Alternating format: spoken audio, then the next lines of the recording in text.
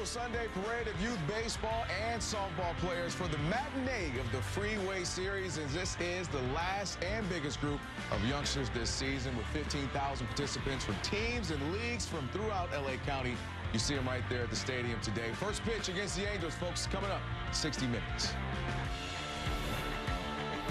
Hello, everyone, and welcome to Lead Off LA. Kelvin Washington alongside my guy, Dontrell Wells-Train. The Dodgers, of course, need a big win. They haven't been swept in a 3-game series yet this season. They ain't trying to do it today. No, I have to do that line from Jerry Harrison, who we love, and we'll see later. It's a must-win today, and I think we got the right guy on the mound in Tony Gonsolin. He's been absolutely outstanding coming off the IL, a strike thrower, and able to be efficient and go deep in the ball game today. Yeah, you're talking about Gonsolin, Catman doing well so far, a couple of wins this season in a few games.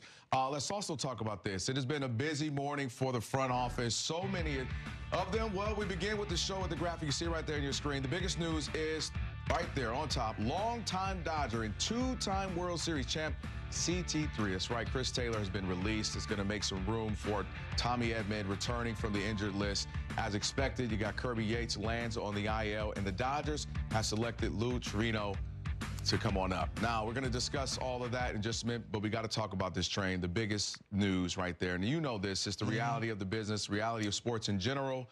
After 10 years, CT3 no longer with the Dodgers. Obviously tough, especially when you couple that with earlier, just a handful of days ago, Austin Barnes. So now you get this news. Just your initial reaction. Well, this is the ugliness and the turnover of the business, but nevertheless, you still have to appreciate what CT3 did in a Dodger uniform. He played in 1,000 games. He had 800-plus hits. He was an all-star in 2021. He got his foot down. And how many times have we seen CT3 come up either with a big catch in a big situation or a big hit? He was the quiet general, the quiet presence in that locker room. And whatever Dave Roberts wanted him to do or needed him to do, he did it, whether it's playing in the outfield, playing in the infield, showing his athletic ability. And he did not complain. He played hurt. He played hungry. He played motivated. But this is what it comes to. Everybody tells us in this business that you're going to get a uniform taken off of you at a certain point. So hopefully he continues his career somewhere else. But he's a 2-time world champion in a Dodger uniform, and his impact will always forever live in a Dodger uniform. And you mentioned that, too. Just one of those guys you can depend on to just do whatever the team needed this season, with even in different times in a game to do different things. Go to this position, go out there. Absolutely had a good career for the Dodgers, and we'll talk a little bit more about CT3 in a bit. But first, we got to look at today's lineup. You got Shohei, of course, leading it off, followed by Mookie, and then Will Smith. Freddie Friedman bats third, Andy Paez in right, as we just talked about their train. Tommy Edman back in center, Kike at third, Michael Conforto in left, and Miguel Rojas going to be catching Tony Gonsolin. What jumps out to you, Train? Well, you know what? Andy Paez has been on fire for the last 3 weeks. I think he's going to continue to knock the cover off the ball. You're seeing how well he's playing defensively. He looks comfortable, but that barrel is starting to sing right now. So I think he's going to be very impactful in this game today. Also, sometimes you need the stars to go out there and shine and win a ball game, especially when you're short. You know what? Shohei Ohtani and Mookie Betts, man, get your foot down early and often and take that other side out of the ball game. I want this to be a very comfortable win, especially for Tony Gonsolin. Let's score some runs for him early so he can establish his fastball and really go deep in the ball game. Yeah, I knew you were getting ready to call out a star. I can see your face right there. Like, all right, sometimes you got to call on Old Faithful to do what they do. So we'll see if you're right about that. And with more on today, let's head out to Dodger Stadium with Kirsten Watson and Jay Hare out there right now. What's going on, you guys? Hey, Kelvin. Well, look, it is no secret. It's been a tough few days for the Dodgers organization, with first the DFAing of Austin Barnes, now the release of Chris Taylor. Just quick, immediate reaction, kind of your thoughts on this move. Well, it's not a surprising news. Obviously, I feel for CT3. CT3 meant so much to this Dodger organization. Dontrell touched on it. A 2-time World Series champ, 2017 NLCS MVP. It's a business, and hopefully CT3 catches on somewhere. Quality human being as well. Yeah, exactly. Quality human being. It wasn't just what he did on the field, it was also off the field, and that's what made these conversations even more challenging. Andrew Friedman addressed the media and talked about the news today. Yeah, this has been a very emotional week for all of us. Barnesy and CT have been in the middle of some huge moments for this organization. Both guys have left an indelible mark on our culture and where we're at this point. So the decisions were incredibly difficult. The conversations were tough. But with where we are, division race, composition of roster, everything, we felt like this was in the Dodgers' best interest in terms of how to win as many games and put us in position to best win a World Series this year. Doesn't mean that it was easy, but ultimately felt like it was the right thing to do. It also points to just how encouraged you guys have been with these young players and maybe some of him. How has he just had such an immediate impact on this group? Yeah, I mean, beyond just how endearing he is to his teammates, just the energy he brings, the foot speed, the versatility as well. Just something that adds a lot to our roster and a different look. Again, no decision is ever made in a vacuum. It's within the context of our roster and where we're at. And so, he's done a great job. Rush talked about the other day. When we drafted him, obviously we loved the bat. Didn't have a ton of experience behind the plate.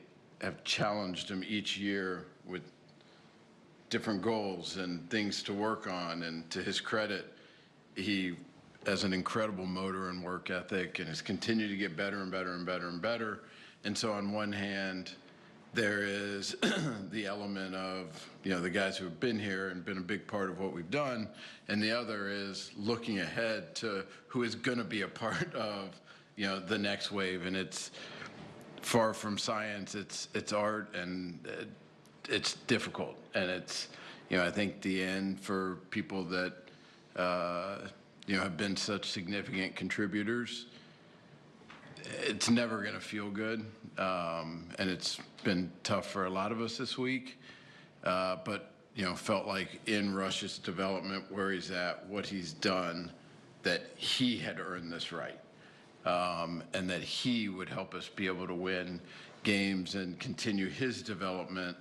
The last mile part of a catcher's development plan is leading and running a major league staff. And you can't really do that unless you're up here, catching some games. So felt like at this point that was in everyone's best interest. You kind of alluded to this, but what is sort of behind the urgency to do this now as opposed to maybe either doing it at the start of the season or doing it later on in the months and seeing how things kind of play out for guys? Yeah, obviously you get more information.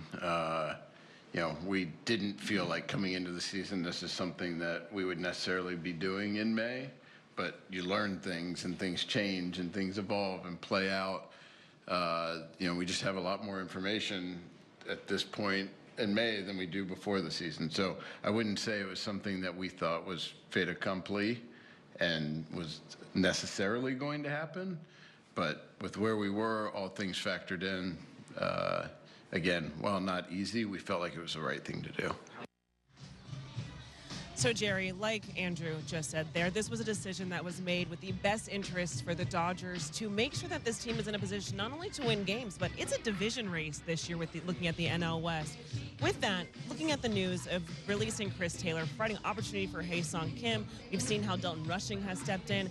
When you look at it in that lens, this move, I have to imagine, makes a lot of sense. It does make a lot of sense. And I appreciate Andrew Friedman being so candid and being honest. This was not this was a difficult decision, but you have to make difficult decisions if you're going to be in that seat that he's in.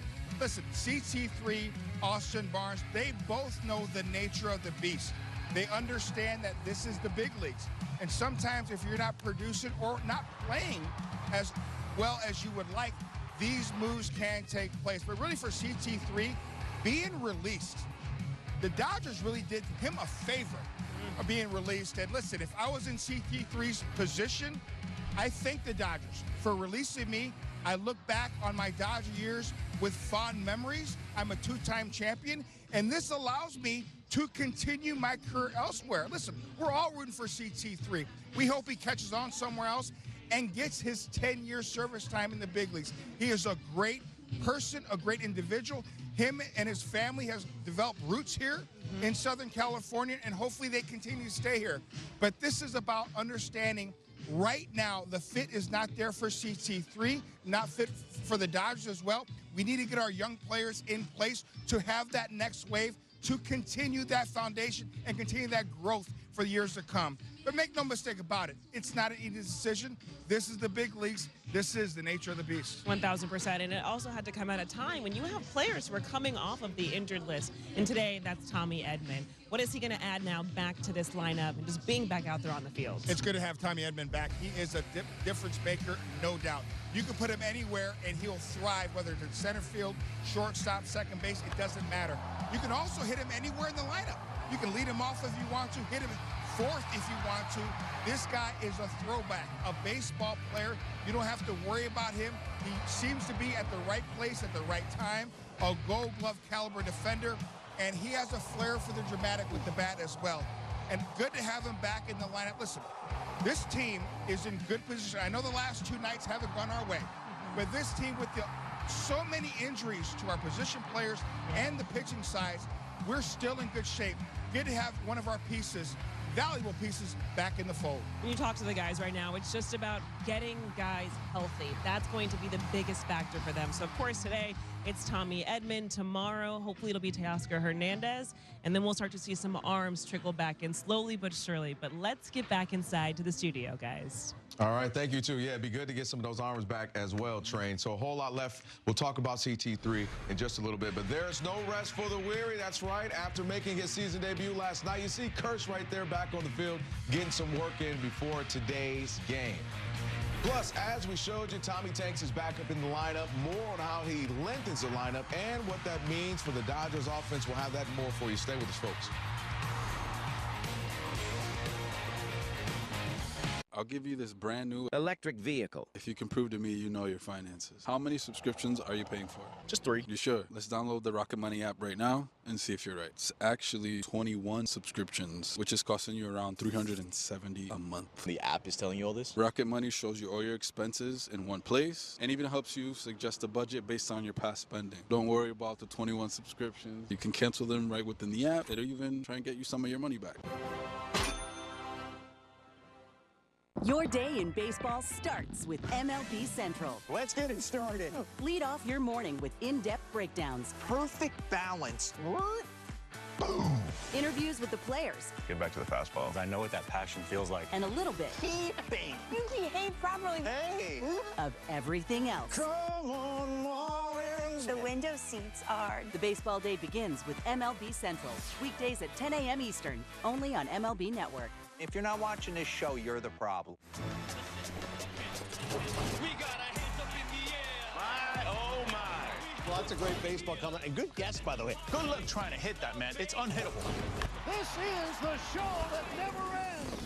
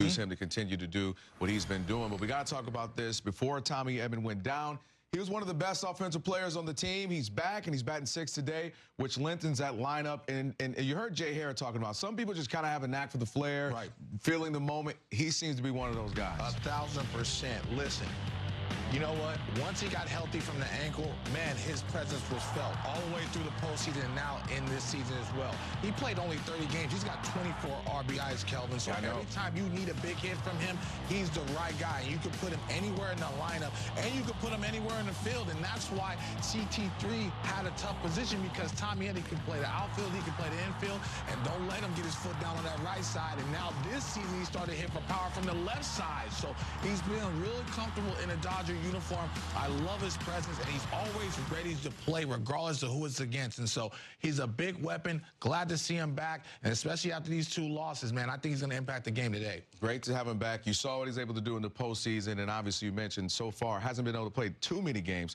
When he's out there, he's productive, so it's great to have him in the lineup. All right, Andy Paez getting in some fielding work before the game. Paez will shift over to right field today with the return of who we were just talking about, Tommy Edman, who's going to be out there in center. Plus, Clayton Kershaw made his season debut last night. We're going to hear from Kersh and discuss what we saw as the future Hall of Famer begins his 18th season. You know what he's chasing, right? 3,000.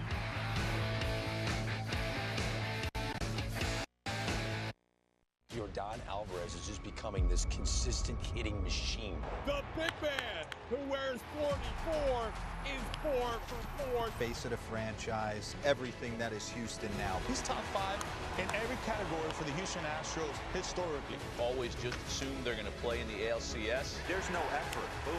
And you can kiss that goodbye. That's a game winner. Late inning heroics once again. He's a legend. Unbelievable. Off Base is coming in a brand new format. Join Lauren Gardner and Xavier Scruggs as they explore all the baseball buzz across social media, pop culture, and around the majors. The Off Base Podcast, all season long, only on MLB Network. Your day in baseball starts with MLB Central. Let's get it started. Lead off your morning with in-depth breakdowns. Perfect balance. What? Boom. Interviews with the players. Get back to the fastball. I know what that passion feels like. And a little bit. Keeping. You behave properly. Hey. Of everything else. Come on, Marlins. The window seats are. The baseball day begins with MLB Central. Weekdays at 10 a.m. Eastern. Only on MLB Network. If you're not watching this show, you're the problem.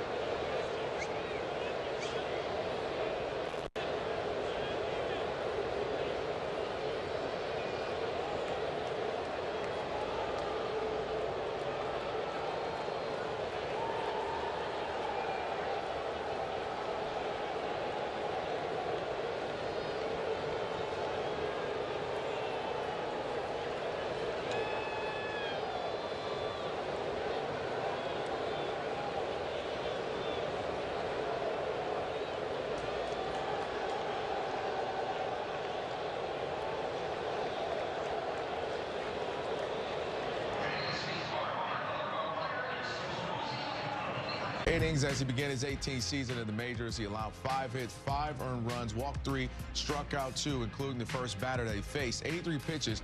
Trouble was 38 of them came in the first inning. We're going to head back out to the stadium now with K-Dub, Kirsten Watson, and Jay Hare.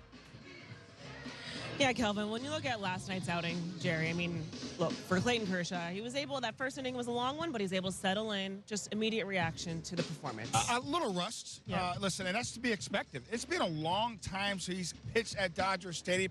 That first inning, a lot of pitches. He labored through that first inning, but after that, he was pretty solid. So I'm anxious to see him in his next start. Yeah, well, here's what Clayton Kershaw had to say after the game, just in regard to the lack of command that he had last night.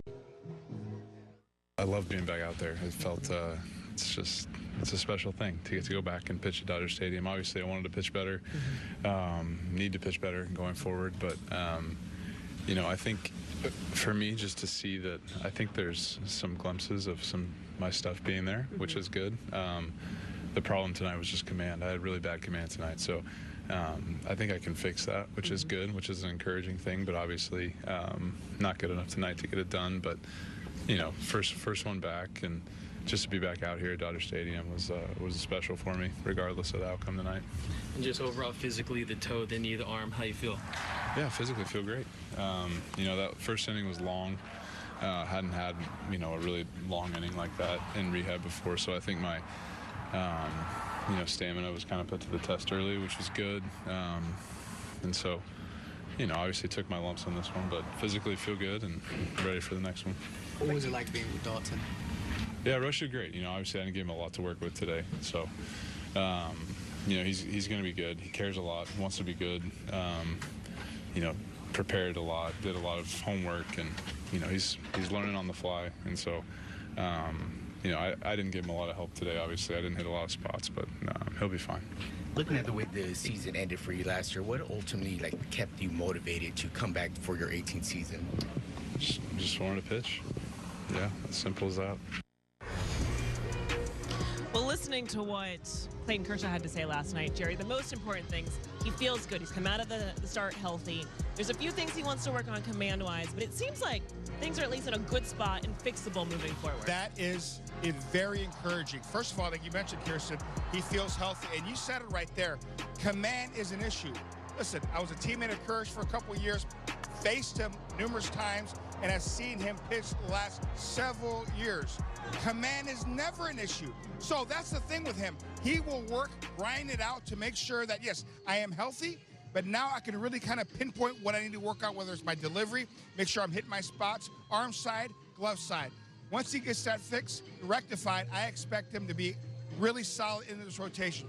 Good to have Clayton Kershaw back and understands, yes, I was a little rusty last night, but I will fix what needs to be fixed. Yeah, and that's the competitor in him as well. He's a veteran on this staff. He's a veteran in this league, and he understands what he needs to do to be there for his team, especially right now with all those injuries to the IL, or excuse me, to the pitching staff on the IL. He was working with Dalton Rushing yesterday, and Dalton, after the game, he took a lot of that on himself, whether it was even with Clayton Kershaw saying his lack of command, Dalton felt like maybe he was not calling the right pitches, taking the blame. What does it say about just a young player, a rookie, who does that in a situation? Listen, young players, young athletes don't get enough credit for taking accountability.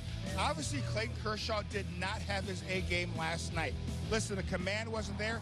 He put it upon himself. Clayton did. Listen, I need to be better. And he thought Dalton Rushing did a great job calling pitches. He just didn't execute those pitches. Now, on the flip side, Dalton Rushing is saying, I'm going to take the blame for a young athlete, young baseball player, especially a catcher, saying that, taking a little bit of accountability, that is so refreshing to see and hear. And that's why so many guys down in the development system of the Dodgers rave about him. Not just his bat, but he wants to be great behind the plate, receiving and calling pitches. We're so fortunate to have guys like Will Smith, who is Captain America behind the plate, America's catcher. And now Dalton Rushing learning from Will Smith to have two guys care about being the guy behind the plate, making sure those pitchers have belief in them. Good to have Rushing and Will Smith on our side. You know what I also love about this? For Dalton Rushing, yes, of course, he was getting a little frustrated with himself in regard to maybe calling the game and how that side went, but he found ways to contribute in other ways, whether it was getting the runner at second, being obviously an impact offensively. There are different ways he's getting himself involved. He's a baseball player. He's a baseball player, Absolutely. and that's what we love about it. Let's get back inside, guys. Thank you, Kirsten. Yeah, the Dodgers happen to have a whole lot of good baseball players. Here with Train again. I want to go back to Clayton Kershaw, and you heard what he had to say, that regardless of the results, it was kind of good just to be back out on the mound. And while he was talking off camera, you were nodding your head at a couple of things he was saying when he was saying the stuff wasn't there, the command wasn't there, but he found some good pockets. Yeah. He said, okay, I like what I'm doing there, and I know I can fix that. Walk me through that. Well, you know what? He threw a breaking ball to Joe Adele.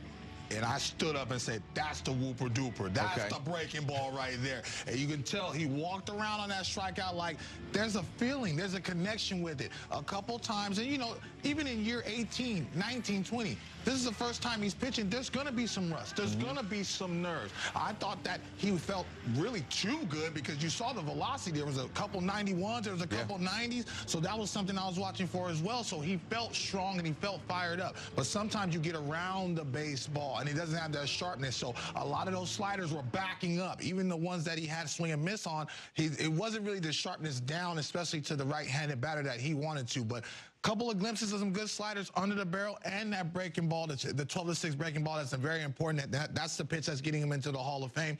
But the sequencing wasn't there. The rust wasn't there. And I don't care if you're in year 1 or year 18, you can't throw 40 pitches. You're going to feel fatigued in that first inning. But you know what? His body language screamed positivity. His body language screamed like, I'm going to make an adjustment. I know the fine-tuning that I need to do, and I know my importance in this rotation. And he's not just trying to pitch to be around. That's not Clayton Kershaw that we know and love. Right. He wants to be impactful for 100%. the postseason. And so I think he's going to work his tail off. He was at the field earlier today with the medicine ball trying to get himself right. So super excited to see him build up. We know he's going to get to the milestone, but ultimately deep down he wants to win another championship and be a part of it. And no one's harder on themselves than him. So for him to have some positivity walking out of that makes you feel good about it. Let's talk about another thing that they were just talking about, which is Dalton rushing. And he said that he wants his pitchers to succeed no matter who's on the mound, even if it's a future Hall of Famer and Kershaw, of course.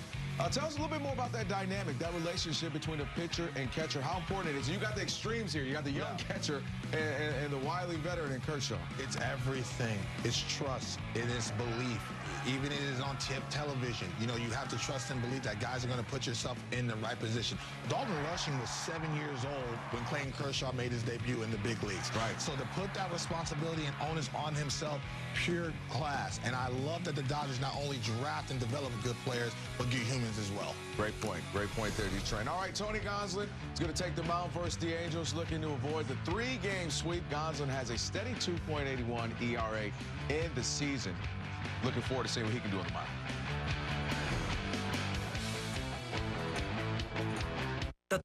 Kansas City's hot. They are relentless. And Bobby Witt Jr. is piping hot. One big swing from the Royal superstar. The greatest player on earth right now. You become like a massive, massive force. Salute indeed to El Capitan.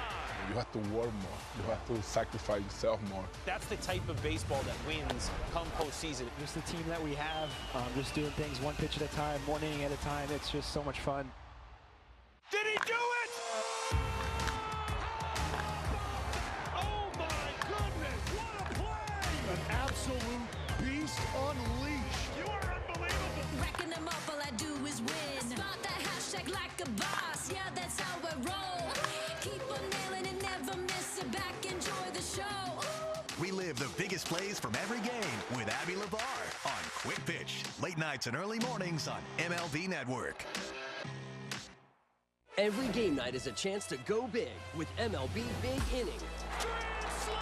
Turn on baseball's only nightly show that brings you the biggest plays of the night, live and commercial-free. Strikes him out. No one stacks more clutch plays into one live show with up to 4 games on a single screen. Out of here! He is on fire. It's a walk-off winner. Change up game night with baseball's biggest game changer, MLB Big Inning, presented by Nissan. Every night, all season long on MLB.tv.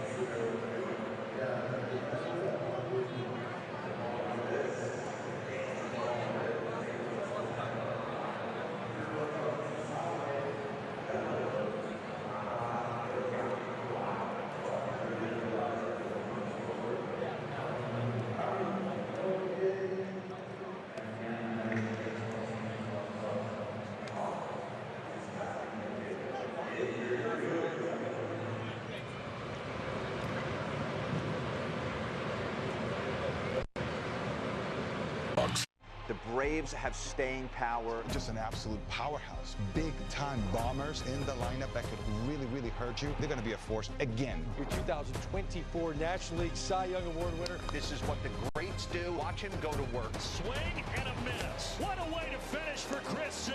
Explosiveness with the velocity, with the nastiness of his pitches. The man is on fire. He is MLB Sonic the Hedgehog. That's what I do every day. Play baseball and have fun. Braves just keep on rolling. Yordan Alvarez is just becoming this consistent hitting machine. The big man who wears 44 is 4 for 4. Face of the franchise, everything that is Houston now. He's top 5 in every category for the Houston Astros historically. Always just assume they're going to play in the ALCS. There's no effort. Boom. And you can kiss that goodbye.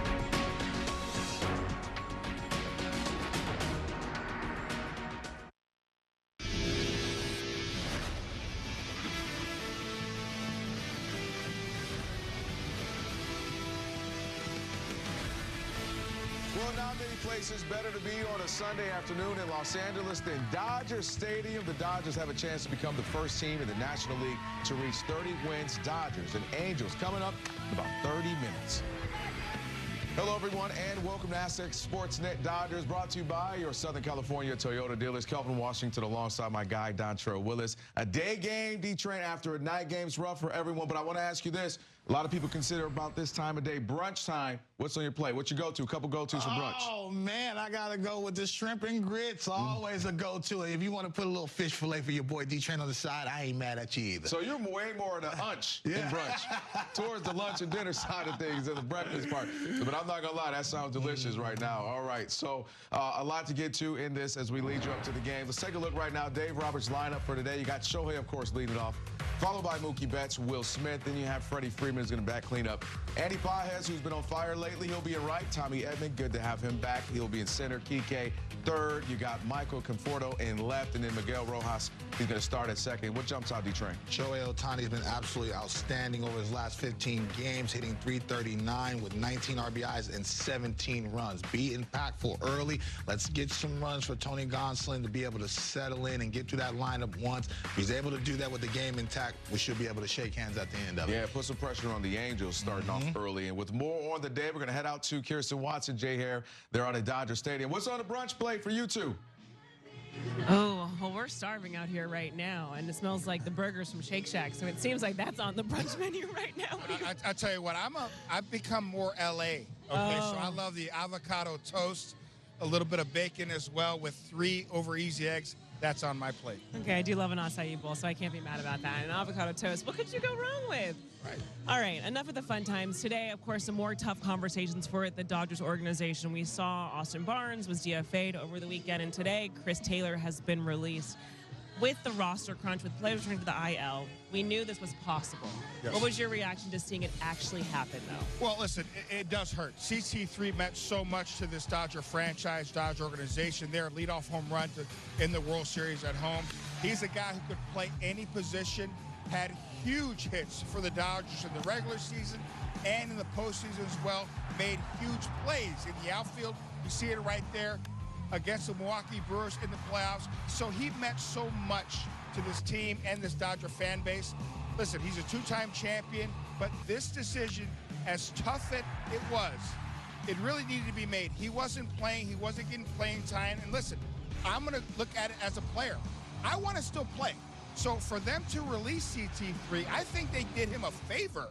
Now he can go and catch on with somebody else and continue his career. Listen, he still has ties here to Southern California. His family does incredible work here in Southern California with charity endeavors. So we love CT3. We wish him the best. And I really believe the Dodgers did him a favor now, releasing him, and he can go out there and catch on with another ball club. And it came at a time, you've hit on it, with the Dodgers, they've been very clear that these moves were made because in order for them to win and have success in this division race, this young talent, Dalton Rushing, what he's been able to do, not only behind the plate, but getting the runner at second, things like that, the bat.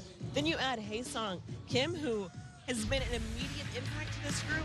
That has to be encouraging to see these young players stepping up. Kirsten, that is a great point. And here, I want our young guys, when they're listening and watching this show, whether in A-ball at Rancho, AA, AAA, you see what the Dodgers are doing. When you have veteran team like the Dodgers with superstars, they still would try to find ways to get you to the big leagues and have an impact on the roster if you're doing your job in AA, AAA. So continue producing, continue development, and they will find ways to get you on this roster if possible, or possibly get traded and help you get to the big leagues. We see what Ryan Pepio is doing with the Rays. So it's all about getting to the big leagues and staying and having a career. So the Dodgers are doing the right thing, getting their young guys in place and giving them opportunities at the big league level. You said it perfectly. For Dalton Rushing, he had done everything he needed to do in the minors, and he truly deserved this opportunity now at the big league level. Even Andrew said that is the only step of development for him, is working with big league pitchers.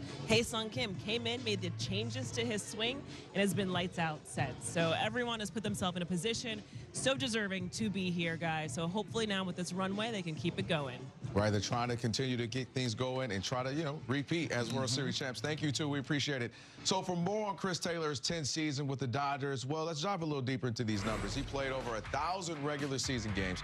You mentioned it earlier, D-Train, 108 home runs, 80 postseason games, 9 homers.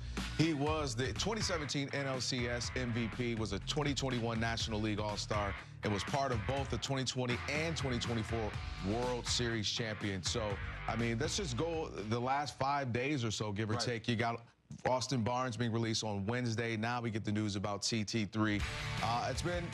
These guys have been with the roster for over a decade, but when you're talking about a business and trying to have sustained success, some of these moves have to be made. Well, Austin Barnes and CT3 were the young guys 10, 12 years ago. Right. So this is the part of the business, you know, and it's the ugliest of it. And we all understand that. And athletes, we tend to die 2 deaths, especially in a situation like this where they've been mainstays, leaders, guys that have come up with big plays, championship pedigree, and all of a sudden they're saying, hey, you can't play here anymore because we have to go here and get new, fresh weapons. And Hassan Kim and Dalton Rushing have been absolutely phenomenal. These are going to be weapons that are going to be impactful. And when you're trying to defend the world championship, you have to build out the best roster because everybody in baseball right now is building their rosters to beat the Dodgers. You're seeing what Seattle Mariners are doing. You're seeing what the Padres are doing. You're seeing what the Mets are doing. They're not even talking about winning the World Series. They're talking about we have to consider a roster to beat the Dodgers. So at the bottom of the lineup, if you have Kim and Rushing right now, man, they are going to be firing at all cylinders. They can defend at a high level. When I saw Rushing with that pop time, that throw to second, it's like, woo, that's something that we haven't seen from a backup catcher in a very long time. So the presence from both these players is a tough decision, but you got to have these guys on your roster to make it impactful and have a chance to win a championship again. Yeah, and you say again, you talk about repeating. I mean, no one has repeated in so long in baseball. You're talking whether it be AL, NL, doesn't matter. It's been a very long time. Dodgers trying to do that. So you have to make these difficult decisions in order to have a shot. All right. Well, the Catman, Tony Gonsolin, is back on the mound. Gonsolin tossed 5 shutout frames in Arizona last Sunday. First pitch at the top of the hour. A game preview with Joe and Oro. That's coming up next. Plus, the A's. Every game night is a chance to go big with MLB Big Inning. Turn on baseball's only nightly show that brings you the biggest plays of the night, live and commercial-free. Strikes him out. No one stacks more clutch plays into one live show with up to 4 games on a single screen. Out of here! He is on fire. It's a walk-off winner. Change up game night with baseball's biggest game changer, MLB Big Inning, presented by Nissan. Every night, all season long on MLB.tv. Since its inception, the Boys and Girls Clubs have been more than a fun place for kids to go after school. For some, it's been a second home, where they can learn, play, and grow.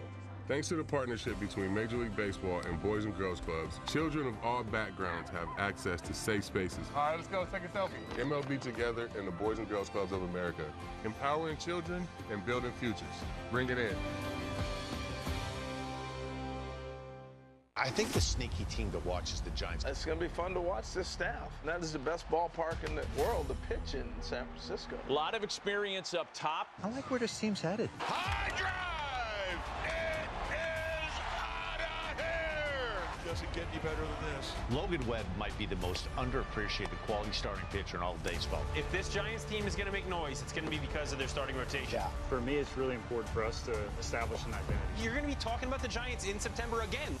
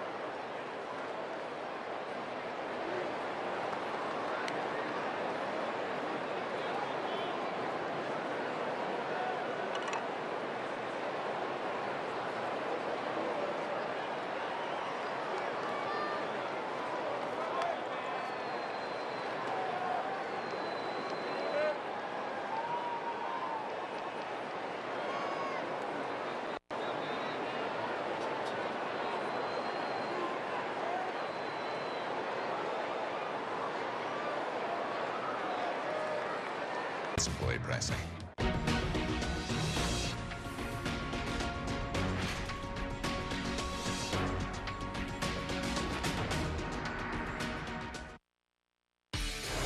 All right, D-Train, you see him right there.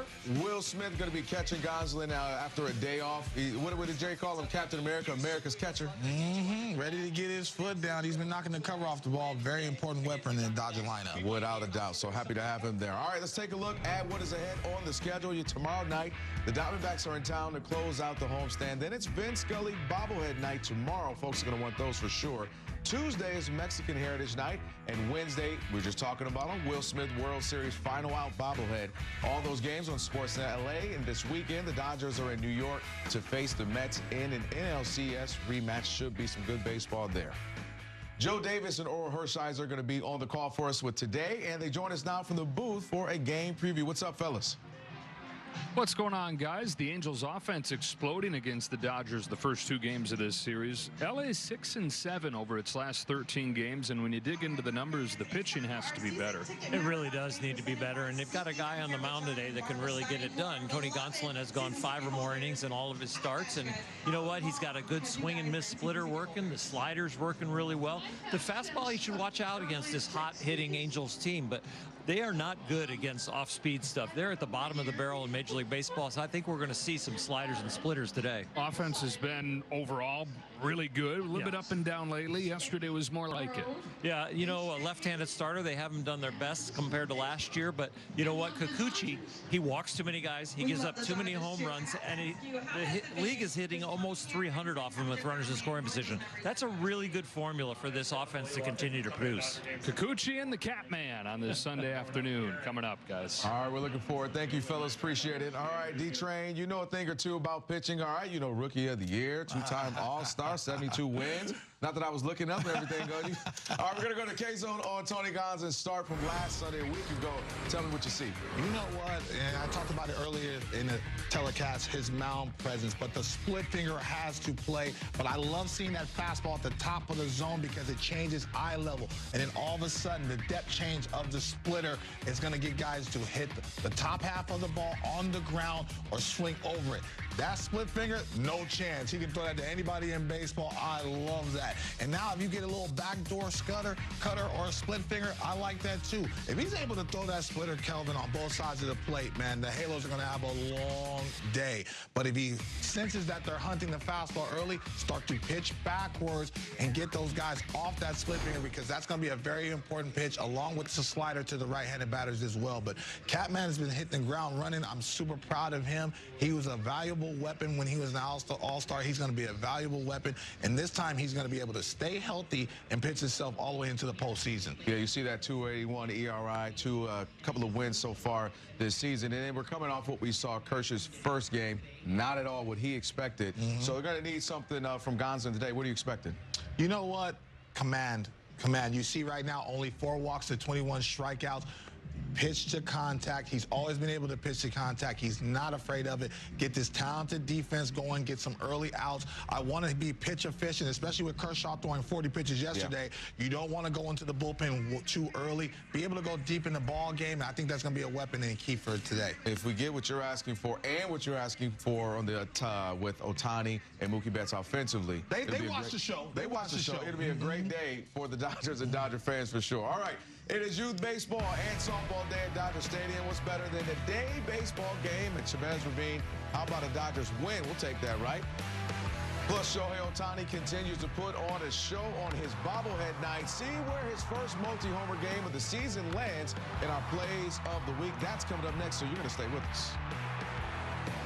Access Sportsnet Dodgers is brought to you in part by Burt's Mega Mall, California's largest power. Kansas City's hot. And Bobby Witt Jr. is piping hot. One big swing from the Royal superstar. The greatest player on earth right now. You become like a massive, massive force. Salute indeed to El Capitan. You have to work more. You have to sacrifice yourself more. That's the type of baseball that wins come postseason. Just the team that we have, just doing things one pitch at a time, one inning at a time. It's just so much fun. We do not talk about this superstar enough, and that's Rafael Devers. 6 straight game with a home run. Jaron Duran is an extra base machine. I've just always been like that guy that keeps his head down and works hard. Swing and a miss. Crochet's got that kind of electric stuff. This green monster is tailor-made for Alex Bregman's swing. Great fit for Bregman, great fit for the Red Sox. This was the piece that they really needed. The guy's a winner. He's got all the talent. The Red Sox are a much better team this year than they were last year. MLB The Show 25, take 3. What's up, guys? I'm Eli De La Cruz. This is Paul Skeens. Gunnar Henderson here. I am super excited to be sharing the cover of MLB The Show 25. But we're going to play for real? This is the fun part right here. It's a huge honor to be on the cover with two great athletes. Welcome to the show. That's a wrap.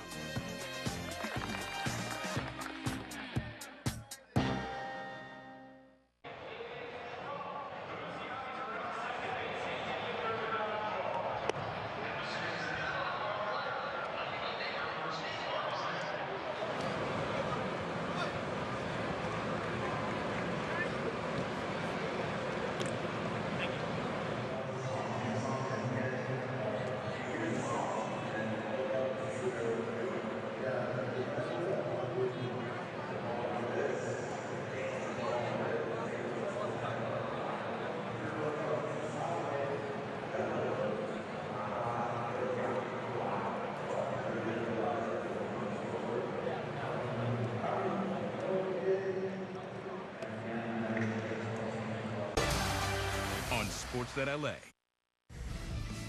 All right, it's time to call your shot, brought to you by Southern California Toyota. Jerry, we're going to go to you out in the stadium first. Who you got? Well, I'm looking at America's catcher. Listen, he is swinging the bat. He has been red hot the last month.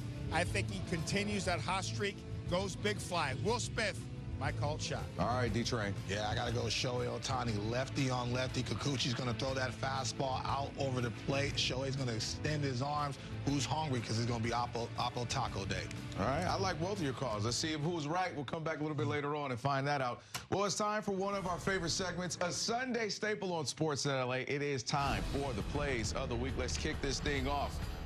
Well, we go, of course, to number 10 right here. You got Tuesday to start off the series against the A's. You see him right there. Mookie Betts, his son's going to throw out the first pitch on his dad's bobblehead night. Look at come on. Anytime a family gets a special moment like that, D-Train, you got to love it. Love it. God is good. And I like that little sinker from baby Mookie right there. You see it? Future Dodger. Is it a whooper duper? That is the duper. All right. Absolutely. Fun. Love to see it. Yeah, love it. Absolutely. Beautiful family. Then we go to 9 Saturday versus the Angels. Andy Paez with the running catch right here, Train, into the wall. So nice, we got to see it twice. You know what? I would have told him to let that ball drop, but that's how well he's playing defensively out there, giving up his body. He's absolutely outstanding out there defensively, no matter where you put him at. Absolutely. Let's go to number 8. Another great defensive play on Wednesday. This one right here, Haesung Kim with the sliding catch and throw to first. Not only offensive, defensively good, right, J-Hair? I tell you what, this guy has been outstanding with the bat, but also with the glove. A natural second baseman, showing off the range, showing off the athleticism. And how about the arm? The arm strength on a dime to Fab Five Freddy. Yeah, he's been spectacular to watch. We go to 7 after intentionally walking Shohei on Wednesday. All right, so, you know, I get it. He's Shohei. I see why you would do that. Well, Mookie Betts is going to make the A's pay, hitting the RBI double to extend the lead. Got him fired up, Train. Haven't you seen my movies? I like when Mookie is fired up, and that's exactly why you have him in that lineup. He needs to be motivated and fired up all the time. Let's start messing with Mookie a little bit more. Yeah, poke the bear a little bit. Also on Wednesday, Shohei Ohtani flexing his new dad strength by hitting a leadoff home run right here. Something we all know about. His father's up here, J-Hair. Yeah, he definitely has that dad strength right there. They try to tie him up there, inner half with the fastball. Didn't get in far enough. Lightning, bat speed as well. We all know he possesses that light tower power. The Big Show hitting a huge home run. Yeah, just leading the league majors in home runs. Nothing to it. Just a normal year for me. Another milestone for Haesung Kim. We're going to go to the K-Zone here, D-Train. I want you to break down what you're seeing from this home run. You know what? I got some power, too. They tried to sneak the fastball at the top of the zone, and I know Kim likes to hit the ball on the ground, but he can hit one to the people, and he was so fired up. He was at second by the time that ball even landed, but I love head down through the baseball, pulling his hands through. As soon as he barreled it, he was like, uh-oh, that's got a chance. But you know what? The exit velo and how far he hit it. He went to Shohei land right there, went up 380 feet, and they had to give him a whole bag of something. A whole bag. They didn't save any for later. All right, we go to two Dodgers facing their former teams this week, JR. First, Max Muncy going to hit the bomb you just saw against the A's. Tell me what you saw in the swing. Yeah, I love that he's able to now catch up to that fastball up in the zone and able to drive it out of the ballpark. We know Max Muncy possesses a lot of power. We need to see more of that. Hopefully he gets right on. How about the big show against Anaheim? We talk about the power of all fields, whether it's to left field, right field here. Dead central, gets a fastball down, able to backspin it over the center field wall. And how about the breaking ball here? Outstanding job, knew right away that home run had about 450 feet. Love the swing. Yeah, I know the fans were sad to see that happen, those Angels fans. A new kid on the block, Dalton Rushing, having a terrific debut week. Thursday, showing off his defensive skills there. Then you got this offensive skills with his first MLB hit right here, D-Train. Just a great week for him. You know what? It looked like he was in the big league for 10 years. I mean, this did not faze him, and that's why he's such a valuable weapon. You see in the bat speed, the plate coverage, and behind the plate, the leadership. He don't even know how to dance yet. That's how talented. That's how young he is. Thing. First career RBI double right there versus the Angels. Then Saturday, you had yesterday a legend making his return. Clayton Kershaw taking the mound for the first time in nearly 9 months. He pitched 4 innings. Wasn't his best outing, Jay Hare, but he's back out there.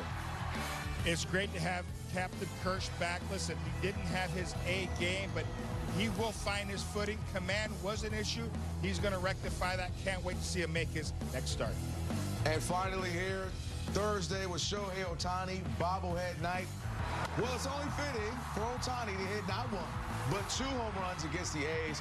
And it seems like that if we could have 162 Shohei bobblehead nights, we'd be all right. You know what? You know, this is presence and this is impact when the lights are brightest. Every time you need him in a big situation, man, more often than not, he comes through. But it doesn't take a lot for him, Kelvin, to hit that ball out of the ballpark, man. It is truly impressive how much bat speed and power that he has. There you have it. Those were your plays of the week. Yusei Kikuchi will be on the mound for the Angels. The left-hander is winless in his 9 starts this season. No reason to change things now, right? Nope. Hopefully, Dodgers swing the bats early and often. First pitch in about 10 minutes. Stay with me. I want to talk about the Angels. They're my big surprise team of 2025. The Angels make sure the halo will shine brightly tonight. The energy level and the swag and the confidence. It is Trout here. Game's on notice. Magneto magnificent. High octane. It is fuel. It is hot. It's coming at you in a big way. It was 105.5 miles an hour. No way. And the Halos are unstoppable right now. Introducing baseball's all-new national pregame show, MLB Tonight, live at 5. Join Greg, Harold, and Dan, and a star-studded roster for a preview of all the night's matchups. Get a first look at the lineups. Everything looks good right now for the Yankees. First take from the players. I'm just excited to put any pair of cleats on. And the first of many breakdowns every game night. A full night of baseball starts at 5. MLB Tonight's national pregame show, live at 5 Eastern on MLB Network. Since the dawn of baseball, every player has honed their unique skills.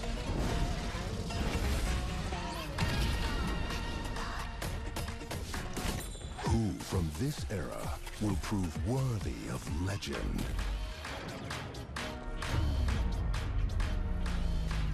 The world watches as the journey unfolds.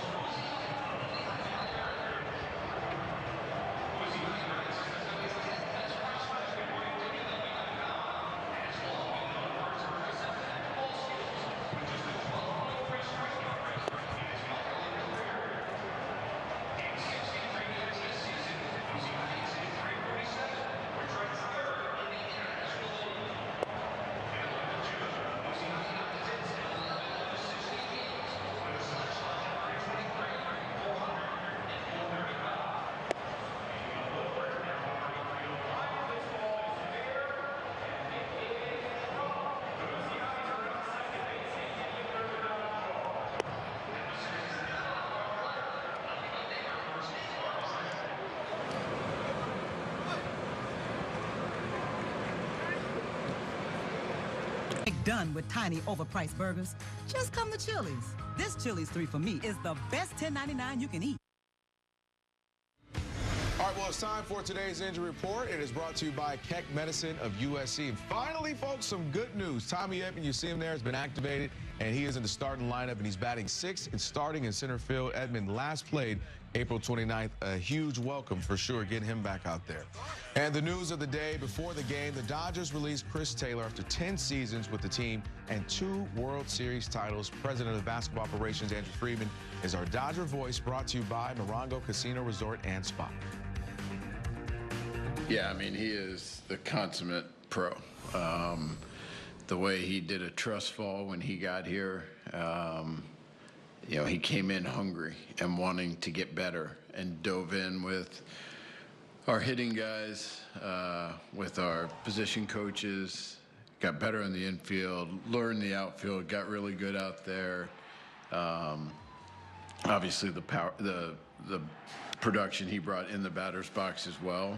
I mean, he was a huge part of so much success that we've enjoyed, and can't say enough about the human, the worker, the teammate, the player. He's one of the toughest guys I've ever been around, and will always have, you know, a place for CT. And you know, whenever he's done playing 4, 5, 6 years from now, I hope, you know, he's always connected to the Dodgers. How much do you think, like, the injuries he went through the last couple of years kind of contributed to the drop-off in production? Yeah, I think it definitely did, and that combined with just,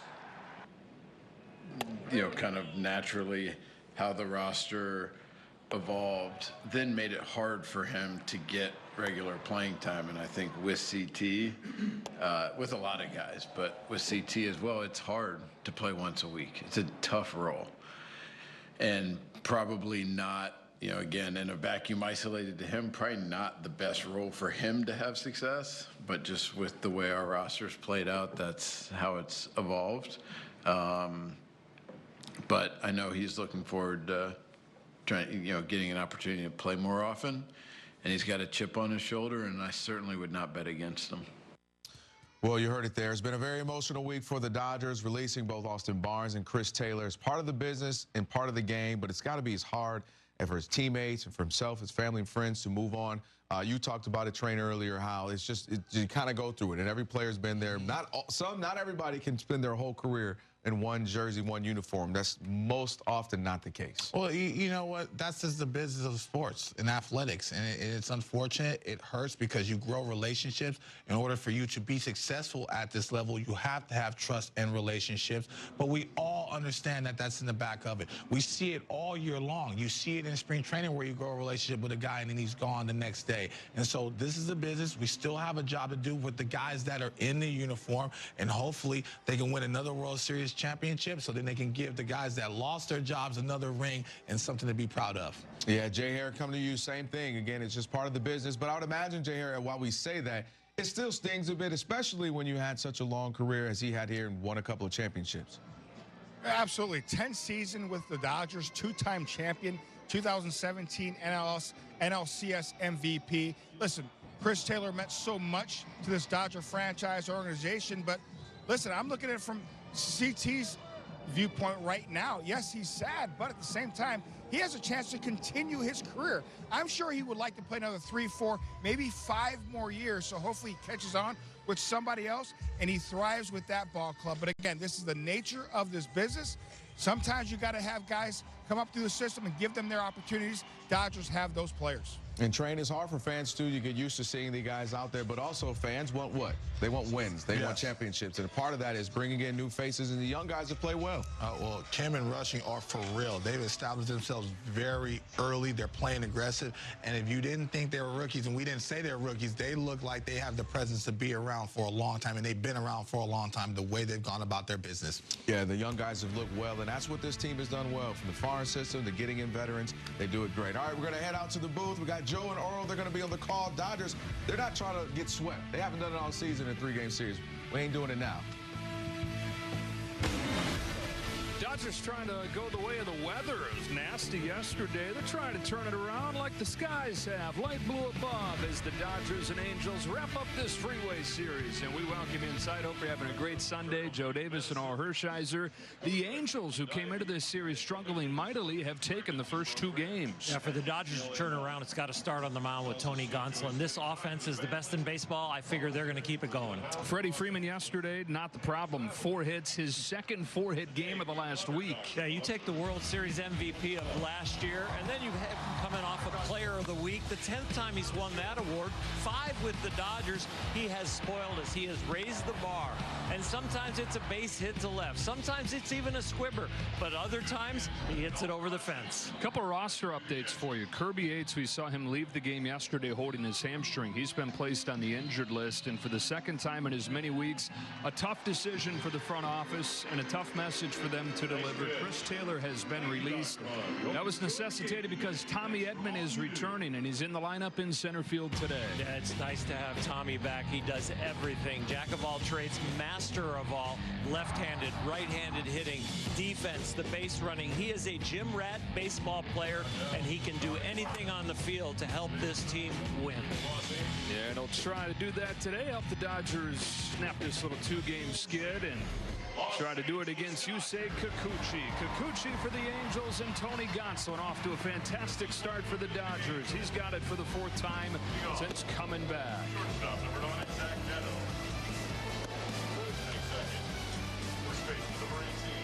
World Champion Dodger Baseball on Sportsnet LA is brought to you by Carl's Jr. Introducing Carl's Jr.'s new...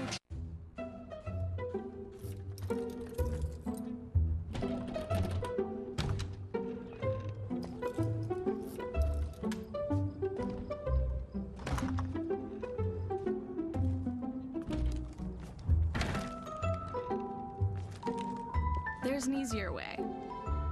From little fixes to big projects, taking care of your home is easy with Thumbtack. Download the Thumbtack app and start caring for your home today. There were 2 guys. Both guys drove to work. Neither guy wore their seatbelt. One guy got a ticket. One guy didn't. Both guys drove home from work. One guy wore his seatbelt. One guy didn't.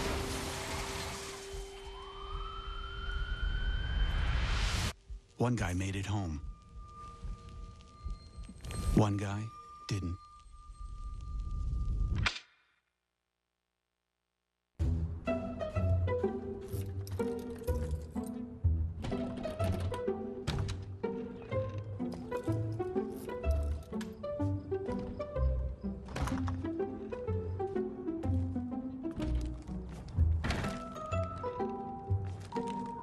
There's an easier way. From little fixes to big projects, taking care of your home is easy with Thumbtack. Download the Thumbtack app and start caring for your home today.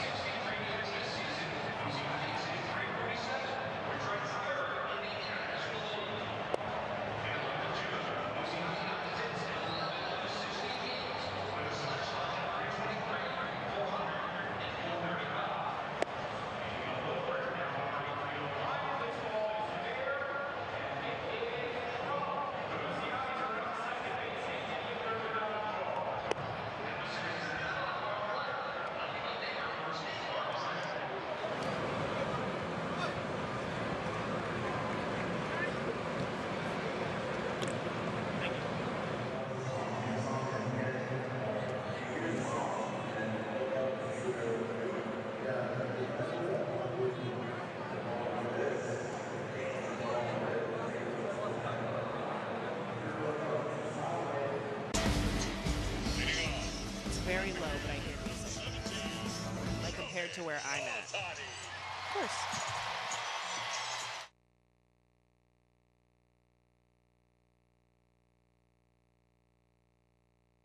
Introducing baseball's all-new national pregame show, MLB Tonight, live at 5. Join Greg, Harold, and Dan, and a star-studded roster for a preview of all the night's matchups. Get a first look at the lineups. Everything looks good right now for the Yankees. First take from the players. I'm just excited to put any pair of cleats on. And the first of many breakdowns every game night. A full night of baseball starts at 5. MLB Tonight's national pregame show, live at 5 Eastern on MLB Network. Off Base is coming in a brand new format. Join Lauren Gardner and Xavier Scruggs as they explore all the baseball buzz across social media, pop culture, and around the majors. The Off Base Podcast, all season long, only on MLB Network. MLB The Show 25, take 3. What's up, guys? I'm Eli De La Cruz. This is Paul Skeens. Gunnar Henderson here. I am super excited to be sharing the cover of MLB The Show 25. But we're going to play for real? This is the fun part right here. It's a huge honor to be on the cover with two great athletes. Welcome to the show. That's a wrap.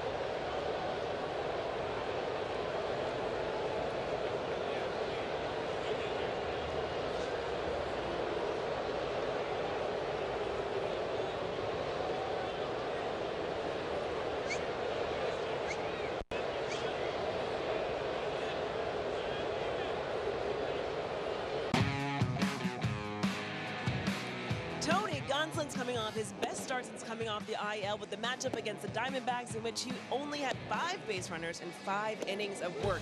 This staff, whether it's the bullpen at the starting rotation, they need him right now to find some efficiency, go deep into this one.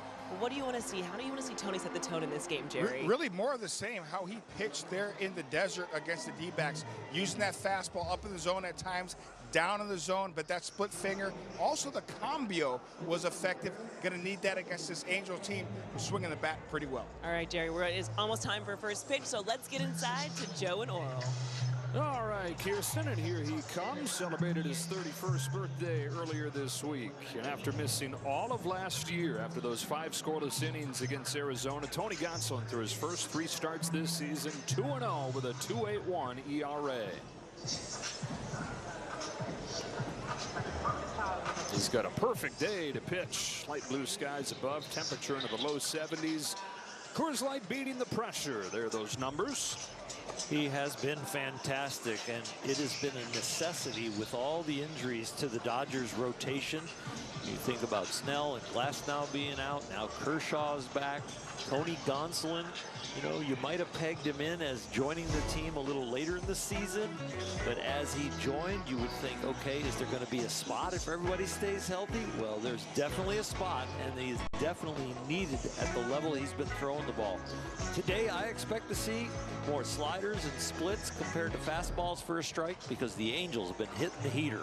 Now the Dodgers 6-7 over their last 13 games. Pitching's been the biggest problem during that stretch. So he'll try to slow this lineup down. That's coming off its best 2-game stretch of the season with 17 runs over the first 2 games here. Zach Neto heads up there to lead off for Ron Washington. And then it's Nolan Shonowell. A couple of youngsters up at the top.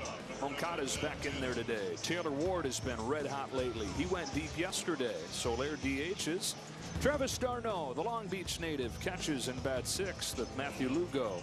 Luis Rengifo and Kyron Paris to round things out for the Angels. We're looking to win 3 in a row for the first time since early April, and are trying to get a 3-game sweep over the Dodgers for the first time in 15 years. 6-2 on Friday, 11-9 last night. All set for the finale. Neto stands in. Gonsolin kicks and throws. Off we go with ball one upstairs. 92 with the first pitch from Tony. He's averaged 93 to 94, which has been a return to the pre-injury velocity. 93-95 his first few years in the big leagues. His 1-0 offering. Drops in for a strike. Nice little breaking ball right there. The first one he got underneath. That one with a curveball. You get your fingers to the front of the ball, get your release point locked in. Neto on 1-1. Smashes a ball to left center field and leads off this game with a home run. More the same for the Angels. Who are these guys? His hit yesterday was in that same location where he has a high fastball, little bit on the outer half, and he has such strong hands. He's able to, last night, hit a double down the left field line from that pitch, and this one leaves the yard. After he hit 23 in a breakout campaign last year, his 7th this year. And the Angels, for the 3rd time in as many games this weekend, strike in the first inning. Now Nolan Shonowell. Strike one for Tony Gonsolin. 5 of the 6 runs he's given up in this young campaign have been via the long ball. Shonowell, a couple hits yesterday, including a double. Hitting .353 over his last 9 games. Headed in an 0-2 hole here. Curveball and a splitter. These Angels have been really attacking. What is going on now?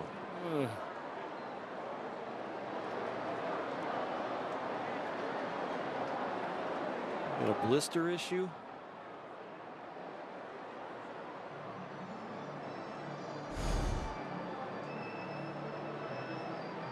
Mark Pryor jumped out of the dugout first, so he would know more about this because of the warm-up situation being right there.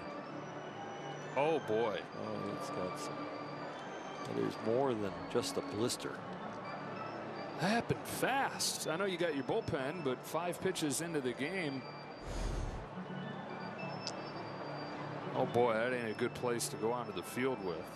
Well, I'm sure something broke loose in his warm-ups down in the bullpen, and he was just hoping that he could hold the baseball in a way that wouldn't rub on that area.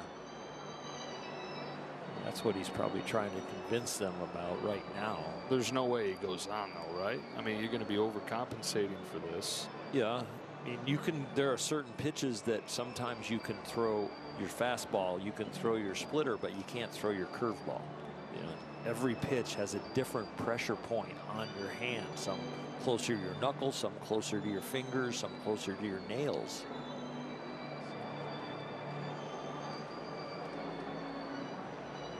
Sasaki, Snell, Glasnow, and Tony Gonsolin says he wants to stay. Oof. No foreign substances on the ball allowed. Your own blood is not a foreign substance. No, that's as homemade as you can get. Yeah. It's like you know, you could say, well, that ball's got a red dot on it, but it's not a slider, you know, because sliders have a spin where the red dot, when it's really tight, that's a tight, good slider. But a lot of these baseballs might have red dots on them that are not sliders today. I just can't pick him up today. What's the deal? I'm losing the ball in his pants because his pants look just like a baseball now. White with these red stitches all over it. We laugh, but he is definitely in pain. And the thing you worry about as a pitcher is there going to be some flinch at the place at release when that pressure's the greatest and it's coming off of your hand. And it's really the thing that affects your command. All right, so what a test this is going to be if you're saying some pitches are going to be better than others and how you feel to try and do what he can today. Yeah, and you know, you might be taking the pressure off of an area where you normally want to have it, and now putting the pad of your finger there, and that changes everything. Bounce past him to a waiting Mookie Betts for the first out. He waved at that ball as it went up the middle with his bare hand. You would think you'd want to pull that back. Look at this. Just no, do not touch the ball like that. Leave it alone.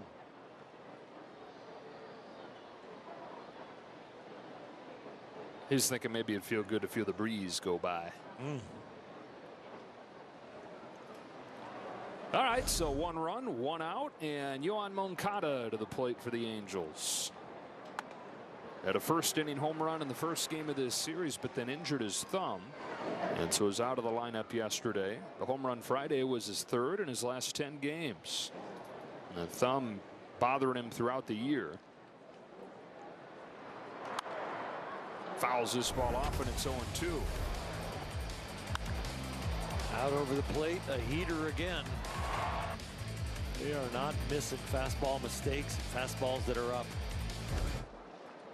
28 runs on 45 hits between the two teams the first 2 games this weekend. Yeah, one of the top offenses in baseball in the Dodgers, and the Angels, who have averaged just 3 runs a game the last month, looking like one.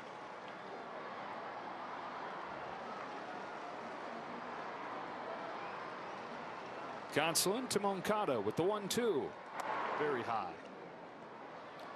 I don't see any flinch in Tony. Yeah, he glances down at his finger or thumb, whatever's bleeding every once in a while, but he hasn't changed pitch selection. We've seen the splitter, we've seen the fastball, we've seen the breaking ball. There's the slider. So we've seen all 4 since he's had the visit.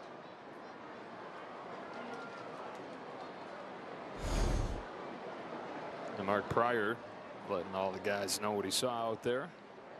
So it looks like he's pointing to his knuckle more than the tip. Yeah, and it might be that his index fingernail has cut into his thumb. The way he was showing how that index finger comes down towards the thumb, and when he pushes through like on a split, that nail can come down and deflect off your thumb. Left fielder number 3, Taylor Ward.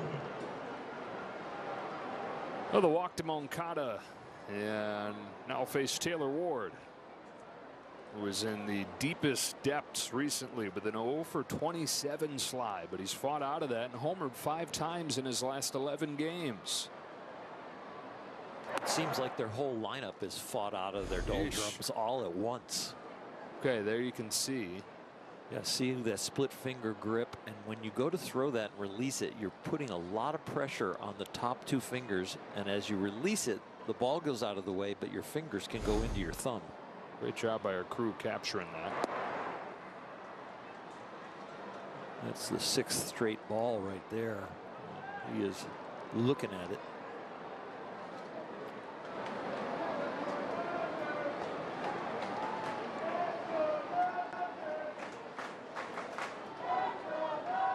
The 2-0 pitch to Ward. In the air to center field. Tommy Edman's back at the wall. 2-run shot, Taylor Ward. 3-0 lead for the Angels. 6 in 12 games for Ward, who's gone from am I ever going to get another hit to a 43 home run pace.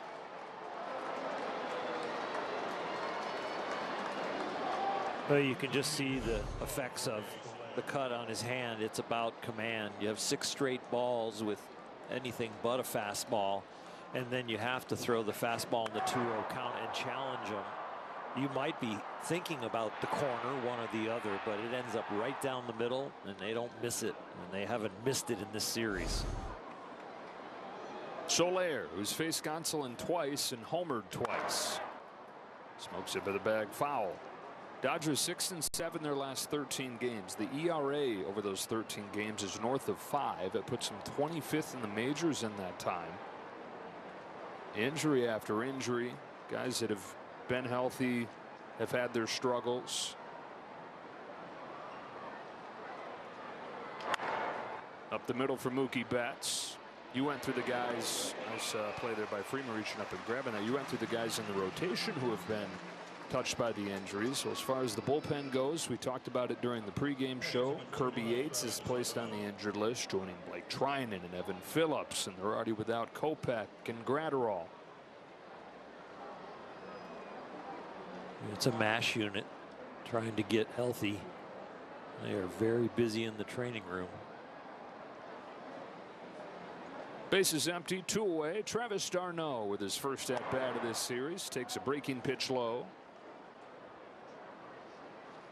d'Arnaud out of Lakewood High School has put together a nice career for himself. Looked like he was barely hanging on for a while there after beginning his career with the Mets. Short stay here with the Dodgers. Became a staple in Atlanta. And now his first year with the Angels. Signed a 2-year deal. We've seen Logan O'Hoppe this weekend. Mentioned his story of kind of breaking down as last year went on. They rode him into the ground a little bit more than they wanted to, and so get a guy like this and help get O'Hoppe deeper into the year healthy.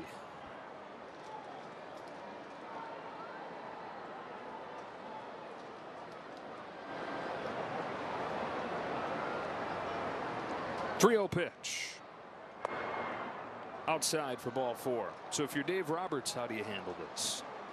Well, he's trying to get as much out of Gonsolin as possible, and we'll be looking at the hand and saying, is this going to get worse if he keeps pitching, or is this just a cut that's going to be there and he's saying he can pitch around it?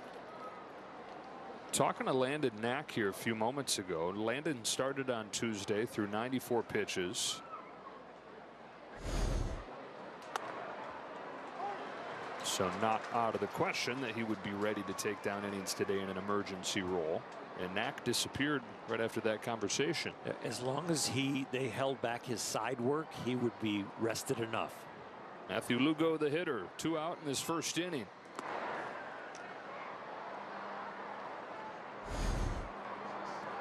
Conversations there. Landon moves from the skip and jogs down and says, that probably was a conversation like, how do you feel? What's going on? He goes, well, I feel great. This wouldn't bother me at all. He is the scheduled starter tomorrow. Yep. He's also at that stage of his career where it's, I'll do whatever I can to continue to prove I belong. For sure.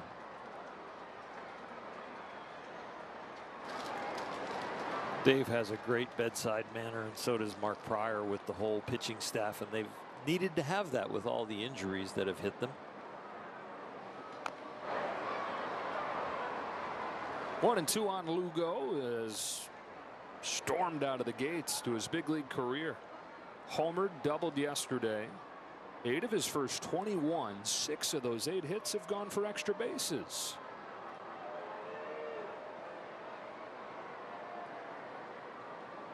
On another 1-2 from Gonsolin. Lugo takes very high. These Angels have put a lot of guys in the batter's box in the first inning, and a lot of them have ended up crossing the plate. They have scored 8 first-inning runs in this series.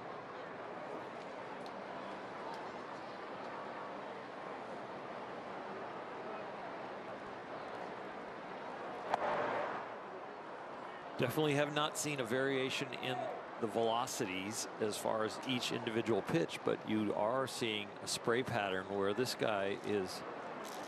Tony Gonsolin is one of the best strike throwers in the big leagues in his first 3 starts, and the best to get the chase and the whiff. Pretty hard with this command. Swing and a miss for strike 3 to finish off this first inning. Wow. All right. Off and rolling.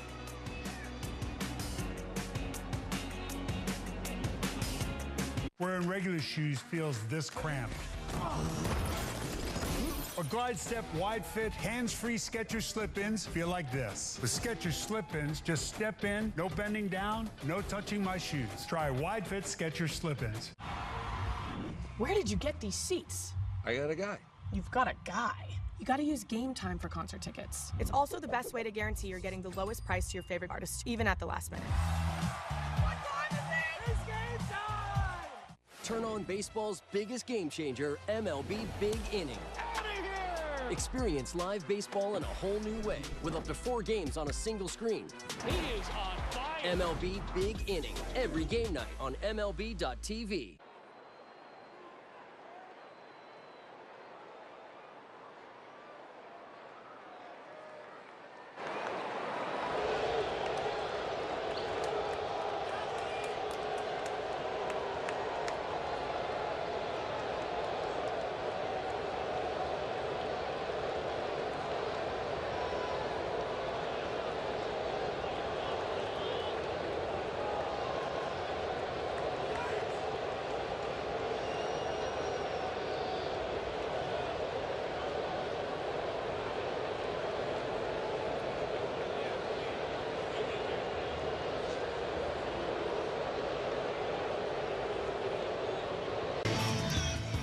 Here come the Dodgers, presented by your Southern California helpful Honda dealers. Ohtani to lead off, then Betts and Will Smith, Freddie Freeman, Andy Pajes, and Tommy Edman back in there at center field. Kike, Conforto, and Rojas to round things out against Yusei Kikuchi, 33-year-old from Morioka, Japan, and in the remote northern part of Japan where it's rice field after rice field in the shadow of the mountains. Small town and a small high school, Hanamaki Higashi produced Yusei Kikuchi and Shohei Ohtani. Kikuchi 3 grades ahead of Ohtani, so Shohei looked up to him, inherited his spot as the staff ace, took his number 16, and leads off this game against him, taking a strike over the inside corner. Since both getting to the big leagues, they faced off a bunch, and Ohtani's homered against Kikuchi 3 times. 1 ball, 1 strike. Pretty easy to make this matchup personal.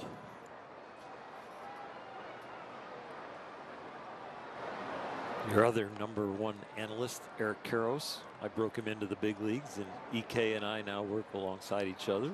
Same group, of course, and close friends. But when I faced him in the big leagues, it was tough. It was like he knew I wasn't going to knock him down. He knew I wasn't going to, you know, it's just a different relationship. And stood over there at first base and watched me pitch for a while and probably understood exactly what I was trying to do to him because it felt like he guessed right all the time. Ball and a strike. Here it comes. And Ohtani sends one in the air to left center field, but it'll hang in there for Kyron Paris in the first out of the game. And especially in a situation like this, the Japanese culture of respect for the people that preceded you. Shohei said, I know we went to the same school, but I never really felt that way. It was always looking up at him, admiring him, and respecting him, and trying to do everything I could to be a little bit like him. But even since he's come to the majors, and like I said, taken him deep 3 times, there's still that deeply ingrained respect. Now all the guys from Japan yesterday chatting. Mookie Betts takes a little bit low from Kikuchi. Kikuchi looks up at the scoreboard and sees 3 runs already for himself. And that's almost what he's gotten all year in a game. Angels have really under-supported him in a way that they've just gotten about 3.5, just under 3.5 runs anytime he's been out there. Now that's how you can pitch pretty darn well like he has and be 0-4. 3-0 on Betts. This is what he's going to come at the Dodgers with. He walks an awful lot of people. He gives up a lot of home runs. He gives up hits with runners in scoring position, but he still had a pretty solid year.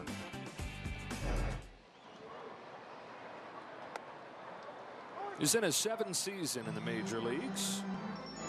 From the Mariners to the Blue Jays, at the deadline last year went to the Astros and was dominant over the last 2 months. It helped him earn a big 3-year contract, over $60 million. Betts pokes one the other way. Lugo retreats, 2 up and 2 down.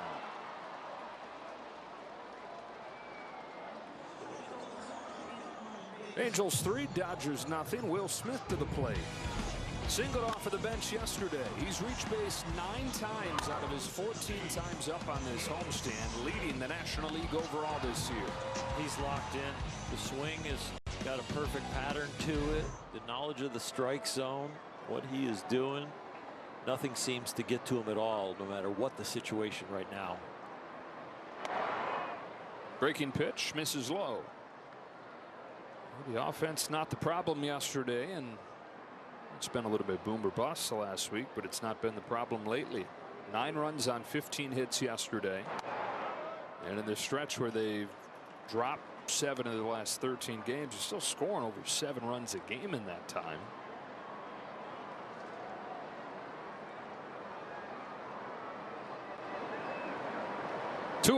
Smith takes a generous strike there. Jonathan Parra, home plate umpire today. Going into yesterday's game, the Dodger offense was kind of 50-50, the boom or bust you talked about. Then they had the boom yesterday, they just didn't have any pitching.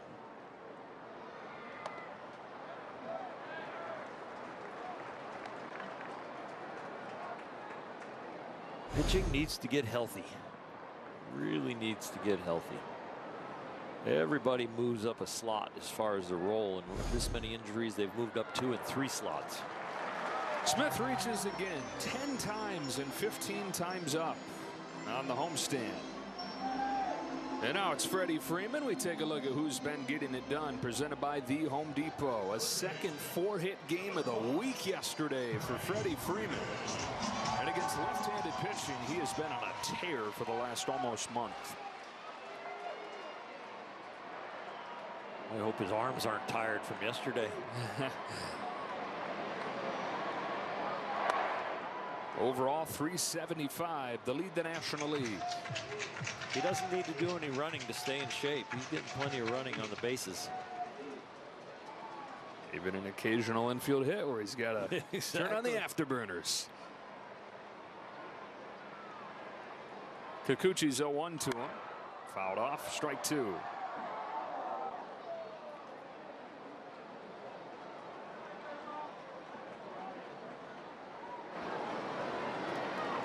We'll see.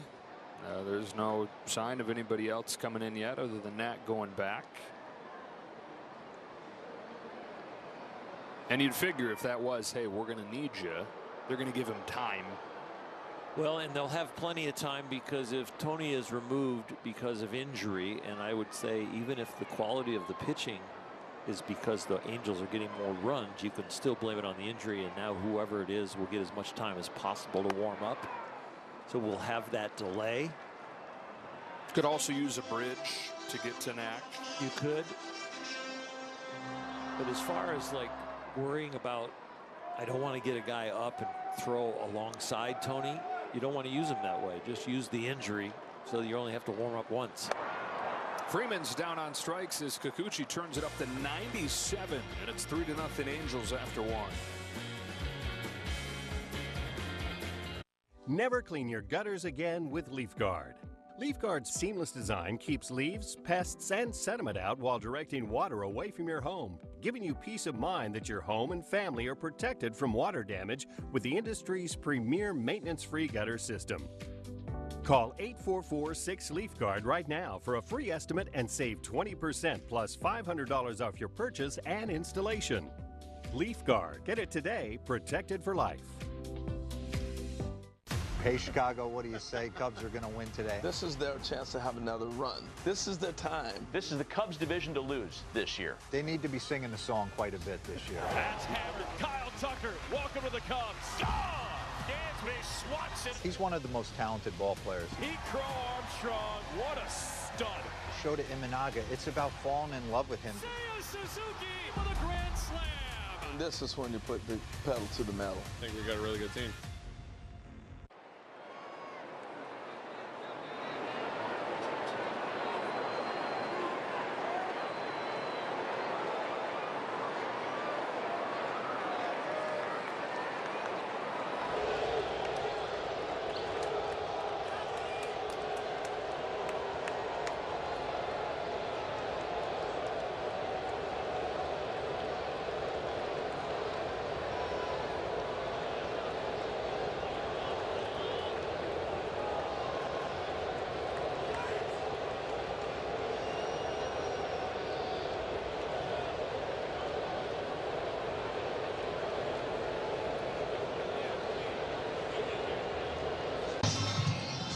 Well, as the evidence was leading to, Tony Gonsolin is back out there for the second inning. Thomas Elbert, the trainer, and he chatting throughout the bottom of the first inning.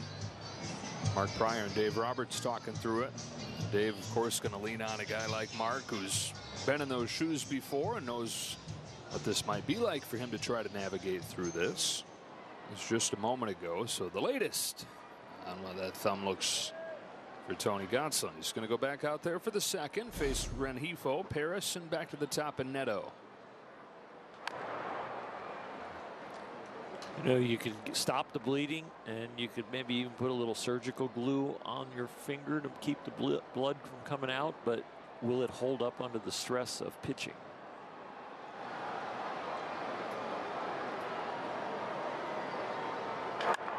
Shot down the line, foul. Wow. Do it, Sean.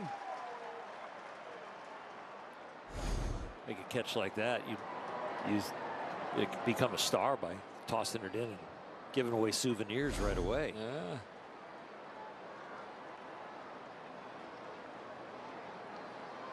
Gonsolin's 0-2 pitch, taken low by Rengifo, came into this series 4 for his last 34, but he's 4 for 9 this weekend. 2 hits in both games. Included a double yesterday. Taken in the dirt. Rengifo's been traded twice. Seattle to Tampa Bay to the Angels. Was almost traded a third time. In fact, it had been reported that it was done that he had been traded to the Dodgers in 2020 in a deal that fell through. He's worked the count full here. He's in his 7th year. Career .250 hitter. Took it to another level last year, hitting .300 after implementing some drills that he learned from his buddy Luis Arraez, teammates on Team Venezuela in the WBC. Up the middle he goes. Mookie Betts there to cut it off for the first out of the second. If Gonsolin and the Dodgers get 7 Ks, everybody gets a jumbo jack tomorrow. Yeah, 1 so far. Angels team strikes out more than any other. First at bat this weekend for Kyron Paris. 23 years of age, made his first opening day roster this year. That's a long first and foul. He's drafted out of Oakley, California in the Bay Area. Debuted at the age of 21 2 years ago. Last year, though, was a disaster. He was 6 for 51 in his time in the major leagues. Even in the minors, he hit 167. And so after the year, he went out of his way and sought out Aaron Judge's personal hitting coach and then flew to St. Louis to work with him and said, "Make me Judge." Pretty much said, "Make me better." Made a bunch of changes and got instant gratification on that. He had a huge spring training to make the team. And 2 weeks into the regular season, he was hitting .400 with 5 home runs. Well, here he is now in mid-May. 105 the last 25 games and only 1 more home run. He's down swinging for the second out of the second inning. Well, in the offseason, he flew to the coach. Now he might need to fly the coach in. Number 9, Zach Neto. The first inning, Tony did not land the splitter or the slider very much. Those are 2 pitches that he will need to continue this outing and get deep into this game. I would think the splitter is going to be something that he avoids a little bit, because I think that's what brought the cut on. Slider for a strike on Neto. Started this game with a bomb. Up fastball, missed the spot.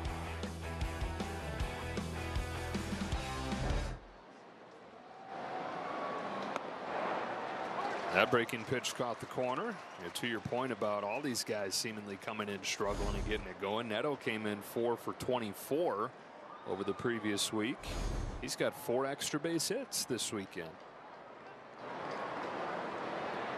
Not a huge guy, but a bunch of pop in there. That leg kick, something that he's always done to generate as much power as he can out of his littler frame. Tamps it down a bit with 2 strikes, which he has here.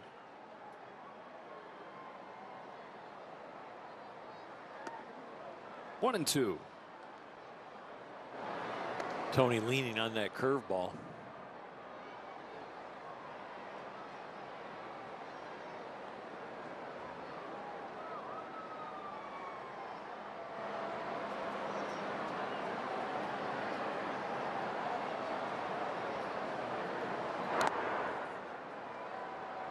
Looked like a shot at the splitter.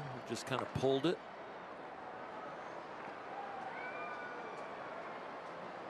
His thumb got cut with the splitter and the index finger coming down. All of a sudden, there might be more pressure from his middle finger now, and that's why it's getting pulled. This is a splitter again. Yeah.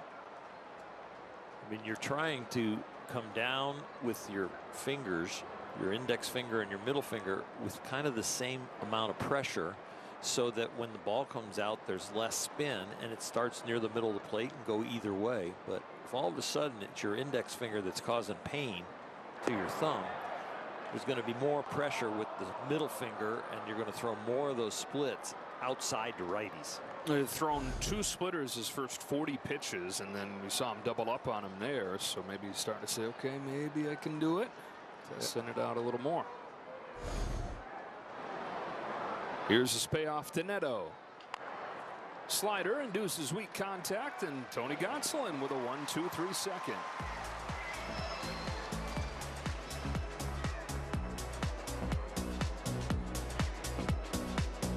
If you know luxury, it's not just award-winning, it's rewarding. Saatva Mattresses supports all types of sleepers. Luxury is handcrafted and assembled in American factories and brought directly to you with our complimentary in-home delivery and setup service. Which is why over 90% of customers would recommend Saatva to friends and family. Saatva, luxury mattresses made affordable. The true West has no fences. There's an edge, but you gotta find it. Find comfort from the traditions that help define it, and the confidence from having the courage to defy it. But being brave isn't about being different. It's about being yourself. Now, we might not need more people in the West, but would it hurt to have a little more West in the people?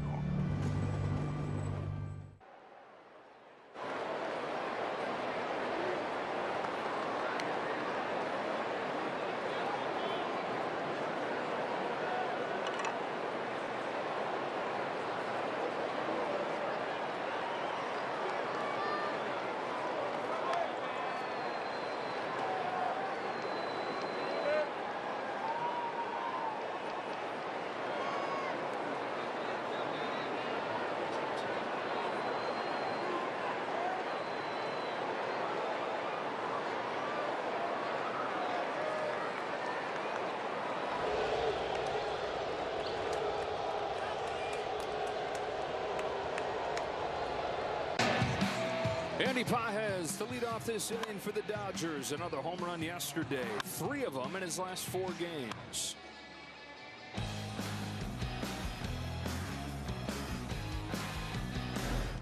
First one from Kikuchi is fouled back.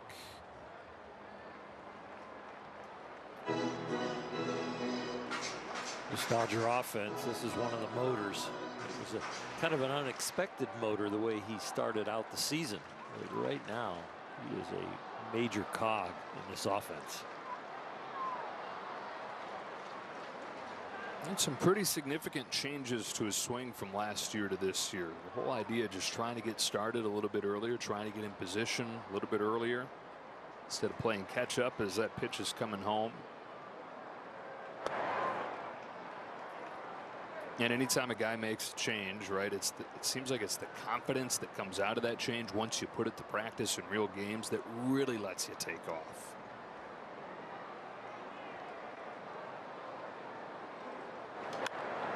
All the changes feel good with tee work and soft toss and then batting practice. And you can analyze it. You can look at it in slow motion. You can see where your hands are when your foot gets down. But yeah, it matters more when it's 95. Down, swinging right here. Kikuchi with his second K on that fastball. You build your good habits, you build your swing when you know exactly what's coming and where it's going to be. But you find out if it's really going to function when you have no idea what's coming. It's big league stuff. Tommy Edman makes his return to the lineup. First game since April 29th when he injured his ankle. Same ankle that he had injured last year. Different part of the ankle, though. You have multiple ligaments down in there. And last year's much more severe. Missed a big chunk of the summer. This one just a few weeks. Yeah, and he hooks one to left field. Ward is over to make the grab. So Edman retired quickly, and here's Kike Hernandez, who reached base all 5 times yesterday. Range Rover Sport, engineered to win. 375 over his last 18 games after that big one yesterday. He is one of the more popular Dodgers, no matter how he's doing on the field. But now that he's hitting like this, the fans are definitely alive for him.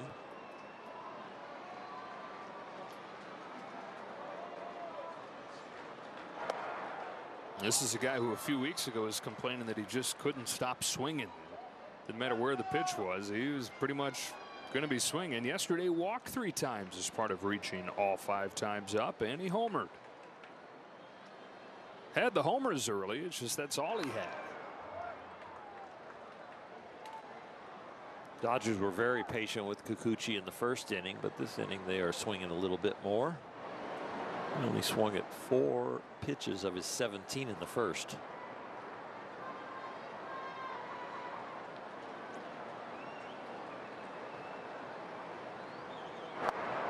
Got a chase and strike 3. Bookend K's in this 1-2-3 second.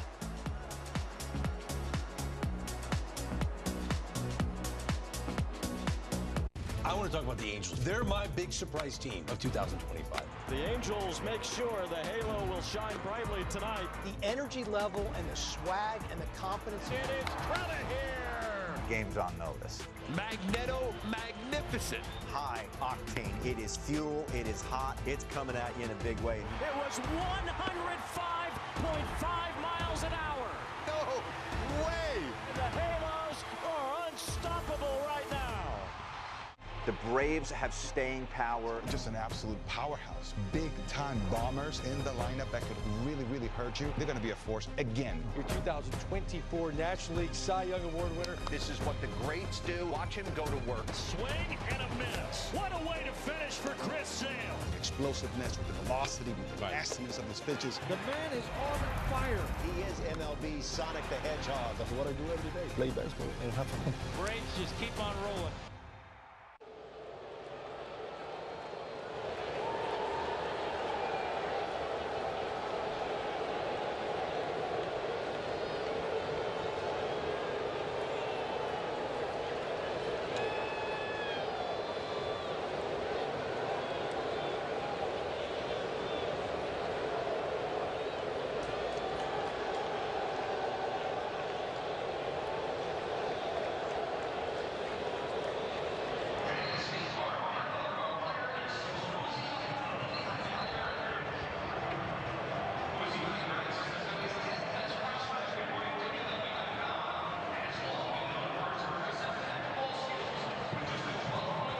B is partnering with Crisis Text Line to increase mental health awareness. Free 24/7 confidential support in English and in Spanish. Text MLB to 741-741. Nolan Shonowell starts the 3rd for the Angels against Tony Gonsolin, who just misses off of the inside corner. After the long first inning where it looked like Tony might not make it through the game, the cut on his thumb, he goes 1-2-3 in the second. Says hold the horses. Maybe can be a normal start here. He's gone at least 5 innings in all 3 starts this year. 2-0 with a 281 over his first 3 games. Filling the zone and getting a lot of swings and misses.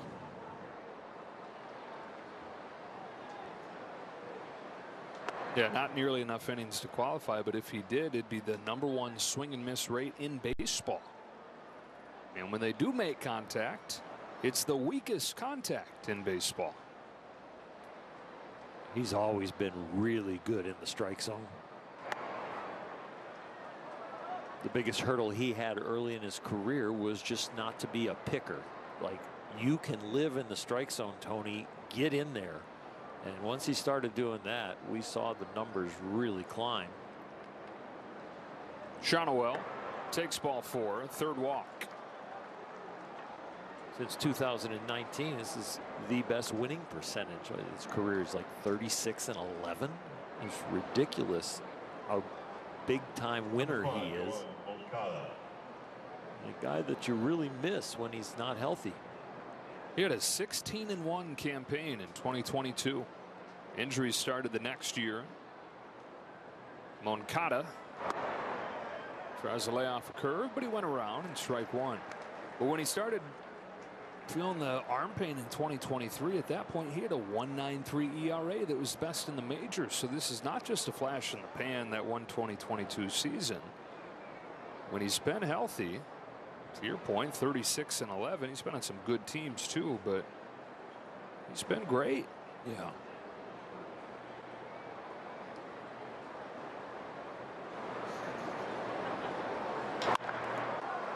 Ground ball, base hit to right for Moncada. And so far today, those two things we mentioned, the swings and misses and the weak contact, he's not had either of those. Yeah, the slider and the splitter are the ones that get a lot of the swings and misses. The slider, he can kind of walk them off the plate, and the splitter he can make look like the low fastball and then bury it in the ground.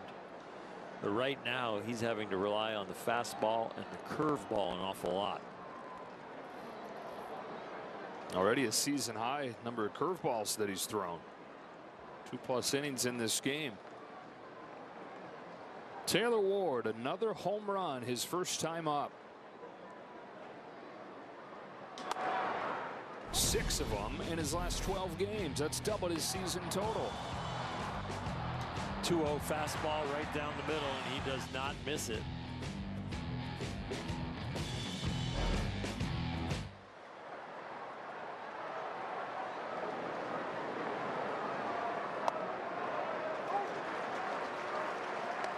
Taylor was drafted as a catcher. They moved him to third base. They moved him from third to the outfield. And that's where he is these days.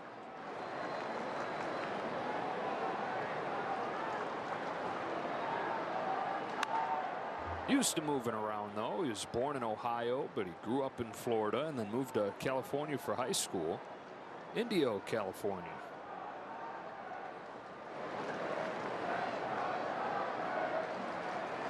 First 2 have reached for the Angels here in the third. Shonowell at second, Moncada at first. 0-2 coming home. Ooh. Yeah, that was a pretty good pitch right there.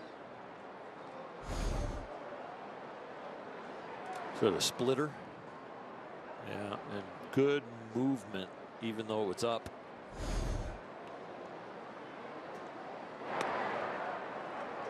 Tried to go back to it, or was that the slider? Sometimes it's hard to read. You need to see the spin.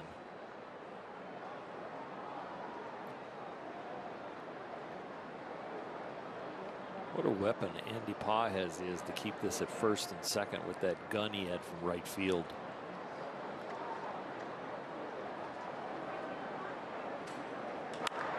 Ward lofts it to left field. Conforto's there with the shades gleaming. One gone. Defensive run saved by your right fielder. Ability to charge the ball, ability to throw that rocket into the infield and keep this at first and second. Came into this homestand leading the majors in defensive run save, not just of right fielders, but of anybody at any position. You got the arm that you're talking about. He's robbed multiple home runs. Soler grounded to short his first time today. 1 for 10 this weekend. Knees buckled on a strike. You have a right fielder that keeps it at first and second instead of first and third. There's so many balls that are put in play by the next hitter that would have cost you a run. Even the ground ball up the middle where they end up getting a double play is it's not an RBI, but it's a run with the first and third situation when they're back at double play depth. That fly ball to left, a fly ball to center, a fly ball back out to right. Sometimes even if the corners are back, playing double play depth because you just don't want to give up multiple runs. It's quite a weapon to have a right fielder like that. Got him with a high fastball. Third strikeout for Tony Gonsolin. High fastball. It relates to the slow curveball, which he's had to throw more of here. And this one, Soler chases. 4 more for Jumbo Jacks. We're halfway there. That's it. First 2 reach. Next 2 retired. Travis d'Arnaud now takes one in the dirt.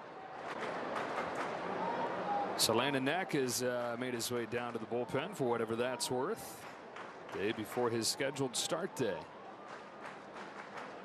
If Tony can get to 5, you probably won't use Knack. But before that, there might be an opportunity.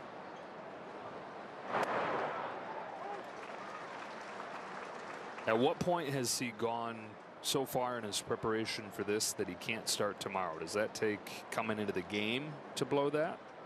Yeah, that would, coming into the game, more than one up where he's throwing at full tilt could maybe limit some of what he could do tomorrow. It's that same old saying that we say, well, we'll see how he comes out of this one. But you can warm up, play catch, but if you're going all out in the pen for about 10 or 15 pitches and all of a sudden it would take off some of your length for tomorrow. Here's the 1-2 to d'Arnaud and a chopper foul. And you figure if they do get him a full-fledged warm-up in the bullpen, they're bringing him in. I would think so, and you would hope that he could go as far as he was willing to go as far as how he felt. So you would hope that tomorrow might be a bullpen game, so you would hope maybe he could finish this game if Tony can get him far enough.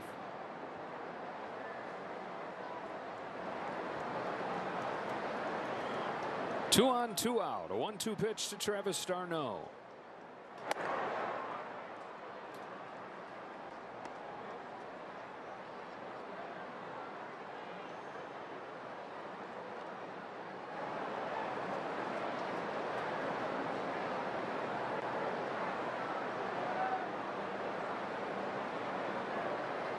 Deuce is wild. Here it comes. A little tapper. Yeah, we'll do it again. Tony has never lost to the Angels. 3 starts against Anaheim in his career. He's 3-0.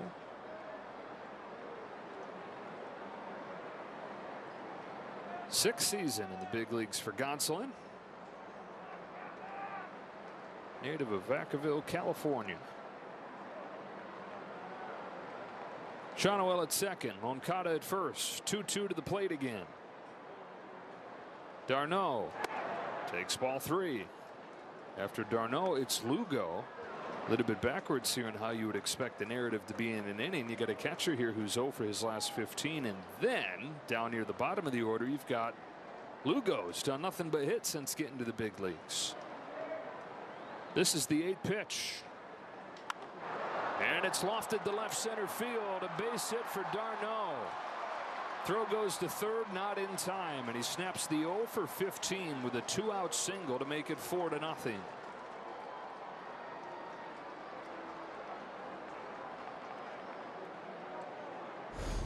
Just the ball is up. The last 3 pitches, one was a good split down, another one was a hanging split, and this one was just up there hanging. There's definitely been some effective pitches, but there's also been some ineffective pitches, I think, because of that cut on his hand.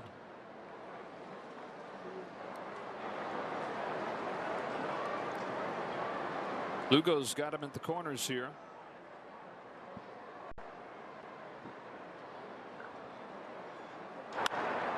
Flies it to center. Tommy Edman is there, and that'll do it for the Angels in the third. They tack on.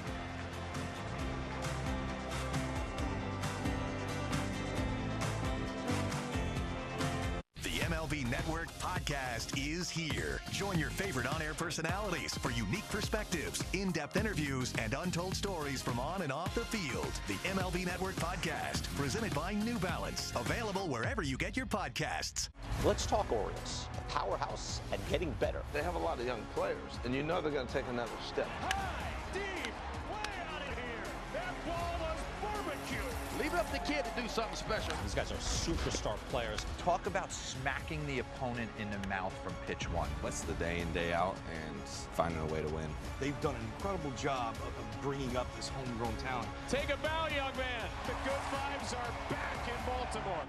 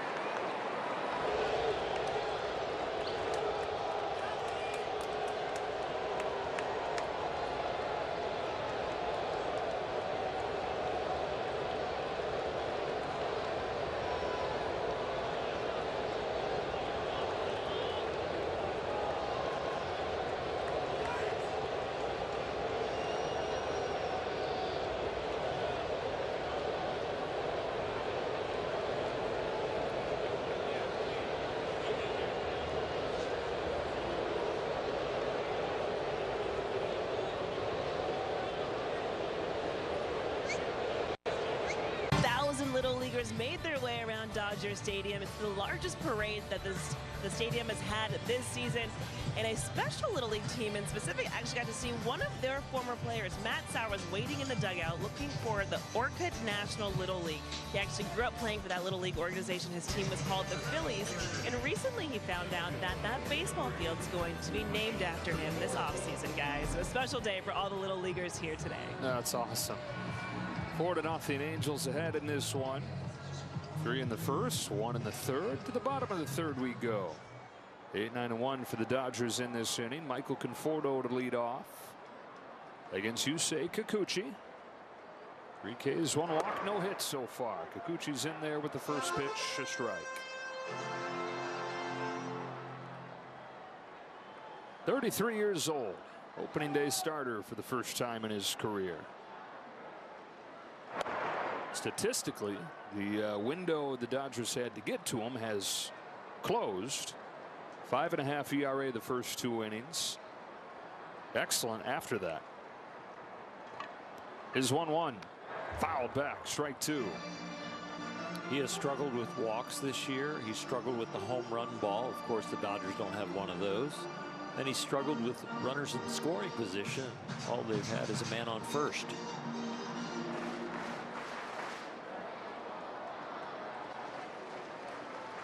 Strikes out Conforto, 95 with giddy up. And he's K'd 4 the last 5. We've seen him touch 97, and here 95 on the black works just fine. Now, the Dodgers you were talking about have had their issues with left-handed pitching as this season has gone on after a really impressive start.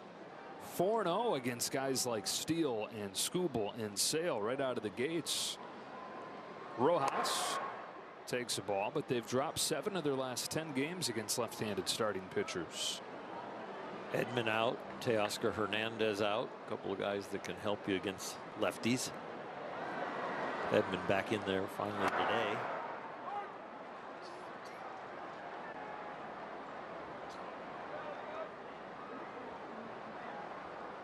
Teoscar Hernandez likely coming back tomorrow. Rojas ahead 2-1. One of the reasons the offense has been so good overall lately has been what the 9 spot has done, where Rojas is hitting today. On base 12 times the last 4 games. On a 2-1, Rojas watches one catch the outside corner. 2-2. Been wide over there from Jonathan Parra. And usually when it starts wide and doesn't make it all the way back, you don't get that pitch. Young umpire, big league debut last year, from the same country as Rojas out of Venezuela. Come on, help a countryman out. What is going on here?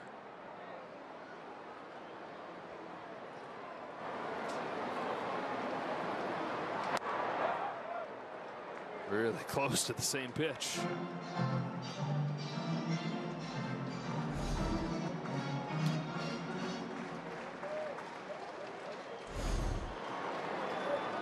Ohtani waits on deck as Rojas waits on this 3-2. Chopper left side. Moncada throws on the move for the second out.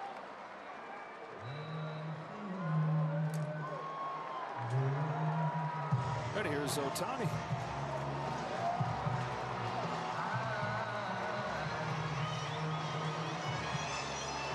Homered Wednesday, homered Thursday, homered Friday. And then yesterday had the first 0 for 6 game in 6 years that he's had. He's so due. Yeah.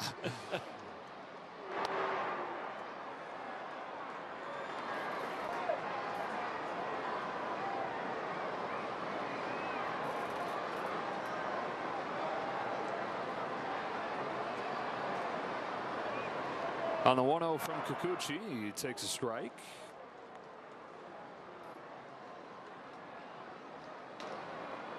Leading the majors with his 16 home runs, 9 in his last 14 games. The 1-1 pitch. Inside, ball 2. Alarm bells go off in my head when he takes that fastball inside and just doesn't even flinch. Like, what is he looking for? I think it's something off speed out over the plate.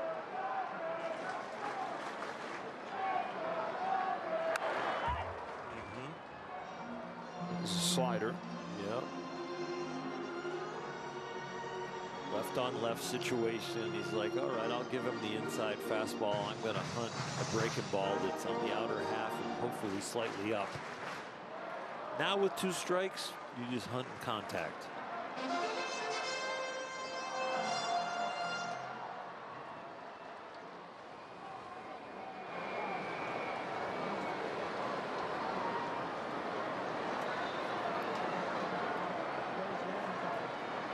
Dodgers still looking for their first hit against Kikuchi, who fires 2-2. Ohtani cracks his bat. Stares at it. Kikuchi's going to ask him to autograph it. Yeah. And send it over to the Angel clubhouse. Shohei stared at that bat like he had just lost a friend. What have you done? What have you done, Yusei?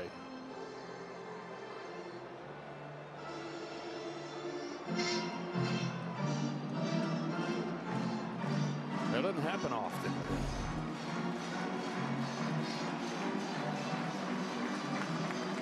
I can't remember the last time he broke his bat. I'm not sure he has.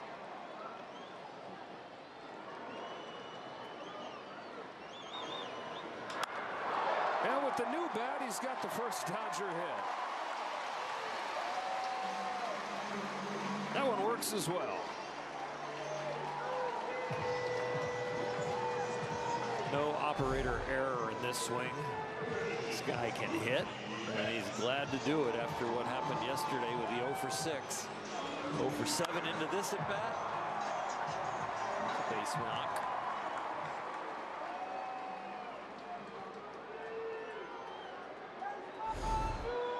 So he's on, and Betts is up with 2 away. Mookie fouls off the first pitch. Line to right field his first time. Only 1 hit this weekend and 6 for his last 27. He has set such high standards for himself and really all of baseball. He's been one of the bars up there. This just feels like a flat time for him. You're hoping the hot streak comes quickly. His OPS at 140 points below his career mark.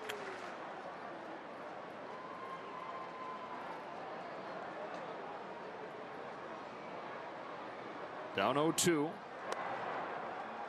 And now ball 1.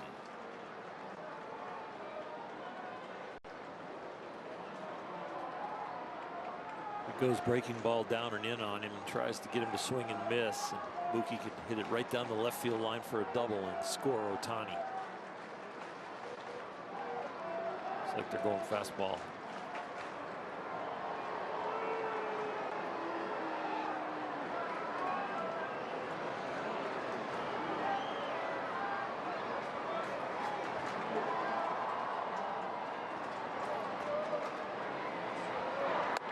Got him swinging with the change. Yusei Kikuchi with 3 scoreless innings, 4-0 game.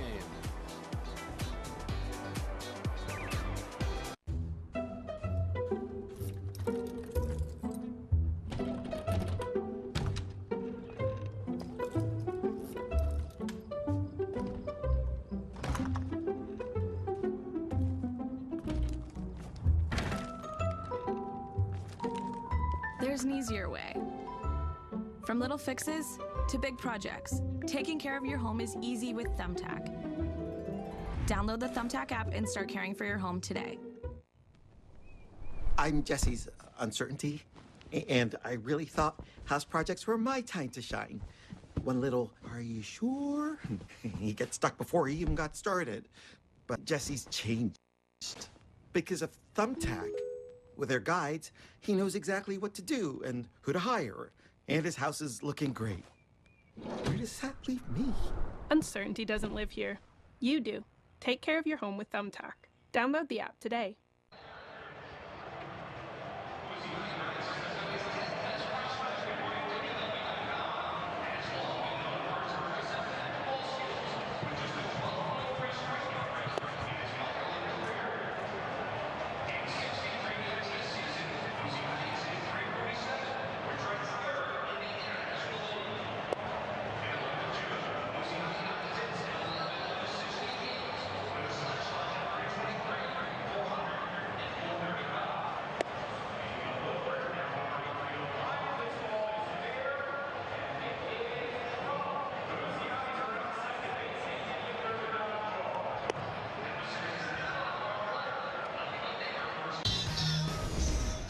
Well, before Tony Gonsolin even took the field today, he's looking down at his thumb saying, oh boy, had blood on his thumb. Leadoff man Zach Neto took him deep. 5 pitches into the game, the training staff came out and saw, we got a problem.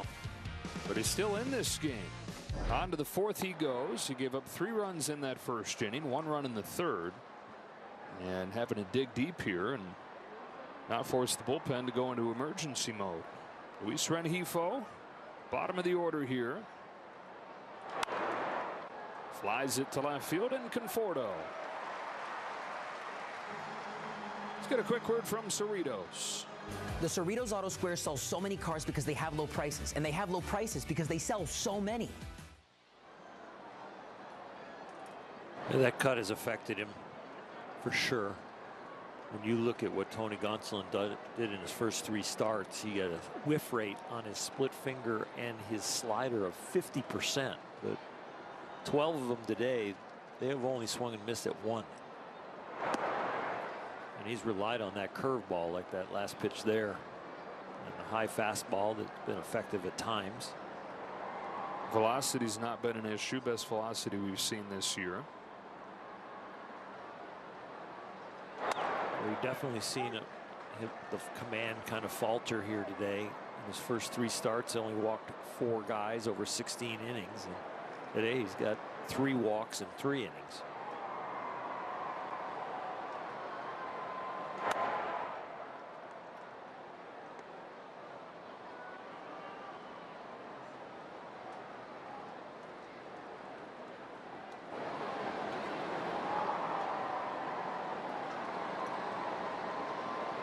His 2-1 pitch, not close.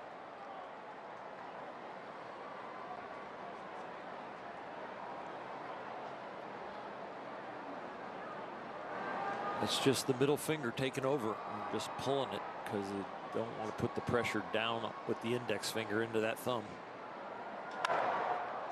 Paris skies this ball to left center field. Tommy Edman settles under it. 2 up and 2 down. It's a battle, and he's going out there for his team. He knows they need innings. He knows the rotation is in a bad place. So he's being a gamer. Love to see him get rewarded by finishing this inning, maybe even one more, and the offense wakes up and helps him. Neto started this game with a home run. Pinpoint with that fastball.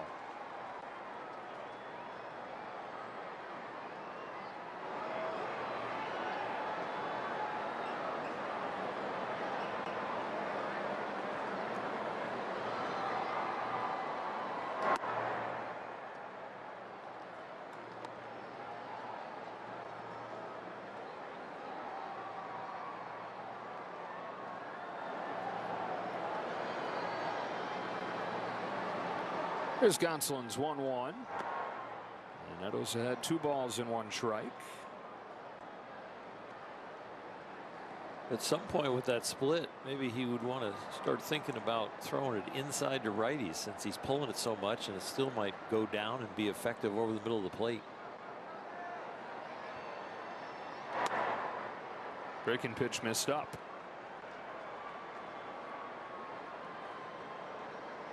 It's tied his career high 20 curveballs.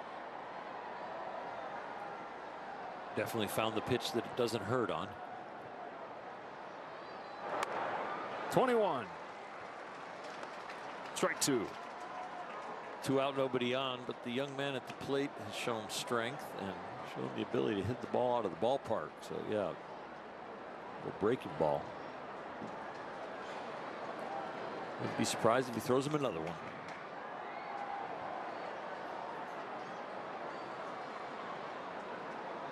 Here he comes to the payoff. He missed with ball 4. So after Tony Gonsolin, as you mentioned, his first 3 starts, walked a total of 4, has walked 4 today. First baseman Nolan Shonowell. 2 of the first 3 have come in to score. One of those is this guy, Shonowell. Shonowell hitting above 350 his last 10 games. Coming to life for these Angels, like so many of these guys are. 23-year-old from Florida takes a strike. We've talked about Dalton Rushing's debut, all the boxes he checked. Shonowell's debut a couple years ago, he got his first hit. He scored his first run on an Ohtani grand slam. And in the field, he helped turn a triple play. Wow. Welcome to the big leagues.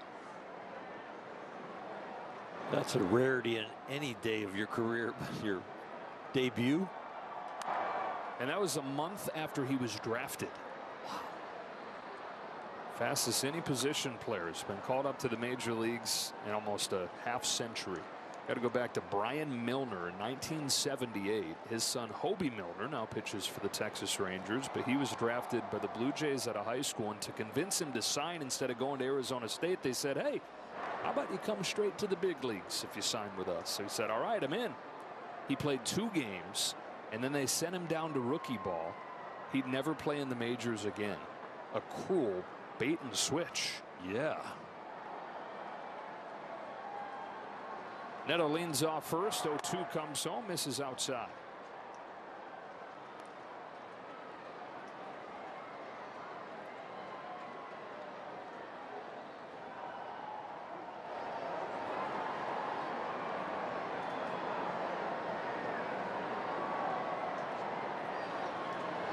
Now the 1-2. Shonowell takes ball 2.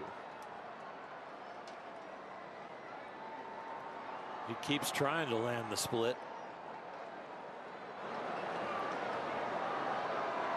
We haven't seen the slider this inning at all.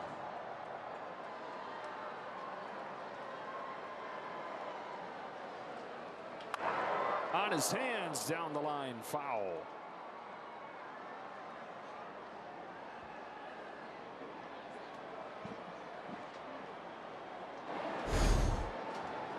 Looking to get this 3rd out right here. He just, he nicked it, but it was foul.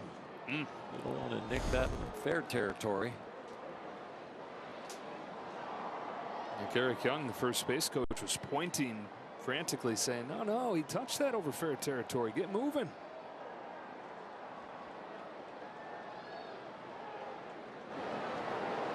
So another 2-2 from Gonsolin. Did he go? No swing, full count, and now Neto gets a head start. Just having a tough time getting the chase today, with the arsenal being narrowed. The Angels seeing the strike zone very well. Almost 50 pitches, only 8 chases.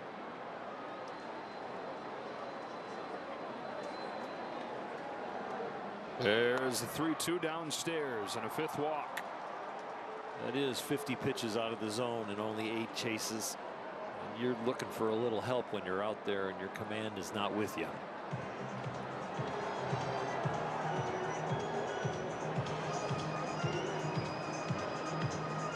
A little bit of stirring down in the Dodger bullpen.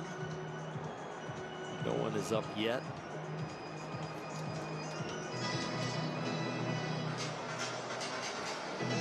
Well, these 5 walks have matched a career high. And so often a box score, a line score can tell a story. And that will today. When you look back on that as the season goes on. 5 walks that day. What happened?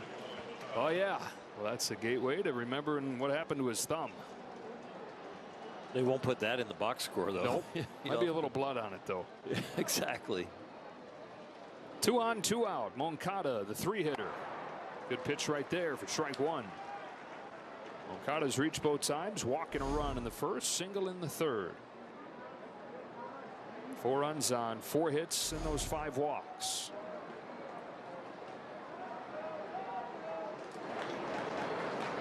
Two on, 2 out. The 0-1. Fastball misses high. Still nobody warming in the bullpen as Gonsolin reaches 92 pitches. This is a new season high for him.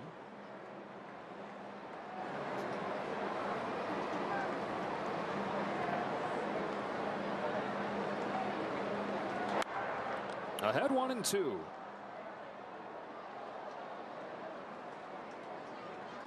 This is where you got to dig deep. I mean, nothing has really gone right for you during the day. The action of your ball, you're really not understanding. It affects your confidence, your concentration. Get an out right here.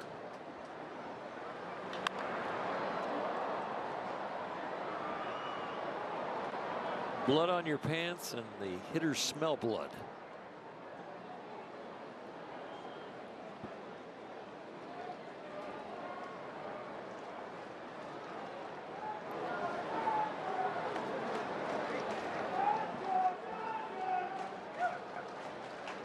Neto at second, Shonowell at first. Moncada watches ball too high.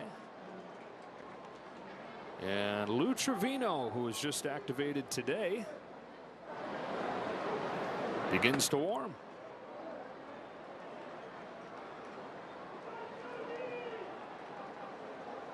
Deuce is wild in the 4th. Here comes Catman, and just misses. Wow, that is frustrating. It's been a tough day. You make a pitch and you don't get the call. That is right there.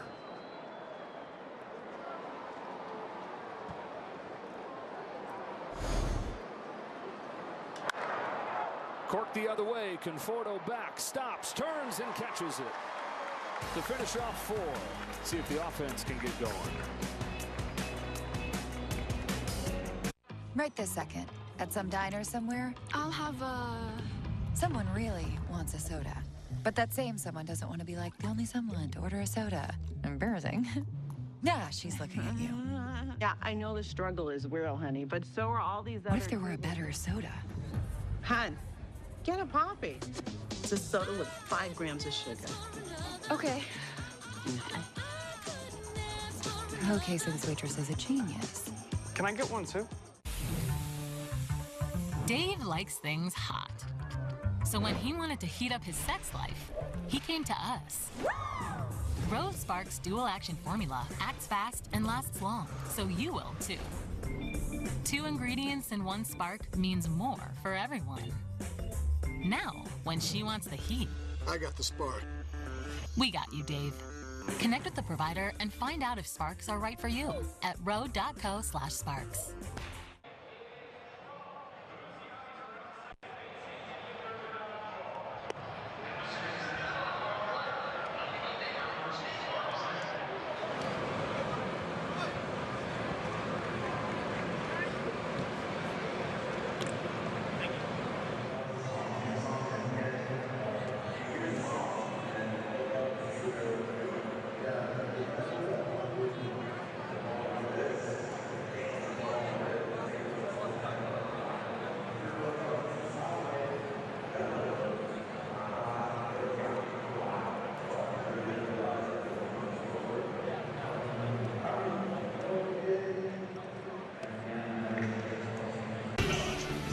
first 40,000 fans in attendance on May 21st will take home a Will Smith Last Out bobblehead presented by Spectrum. Visit Dodgers.com/promotions. And it's Will Smith to start this fourth for the Dodgers. He drew a walk his first time. Yusei Kikuchi has been dialed in so far. Strike one. Tony Gonsolin fights through 4 innings. 4 runs on 4 hits and a career high 5 walks.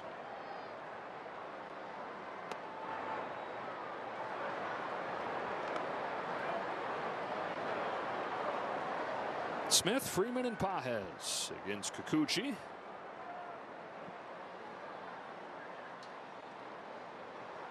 And a whole lot better in this month of May. That's continued today. Or just the Smith walk and the Ohtani single through 3. 5 Ks for Kikuchi. They are definitely looking for a spark on offense. It's a guy they've always hit hard. Kikuchi has a +5 ERA against the Dodgers in his career. Will Smith can set the table here for a very hot hitter on deck. On this 3-1, fouls it off, counts full. Man, it seems like any time Dodger hitters have gotten in the advantage in the count, Kikuchi's made a perfect pitch. Especially to the righties, where the width of the strike zone away has been pretty wide. And righties have been a huge problem for him coming in. A pop-up. Rengifo, 1 away.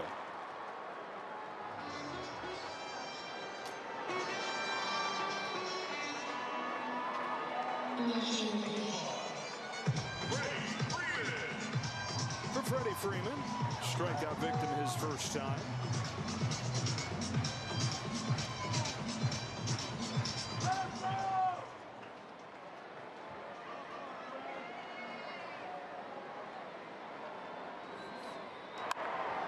That's a base hit to right field.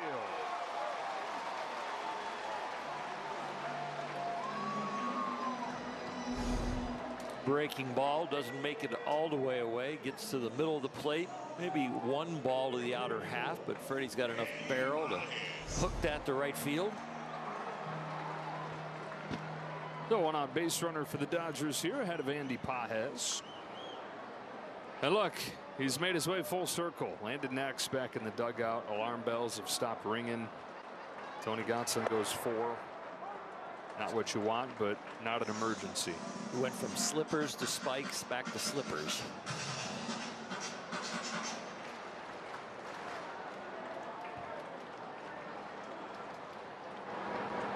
Pages, who struck out his first time. Swings and misses, and it's 0-2. We mentioned the Rengifo deal that was in place a couple years ago to send Rengifo to the Dodgers, and what was pretty much a salary maneuver. Jock Peterson and Ross Stripling were going to go to the Angels, along with a no-name minor leaguer, Andy Pages. Oh, whoa. That deal was done until it wasn't. Pages was that close to being on the other side of this rivalry. Down on strikes here. That's a swing we saw earlier in the season, but we have not seen it for a good 3 to 4 weeks.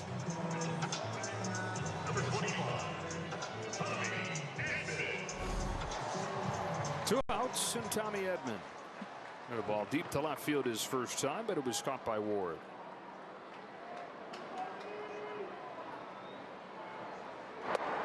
Ankle hasn't bothered Tommy at all at the plate at any point. It's just the quick movements in the field and on the bases that he had to get over the pain on before coming back.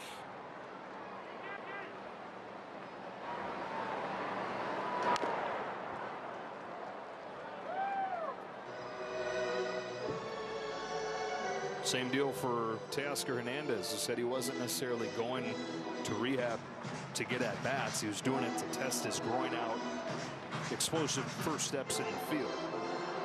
He said, look, the only way to know if my timing is back and to work on that is to go take it into major league games.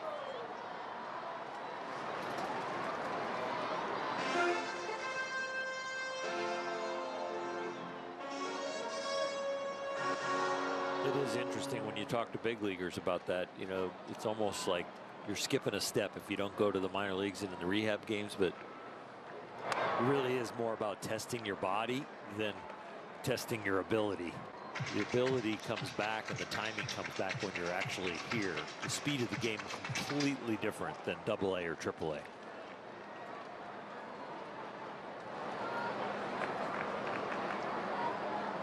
Friedman at first, 2 out, and with the pitch clock going down right there, Kikuchi steps off. That's a disengagement, and that's no problem for him right now with Freddie Freeman, the runner. Here's his 1-2. Speaking of ankles. Yeah, right. Everybody's got them these days. Ankles.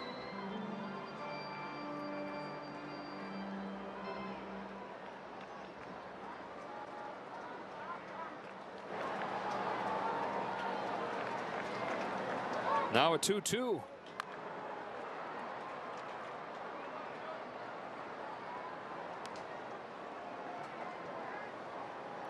Called the action pitch, especially with 2 out and a man on first, because you don't want to get to a point where the runner gets a head start. 3-2, 2 out. Pitchers are trying to throw strikes and get the ball put in play or strike you out on this one. They don't want the 3-2 count. Bouncer to third in Moncada. Close play, but in time, and 4 scoreless for Kikuchi.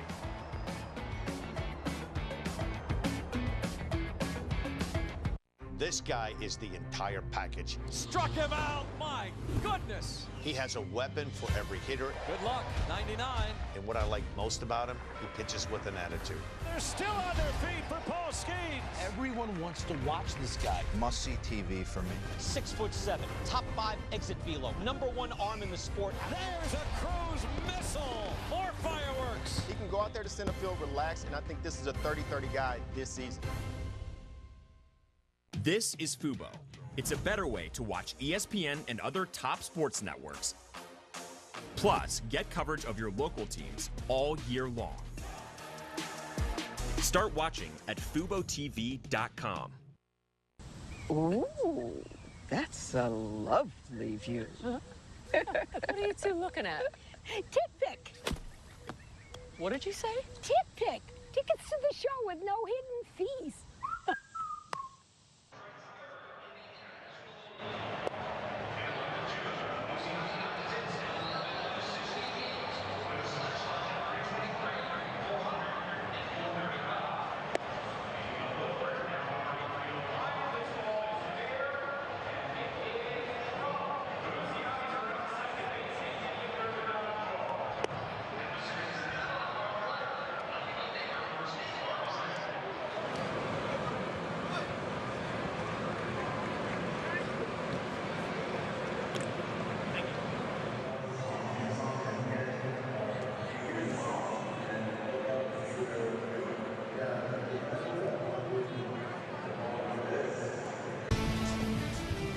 World Champion Dodger Baseball on Sportsnet LA is brought to you by your Southern California Toyota dealers and by Ram. Hurry in to your local Ram dealer today for great deals. Beautiful day to be at Dodger Stadium. 4-0, Angels in front. Tony Gonsolin is finished as this game goes along to the 5th inning. And Lou Trevino comes in to make his Dodger debut. Sinker cutter mainly. Also will mix in the 4-seamer to change eye line. There's a little cutter right there at 91. Started this season with the San Francisco Giants. Struggled there. They released him. Dodgers picked him up. Made 1 outing in Oklahoma City and got the call. Strike to the top of the zone on Taylor Ward. Part of the order for the Angels in this 5th. Soler, d'Arnaud to follow.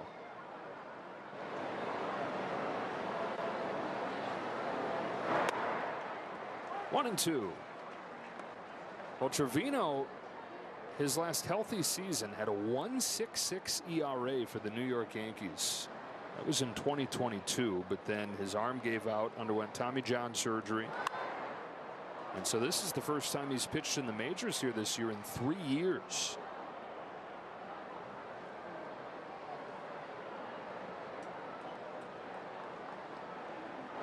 We've seen successful reclamation projects here. Dodgers have a knack for fixing people. They also have a knack on the staff. That's true.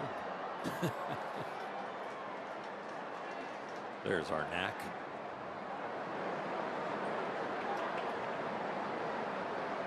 Trevino to Ward with the 1-2 pitch. Fades inside, fouled it off himself.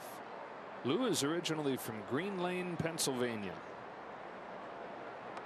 Made his major league debut with the A's in 2018. This is his 6th year with time, but again, that 2-year gap there. So 33 years old.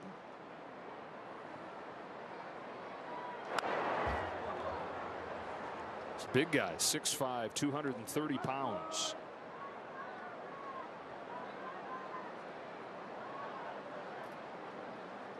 There's 2 off-speed pitches with a 1-2 count right here. The slider and the changeup.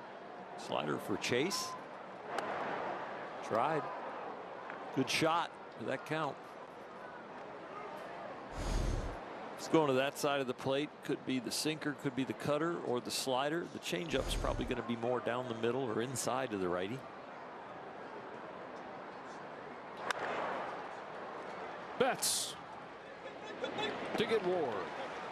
Trevino, the 19th different reliever the Dodgers have used this year. That's tied for the most in the majors. Kershaw yesterday was the 13th different starter they've used. That's the most in the majors. It's beyond testing the depth. They have exhausted the depth already. 2 categories you don't want to be at the top of the major leagues in. That beard's getting grayer. Strike on Soler. Remember when Mark looked young?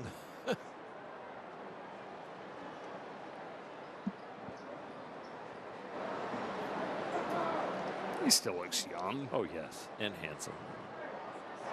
People pay for that. A little gray in there, touch of gray.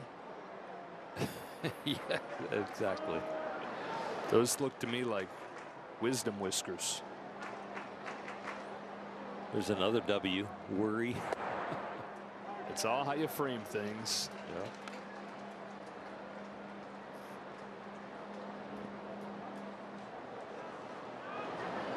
Soler's 0 for 2, 1 of 11 in this series. Trevino throws, and the count evens up. 4-0 here. Elsewhere in the big leagues, Arizona and Colorado, who played a 14-12 game yesterday, it's 1-0 in the 5th.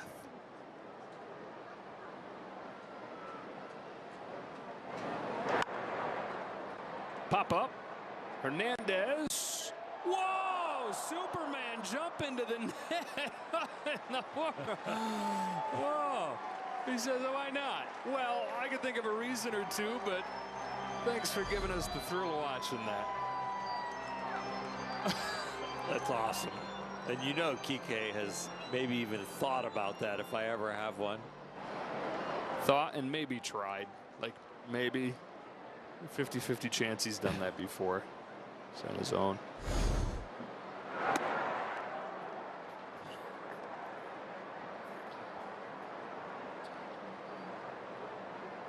It's the 3rd game that he started this year over there at third base. He started in center field yesterday for the first time. Soler takes the walk.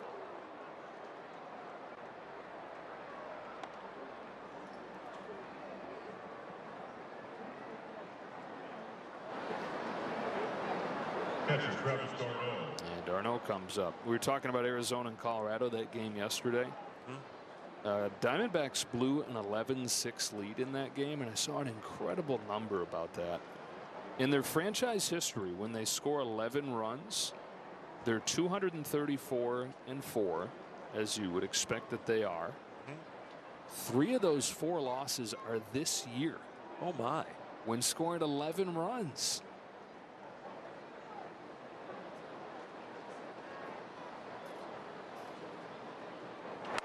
Darno's out in front of the first pitch. They were 234-1. My goodness. And over the first 45 games this year, 3 of them. 11 runs and lose.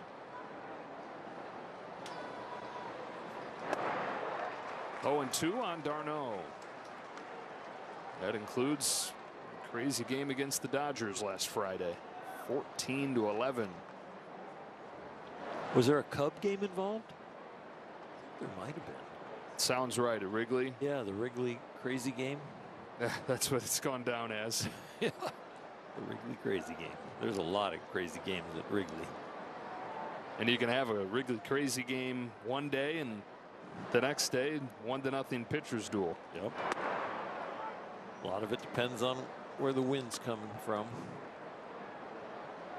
Cubs are still doing well. They're in first place, but the Cardinals have snuck up on them. Lost today, but still have won 12 of their last 14 games, St. Louis has. Into the bright sun. Who's got the best shades? Freddie Freeman for out number 2.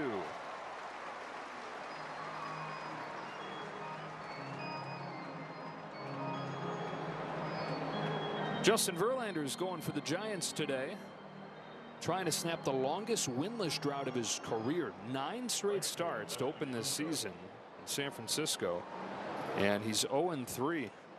So in his 20th major league season, 9 starts without a win. That's the longest, and he won't get one today. He only went 4 innings, gave up 2 runs, left after 4. Giants are down 2-1 to the A's.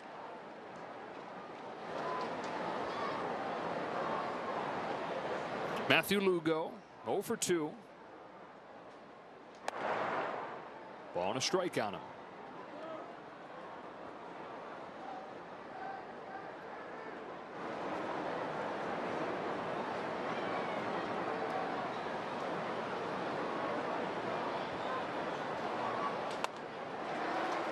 One and 2.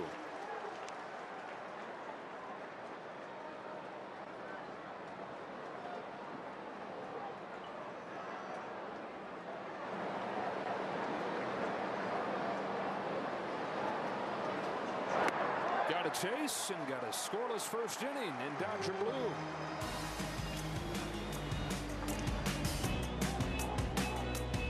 This guy is the entire package. Struck him out. My goodness. He has a weapon for every hitter. Good luck. 99.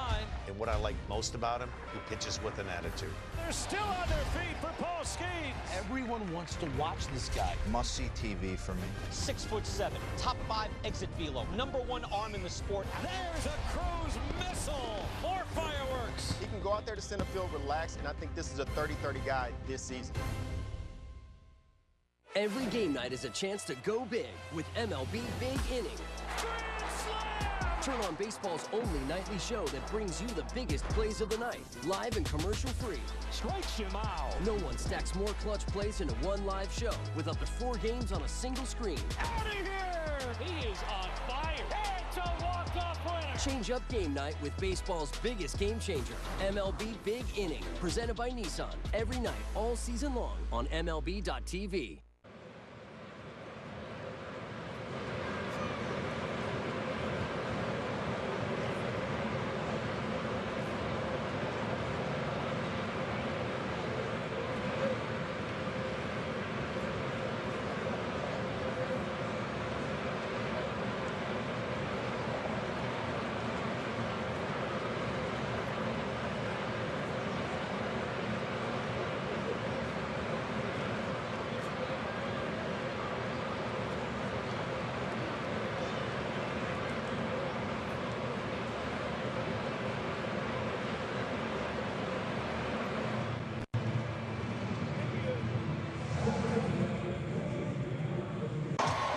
Get free MLB.tv with T-Mobile.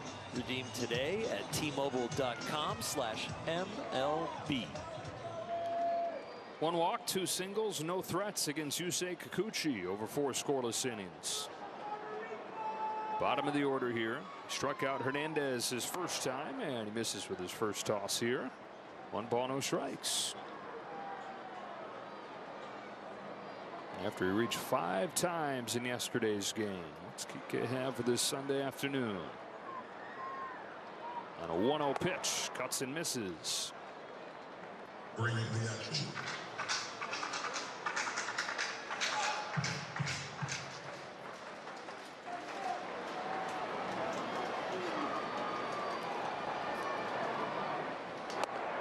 Ahead 2-1.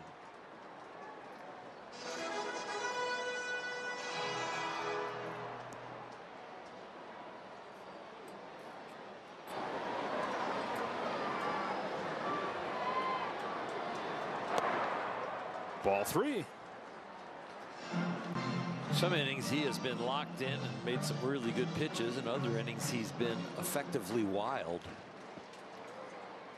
So far with these 4 pitches, feel like effectively wild if he gets Kike out. No. Instead just wild. Yep. Leadoff walk. First time the Dodgers put the leadoff man aboard. And now it's Michael Conforto, who's hitting .310 over a 9-game on-base streak.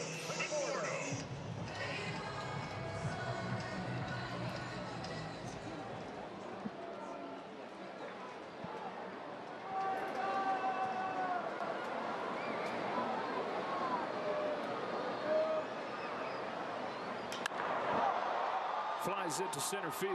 Paris retreats. Sizing for the wall, and he's got it. Carried pretty well.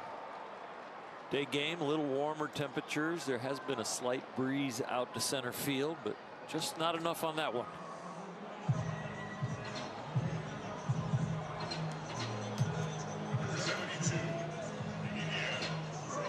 Miguel Rojas bounced out to third his first time.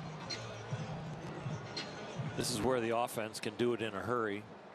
Rojas can get on, and then you bring up the great Ohtani.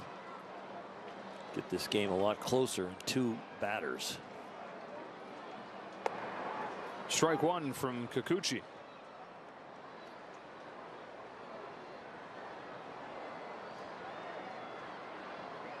And Kikuchi, since his debut in the major leagues, has the 2nd worst home run rate in baseball. Good stop right there by d'Arnaud, but his throw goes into right field. And the Dodgers have a runner in scoring position for the first time this afternoon. That could be subtly a very big play. Rojas now can't hit into a double play with a ground ball. Yes, the line drive double play still exists, but it means Ohtani is probably going to hit this inning, and he's probably going to hit with a man on base.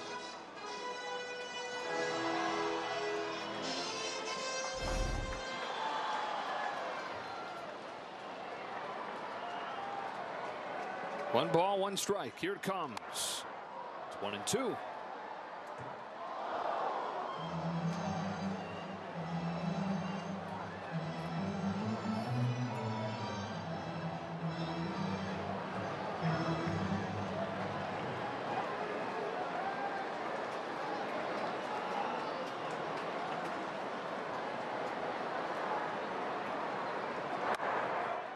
Got him looking. 7 for Kikuchi. And here's Shohei.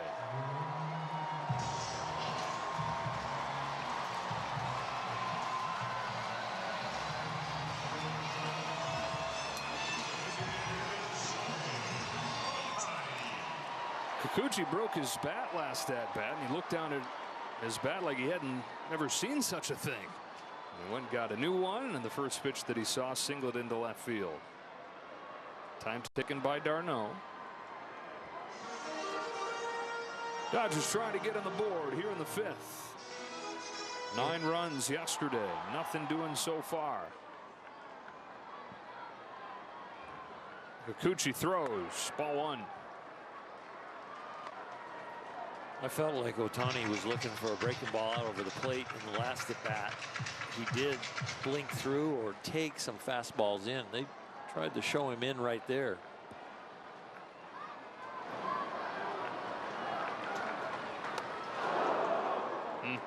Changeup, left on left changeup. Looking like the fastball in.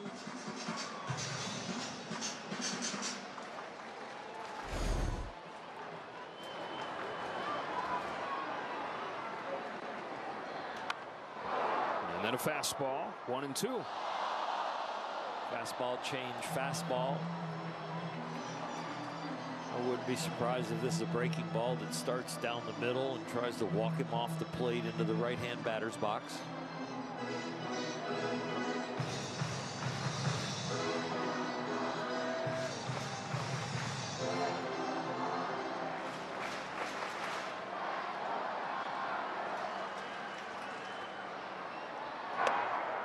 lefty change again. Back to it. Yep.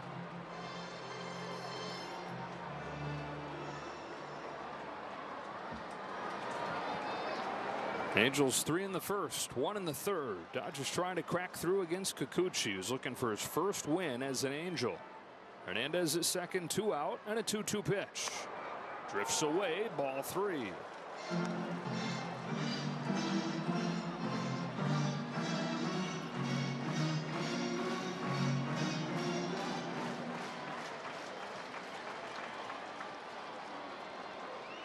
Here comes the payoff. Ohtani rips a left base hit to right field.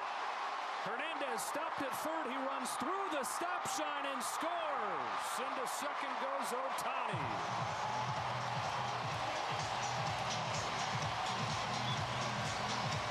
Dodgers on the board on a 2-out base hit from Shohei Ohtani. 4-1 game. Deep count, a lot of information from this at bat and one that's in the past. And that breaking ball turns out to be a base hit. And Kike, who jumps into nets, runs through a stop sign and scores.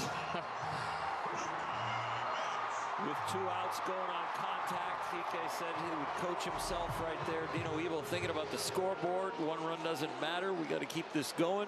But Kike made it per count. Looking for more. Mookie Betts. 1-0. The juicy pitch for Mookie again is the breaking ball down and in that he can golf or hit down the left field line.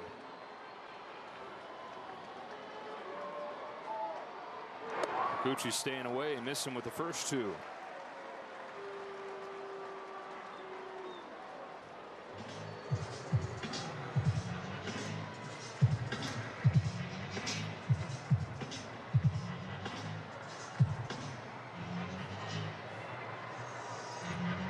Just a conversation, but not delaying for the bullpen at all. I'm sure Ron Washington is like, let's keep it going, guys. We're not going to the pen. Just saw the pitch count right there. Kikuchi's improvement over his first 9 starts tonight. What he's doing today is he has got a much better fastball. Dodgers are only 1 for 7 off his fastball with 5 Ks. Coming into this game, the league was hitting .350 off that pitch. Ohtani at second, 2 out, 2-0, ball 3. Will Smith waits on deck. Mookie Betts, a .330 hitter in his career with runners in scoring position. He definitely has the green light, but he's going to make sure he throws it in a teacup before he swings at it. 3-1. That one was just in the saucer. That's right.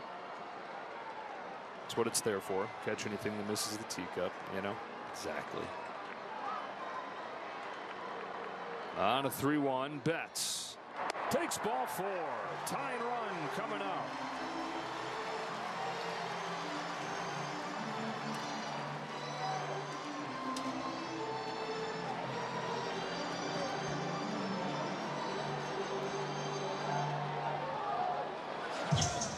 Pitching coach Barry Enright coming out as Smith comes to the plate with a walk today. First signs of cracks here for Kikuchi. Cruised along through 4 with just 2 base runners over the first 4 innings, but 3 of them for the Dodgers here in the 5th. Other than Ohtani, the next 2 hitters are the 2 guys you want coming up. Will Smith and then Freddie Freeman. Last week's player of the week that had 4 hits last night. So if you're thinking comeback with 2 outs, we're in a perfect part of the order.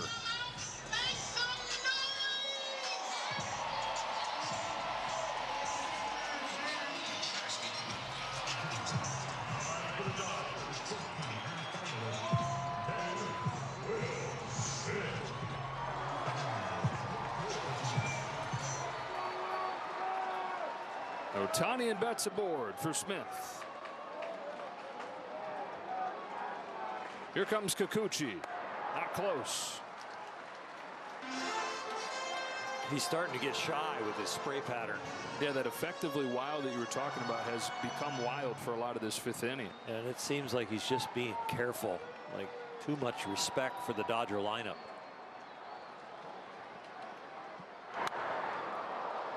Count evens, 1-1.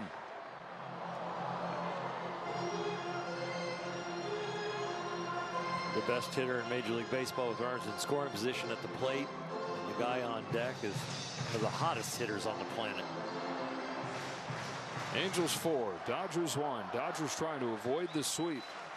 They'll take a big comeback to do so. Smith got the call there. Kikuchi got squeezed. Ball 2.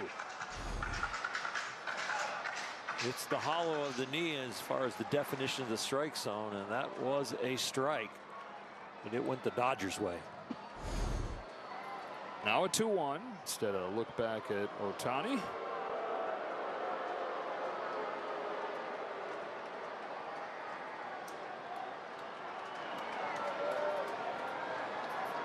Walk from Kike, single from Ohtani, walk from Betts. And now Will Smith fouls it off, and it's 2-2.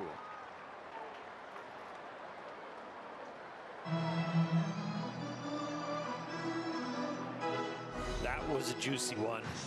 Right down the middle, back down there, the low part of the strike zone.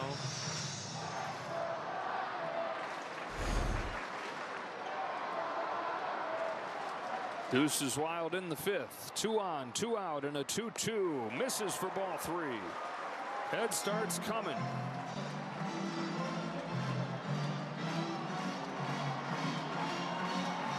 There's not a lot of belief in this spray pattern that we're seeing this inning. Different guy.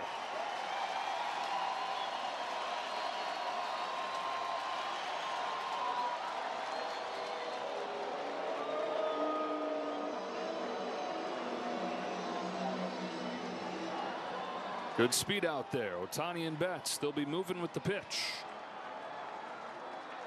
Here it comes. Ball 4 to load him up.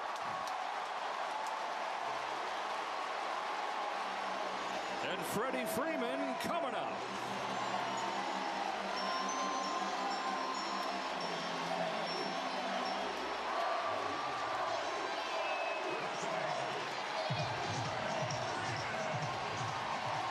Freddie will not wait around.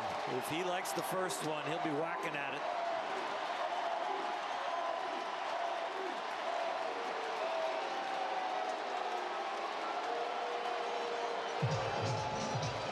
Dodger Stadium making PitchCom malfunction. 15,000 Little Leaguers making a lot of noise. Yeah, the Angels have some issues down in that bullpen, even on a good day, but given the usage the last couple of days, no Kenley Jansen, no Zephyr-John, no Reed Detmers. That's Hunter Strickland, who just got brought up today. Ron Washington saying, how in the world are we going to get through this? Bases loaded for Freeman. 2 gone in the 5th. Kikuchi throws. Freeman swings and misses. You weren't kidding. Got one that he liked, but came up empty. It's fastball going to left center. It's breaking ball getting pulled to right field.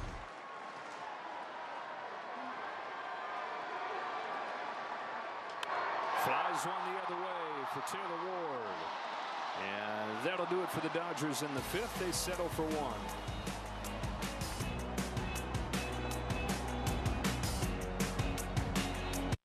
There's a unicorn in Hollywood. The lineup we know is incredibly deep. Like that starting rotation is unlike anything I can remember. I got them running the National League. I think this is the first of like 4 or 5 straight world championships. This is just an incredible wealth of riches. Shohei Ohtani!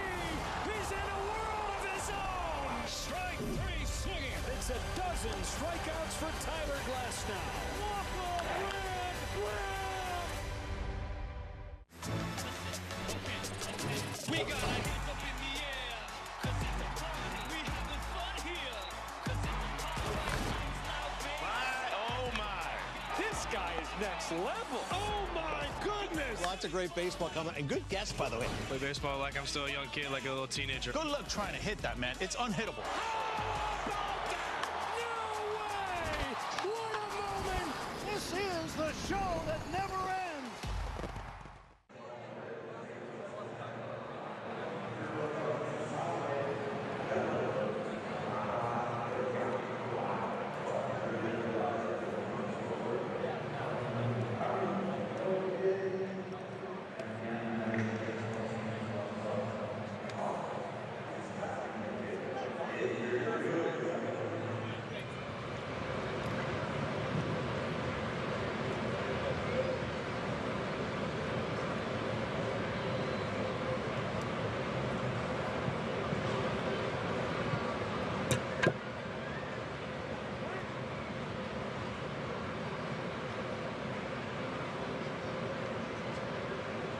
The Dodger Stadium on May 20th for Taco Tuesday, presented by Tito's Handmade Vodka.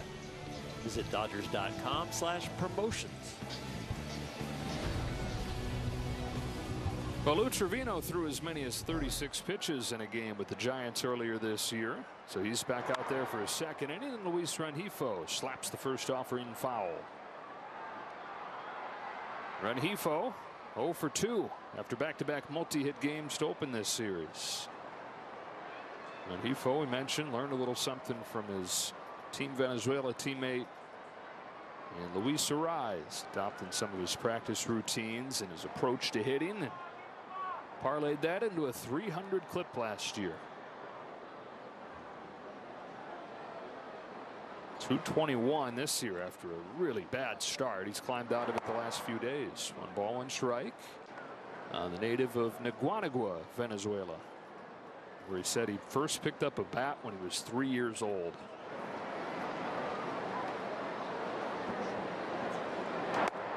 His dad worked 2 jobs to support the family, but mostly so he could travel around with his mom to play in different tournaments and to eventually perform in front of scouts to try and chase down that dream of playing in the big leagues. 2-2. Now in his 7th year living that dream.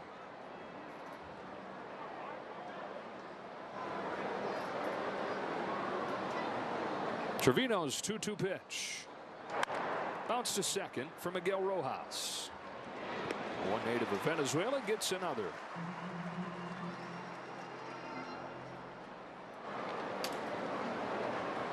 Center fielder, Kyron Paris. 1 out in the 6th inning. Here's Kyron Paris. Playing center field for the Angels today. That's new for him. He's been an infielder his whole life. Path of least resistance, though. That's where the playing time is for him right now.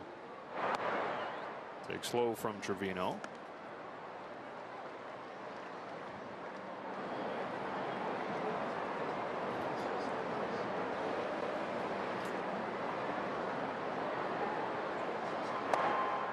We mentioned Kyron going and working with Aaron Judge's hitting coach. One of the changes that the hitting coach gave him was to stand deeper in the box. Look how far back he stands. There's now data on stances and where you are in the box, and he stands farther back in the box than any hitter in baseball by a full 3 inches. The whole idea just being do everything you can to get as much time as possible to see the ball. Every inch counts. Will Smith saying, geez, dude. It changes your angles as far as hitting fair and foul balls, but yes, it definitely gives you more time.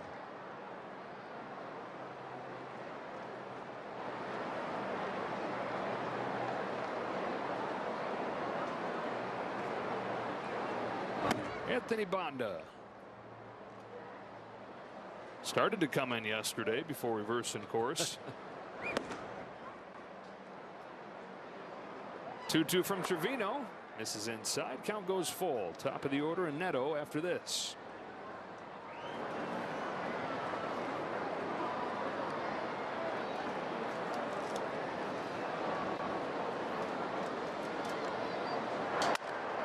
Broken bat. 1 bounce. Mookie Betts. Wide throw. Tag from Freeman. Helping his buddy out right there. The one hopper to Mookie turned into a snow cone, and where he grabbed at this ball in his glove might have thrown the throw off a little bit. Very well done by Freddie. If the ball's going to be wide, you want it wide towards the runner. You don't want to go wide to right field. Base is empty. Neto's reached twice today. Homered to open the game, and he walked. It's one of the 5 walks the Angels took against Gonsolin, 1 more against Trevino. So you put it all together. 4 hits, 6 walks. On a 1-0 pitch, Neto takes ball 2.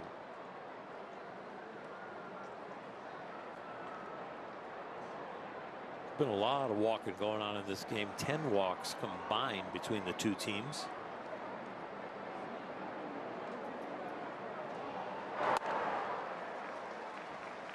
These have not been the kind of games you'd sit down somebody new to baseball and say, hey, check out this sport these last 2 days. Today, I don't think it's the best example for all these little leaguers. Although there's been action, there's also been inaction with the walks. Oh, this is less walks than a little league game. That's true. Need to bring the coaches in, though. So we will get better. Oh yeah, you'll get just like these big leaguers, and even they'll get better. Can you imagine a few walks and Dave Roberts has to come in to pitch to Jorge Soler? Back-to-back walks, coach has to come in. Yeah.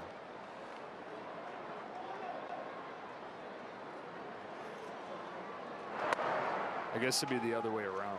At least the way we rock in South Pass Little League. It's the coach of your own team. So back-to-back walks and Doc has to come in to flip to Shohei Ohtani. I used to throw BP to little leaguers when I'd sneak up on their field sometimes every once in a while, and it'd take a practice swing and then I would just hit their bat. Nice. They really hit well off of you. This guy's accurate.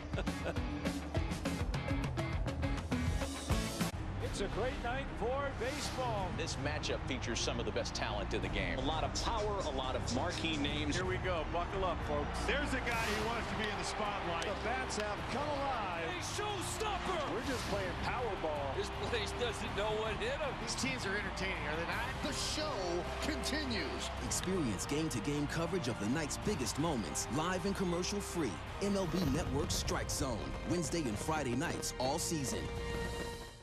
Turn on baseball's biggest game changer, MLB Big Inning. Experience live baseball in a whole new way with up to 4 games on a single screen. He is on fire. MLB Big Inning, every game night on MLB.tv.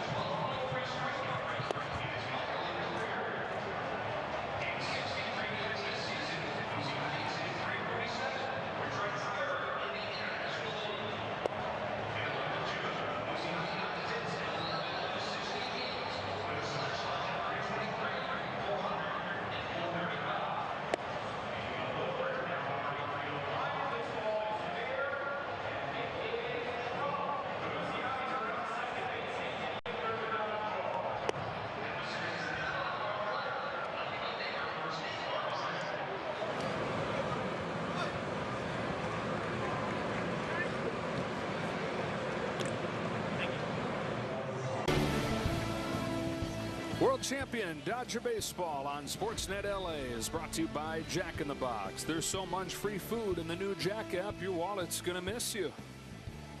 Dodgers down 4-1 to the bottom of the 6th. Andy Pages swats the first pitch foul from Yusei Kikuchi, who has struck him out both times. 2 of the 7 that Kikuchi's logged. Dodgers finally cracked through with the run last inning, but had the bases loaded. And Freddie Freeman up, and Kikuchi got him to fly out to left. Carved out to shallow right.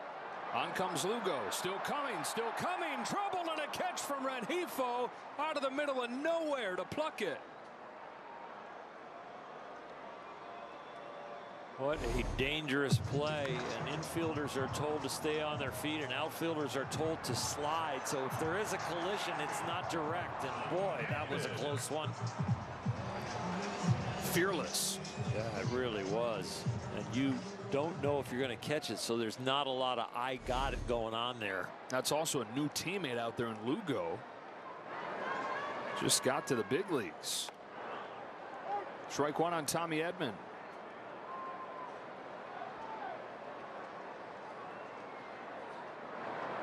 Edman 0 for 2 in his first game back. Corresponding move, Chris Taylor released, and similar to Austin Barnes getting released the other day. You understand why it happens. Matter of the roster crunch, but not an easy thing for Dave Roberts, the front office, the teammates. When Barnes was DFA'd, Taylor became the longest tenured position player. It really is kind of a line of demarcation of a new chapter. Youth must be served. And we're definitely with an organization in a city that needs to and wants to win every year. So the roster does get shifted around. And even the parts that you absolutely love that are wearing championship rings. Big old Baltimore hop over there to second and then safe at first. Edman and Kikuchi collide. And Tommy in his first game back from the ankle injury, you don't like seeing that. That thing was up there a mile. And a bang bang play. Edman safe. Hope Kikuchi's okay. We already had one risky play in right field. And then this one, wow. Angels challenge a safe call first base. Angels are challenging.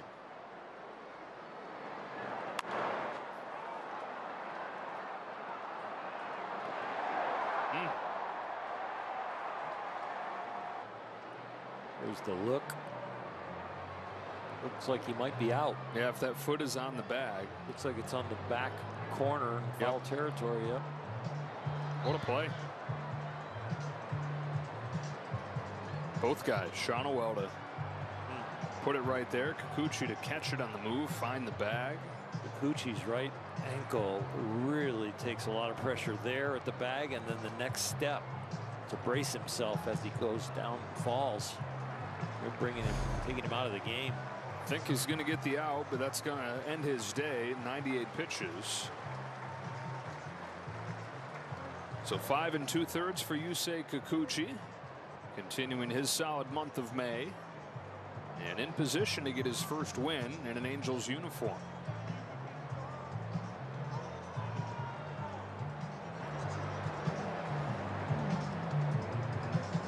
After review, the call is overturned. The runner is out. Los Angeles Angels retain their challenge.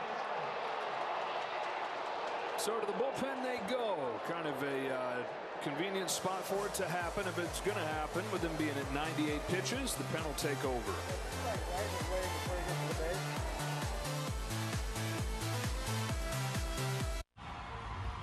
Where did you get these seats? I got a guy.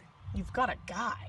You gotta use Game Time for concert tickets. It's also the best way to guarantee you're getting the lowest price to your favorite artist, even at the last minute. What time is it? It's game time! Should've used TickPick. Wait, what'd you say? TickPick. Look. Oh, whoa, dude. What? There are no hidden fees. What'd you guys think I said? Oh, TickPick. I thought you said. This guy is the entire package. Struck him out, my goodness. He has a weapon for every hitter. Good luck, 99. And what I like most about him, he pitches with an attitude. They're still on their feet for Paul Skeens. Everyone wants to watch this guy. Must-see TV for me. 6'7", top 5 exit velo, #1 arm in the sport. There's a cruise missile. More fireworks. He can go out there to center field, relax, and I think this is a 30-30 guy this season.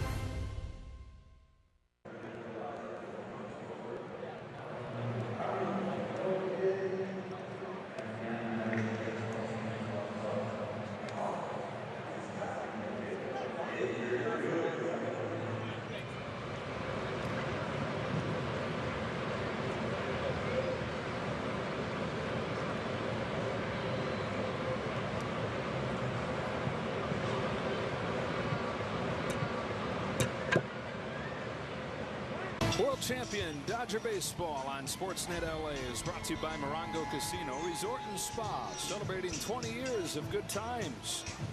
And by your Southern California Ford dealers. Check out the full lineup of stylish, powerful trucks and SUVs. It's time to see Ford in a new light. What a day in Los Angeles. What a view over there. Angels lead 4-1. Bullpen goes to work. Brock Burke warmed up a few times yesterday, now comes on the pitch. ERA 5.5 with the effectiveness of Kikuchi with the left arm, and a guy you can bring out there that 2/3 of the time this year he has put up scoreless outing. He's got the most wins on the Angels with the 4-0, so he's been vulturing a few W's. They are looking for him to kind of almost polish this game off.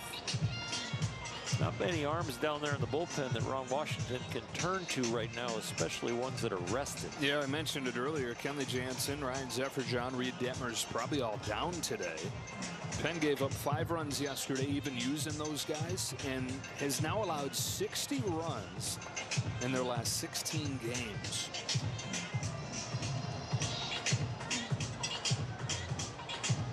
That is not a group of firemen right now. It's a group of fire starters. Yeah. So Burke comes into the game. He had a sub-2 ERA for the Texas Rangers in 2022, but a 5 ERA in the 3 years since then. Joined the Angels late last season.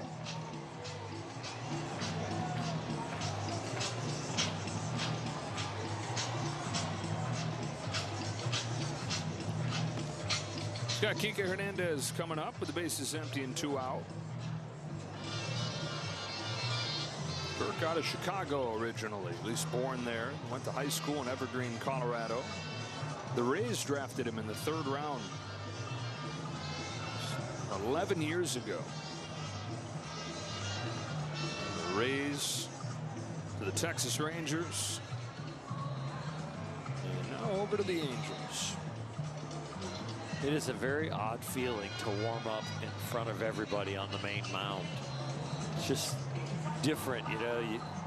When you warm up in the bullpen and it's not in a hurry and you're timing it with the game, and when you're going to come in, you got a chance to go get a glass of water, maybe towel off, get a different ball. But you feel like out here that it's just about throwing and getting hot as quick as possible. There's a little bit of intensity and pressure of doing it in front of everybody.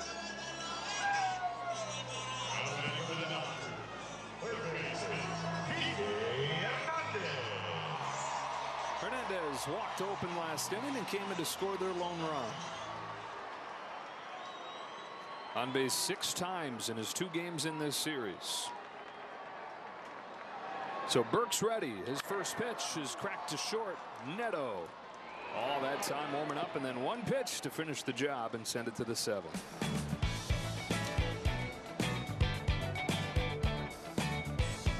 I'll give you this brand new electric vehicle if you can prove to me you know your finances. How many subscriptions are you paying for? Just 3. You sure? Let's download the Rocket Money app right now and see if you're right. It's actually 21 subscriptions, which is costing you around $370 a month. The app is telling you all this? Rocket Money shows you all your expenses in one place and even helps you suggest a budget based on your past spending. Don't worry about the 21 subscriptions. You can cancel them right within the app. It'll even try and get you some of your money back.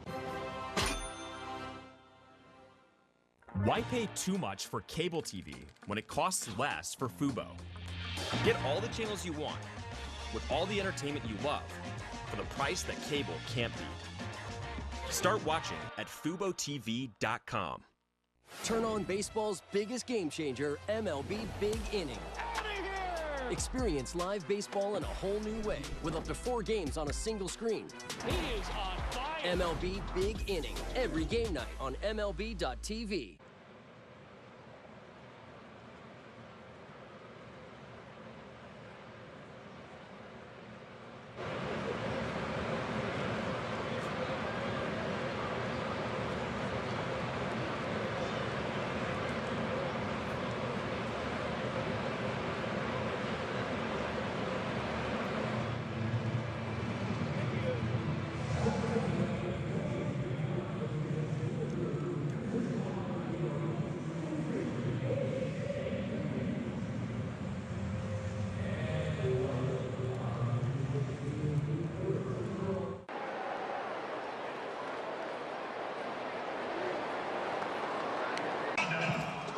Catch the Dodgers and the Yankees in a 3-game series starting Friday, May 30th through June 1st. Visit Dodgers.com/tickets. Anthony Banda's on to pitch with the Dodgers down 4-1.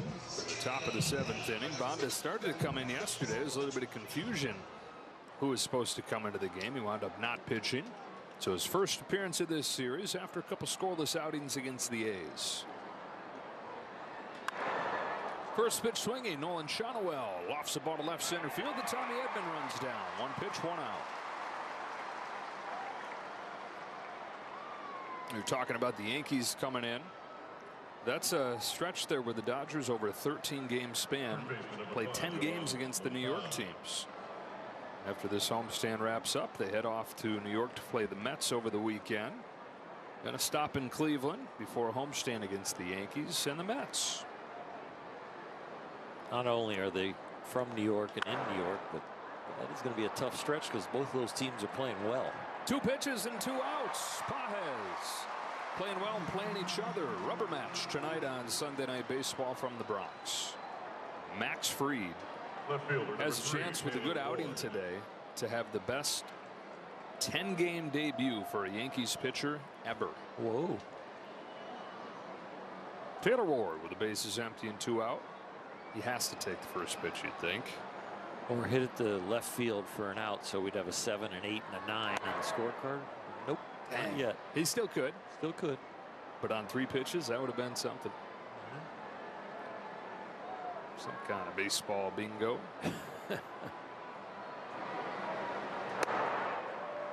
Did you see Juan Soto the other day as the Yankees fans greeted him, showering booze on him? He stepped out of the box and tipped his helmet to the crowd. I think that's perfect. Have some fun with it.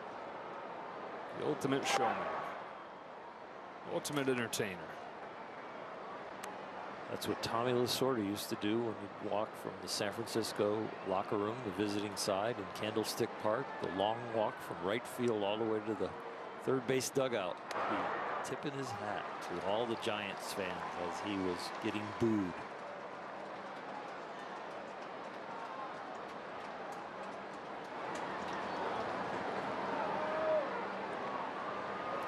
Two from Banda is fouled off. Anthony so far this year not quite as effective as he was last year. It's been the home run ball that's got him. Last year he gave up 5 home runs in almost 50 innings. This year 4 home runs and right around 21 innings. Strikes him out. He's got a 1-2-3 7th on 8 pitches, and we stretch in a 4-1 game.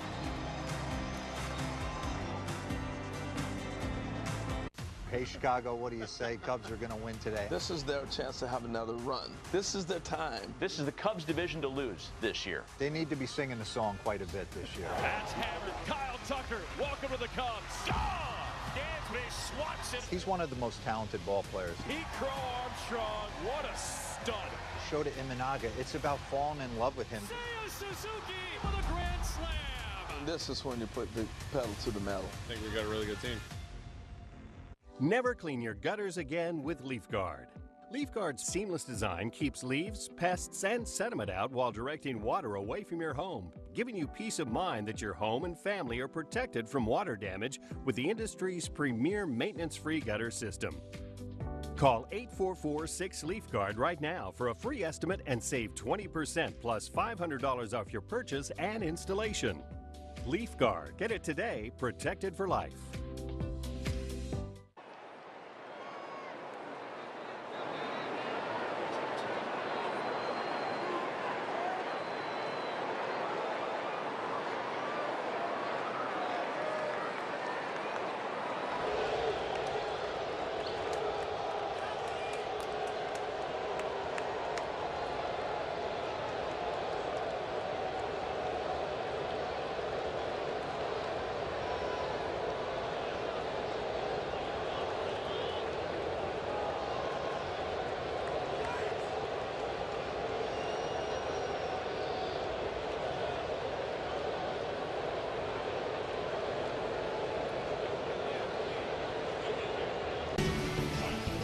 The ultimate Dodger showman, Thomas Charles Lasorda, San Francisco, walking into the crowd's boos.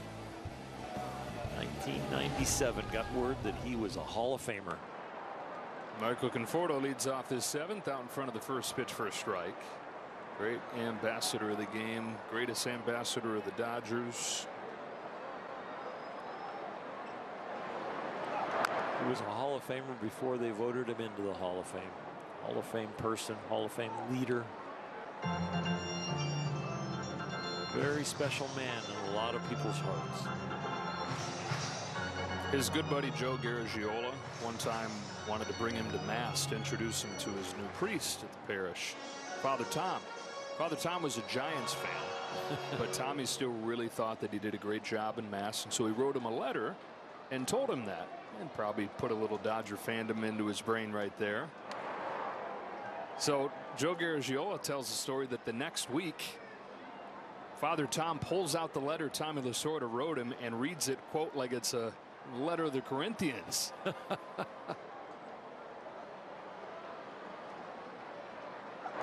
Tommy writes him another note. Thanks for reading my letter. Includes a Dodger jacket. And sure enough, the next week at Mass, Father Tom's got his normal garments on with the Dodger jacket over the garments. Tommy Lasorda, the only guy that could get a Giant fan priest to walk down wearing a Dodger jacket in church. All right.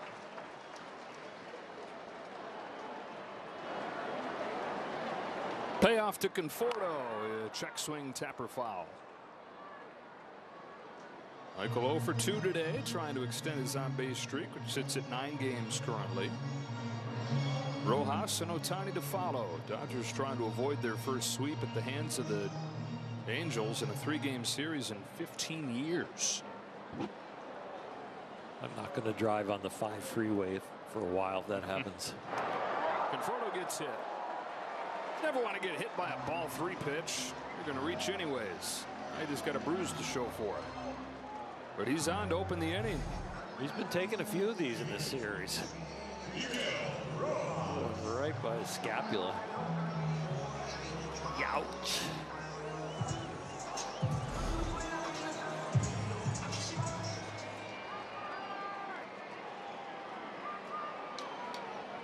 Rojas 0 for 2. Dodgers haven't had the same lift out of the 9 spot today they've gotten so frequently lately. And it's been a continuation of the last week's trend of up and down for the offense. 2 runs on Friday, 9 runs Saturday, 1 run today. And what preceded that was 19 against the A's. Dodger offense only has 9 more outs to catch up and get ahead. But for the Angel bullpen, it probably feels like they have 90 more outs to get. Especially right here when you're 1 batter away from the tying run coming up. And it's Mr. Ohtani.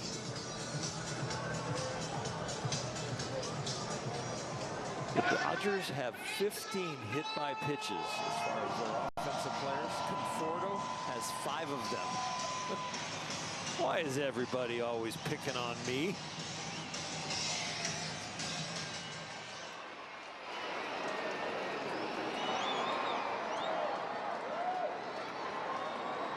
(1-0) to Rojas.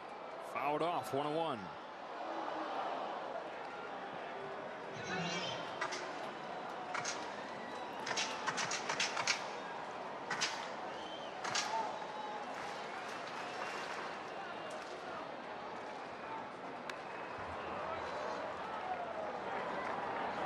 Two good pitches to hit, 2 nice passes, but just foul balls.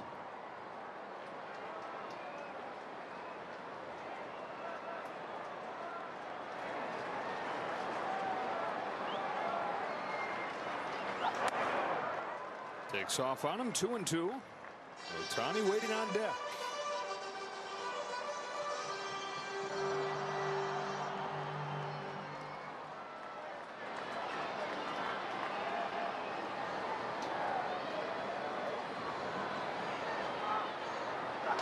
Got him with the high fastball. Rojas expanded the zone right there. Strike 3.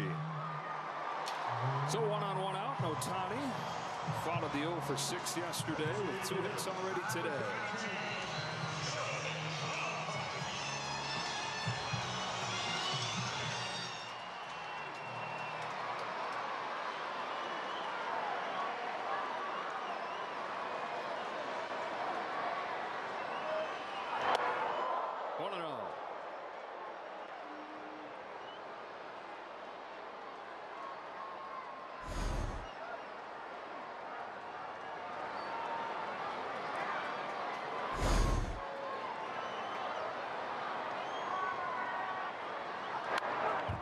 One. That's where you have to be slightly crazy. Get the one right at your chin, and then you get a fastball in the middle of the plate, and you're able to put a swing on it instead of just staring at it, making sure it doesn't hit you. Soft bouncer up to first. Shonowell turns and feeds Burke. Safe at first. Take a look on replay. Ohtani with those long strides flying up the line. It's a breaking ball that's high, which leads him out of the box as he chops it. So that little bit of boost coming out of the box, and that makes Ohtani safe. They are not going to challenge it. Wow.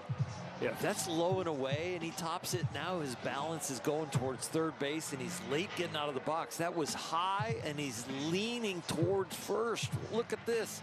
So the front hip opens up, the high pitch keeps him on his feet, and that little bit makes him safe at first. Shades of Ichiro, just with longer strides. That's going to do it for Burke. Shohei's got 3 of the team's 4 hits. Talent-wise, with the Correas and the Royce Lewises and the Buxtons firing at the height of their power, they're probably the most talented team. Royce Lewis puts his team on top. Postseason monster, we all know that. Grand slam, Carlos Correa. With Byron Buxton, it's the tools, the speed, the power. He knows one speed, and that's to go get it. I think that we're a great team. I think we know we're a great team. The Twins have the most talent in that division. Your day in baseball starts with MLB Central. Let's get it started. Lead off your morning with in-depth breakdowns. Perfect balance. What? Boom. Interviews with the players. Get back to the fastballs. I know what that passion feels like. And a little bit. Keeping. You behave properly. Hey. Of everything else. Come on, Marlins. The window seats are. The baseball day begins with MLB Central. Weekdays at 10 a.m. Eastern. Only on MLB Network. If you're not watching this show, you're the problem.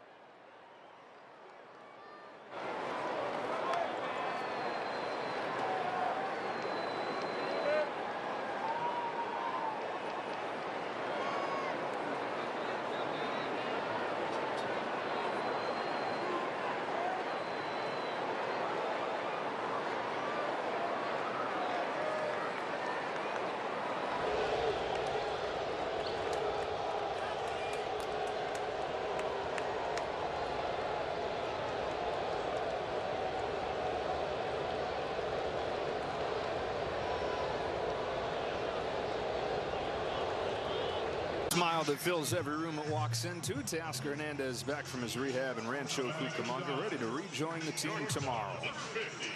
And maybe bringing him some good luck here. Tying run at the plate as Sean Anderson comes in to pitch. Mookie Betts the hitter in a 4-1 game. Came up from AAA, has done a decent job, but only 2 appearances so far. AAA stats were not that good, so there might be something here that's going to burst. First one to Betts. Taken to the top of the zone for a strike. Betts 0 for 2. He did walk his last time. That's the Dodgers' biggest threat to this point in the 5th inning when they got 1 run but left the bases loaded. On an 0-1. Betts takes ball 1.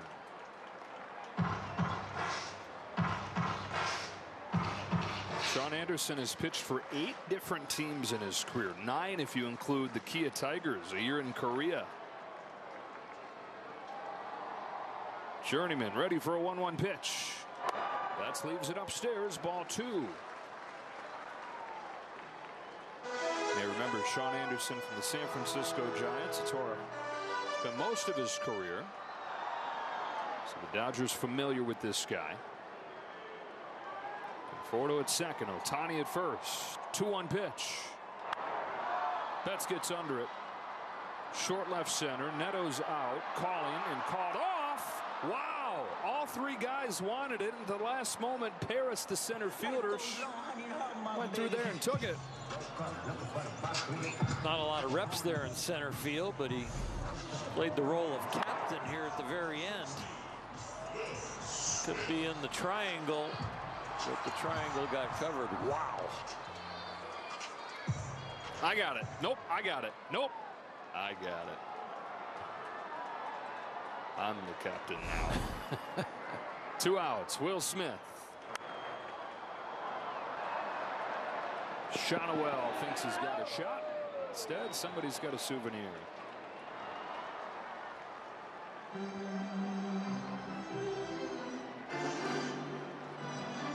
Will has 2 walks in this game. Just keeps on patiently reaching base. But it ain't like he's just up there to walk. He's hitting .333 as well, among the National League leaders there. Try to get Friedman to the plate. Anderson's 0-1. Smith takes a ball. Dodgers looking for only their 3rd hit with men on base. Yes, runners in scoring position, but they are 2 for 10 with men on today.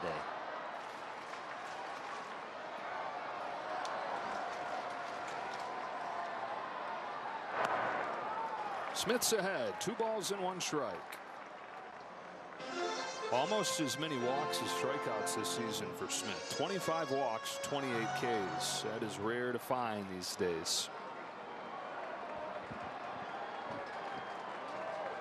Anderson to Smith with a 2-1. And a shot deep to left field. Ward is back. It is gone. And it is tied.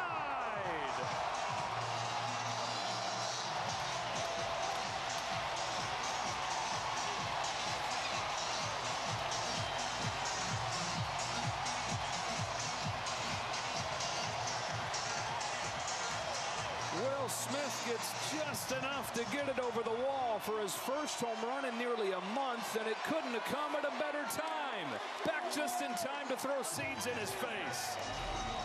The #1 hitter with runners in scoring position in Major League Baseball this year comes through again. It doesn't matter how far it went as long as it went far enough. Strike on Freddie Freeman. 4th of the year for Smith. He's been getting on base, been hitting for average. The power numbers haven't been there quite the same when it comes to the homers, but number 4 is a big one. Nothing in 2 on Freeman. Will spoiled Freddie's chance for redemption. A couple innings ago, Freddie hit with 2 outs and the bases loaded, flew out to left. Will said, you know what, Freddie, I'll take my turn now. You can have the bases empty. They're not too far off from starting to talk about all-star voting, and you better believe this guy is leaning towards a 3rd consecutive trip to the Midsummer Classic. Will probably didn't even know he was back. Hey, when'd you get here?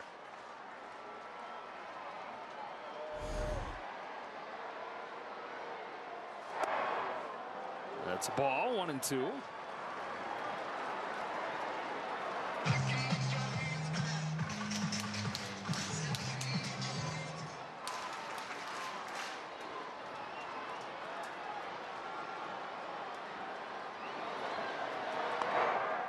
Count evens up.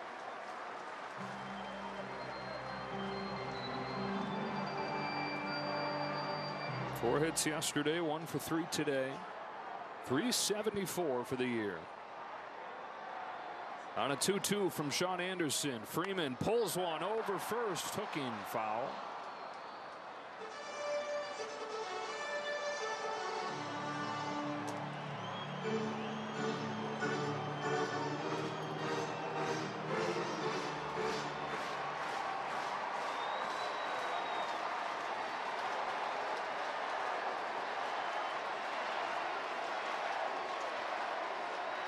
Got him with the fastball. Dodgers needed a spark, and they got it from Will Smith. He's tied it with a home run. Arguably one of the best pitchers, if not the best pitcher in the game. At 100 miles an hour, Sandy ties a career high 14 strikeouts. This guy is a difference maker for the Marlins. He's a staff ace. He wants to take the ball, man. He has been great. Sandy Alcantara has thrown a complete game shutout. It's like if I faced you, you got no respect for me. No. Exactly. Force at the front of the rotation. And the guy that wanted to finish what he starts. Shutout for Sandy Alcantara. It's a great night for baseball. This matchup features some of the best talent in the game. A lot of power, a lot of marquee names. Here we go. Buckle up, folks. There's a guy who wants to be in the spotlight. The bats have come alive. A showstopper. We're just playing Powerball. This place doesn't know what hit him. These teams are entertaining, are they not? The show continues. Experience game-to-game coverage of the night's biggest moments, live and commercial-free.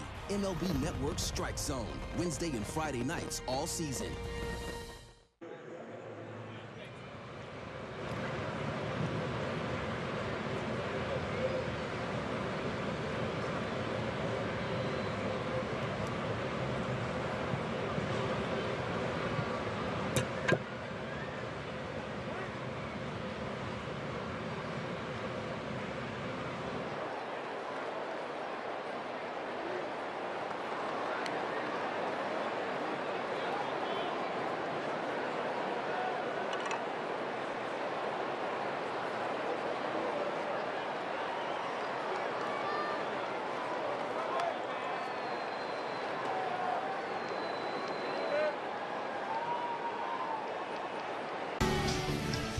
World Champion Dodger Baseball on Sportsnet LA is brought to you by your local Kia dealers. Visit Kia.com to discover movement that inspires.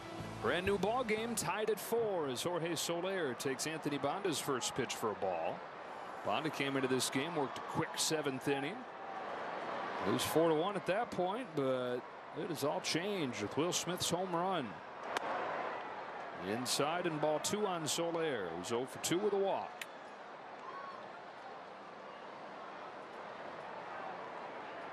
Darno and Lugo to follow in this inning. Bonda deals. Ball 3. Shutdown inning right here. Keep the momentum. Angels trying to sweep the Dodgers. Will Smith, that swing says not in our house.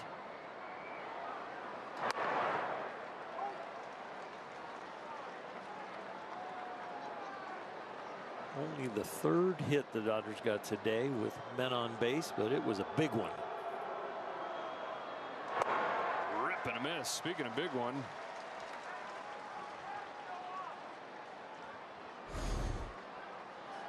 Well located 3-1 pitch on the outside corner.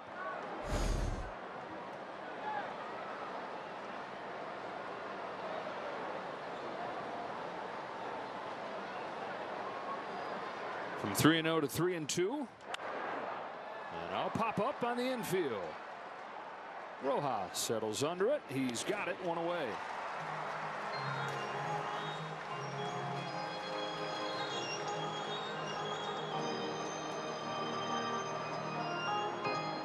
And now Darno.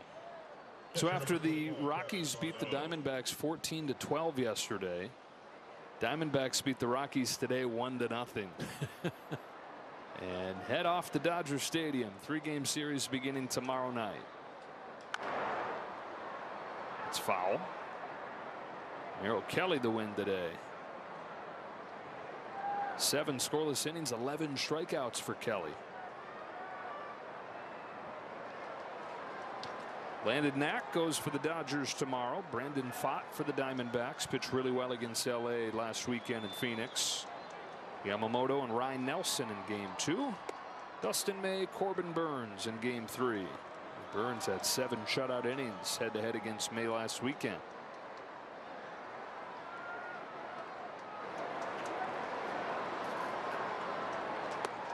Diamondbacks just have not been able to gain any steam this year. Right around 500 the whole way. 3 games up right now.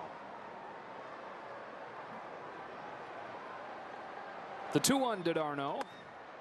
Missed inside, ball 3.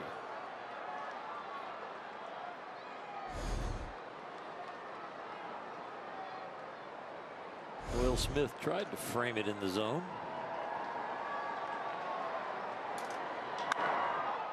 Smack to left field. Conforto's back, and Travis d'Arnaud has put the Angels back in front with his first home run of the year. Both catchers going deep. 5-4 Angels.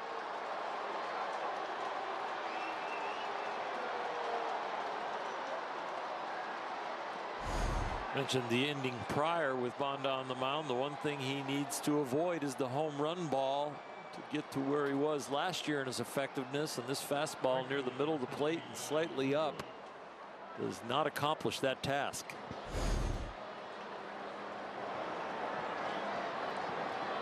Lugo. d'Arnaud came into this game 0 for his last 15 with 7 strikeouts. He's 2 for 3 today. Home run and 2 knocked in. For the 5 for the Angels today, coming off home runs. Most home run reliant team in baseball this year. They've gotten it done in a few different ways in this series. Running their total to 22 runs over the 3 games. Hot shot, base hit.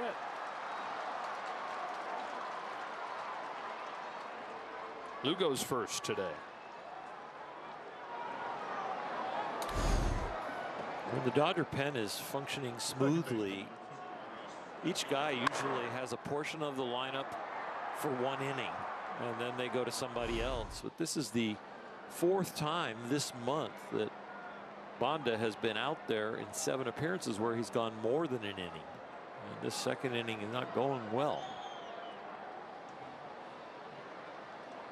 Now, perhaps a domino effect of the injuries. Roles are shifting, morphing. Yeah, the rotation not picking up as many innings as they should. The Dodger bullpen is picking up way more innings than almost everybody in baseball.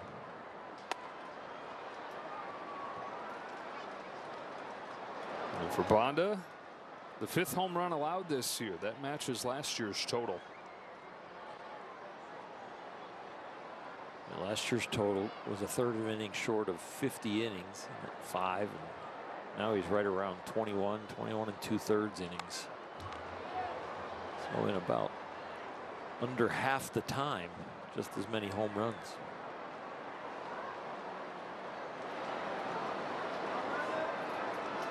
Dodgers start the day tied with the New York Mets for the best record in the National League. Trying to be the first to 30 wins in the NL. Tigers have already gotten there in the American League.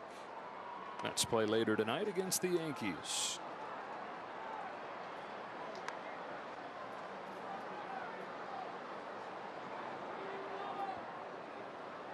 Lead the Padres by a game in the division. San Diego's on the verge of getting swept by Seattle. Down 6-1 in the 9th.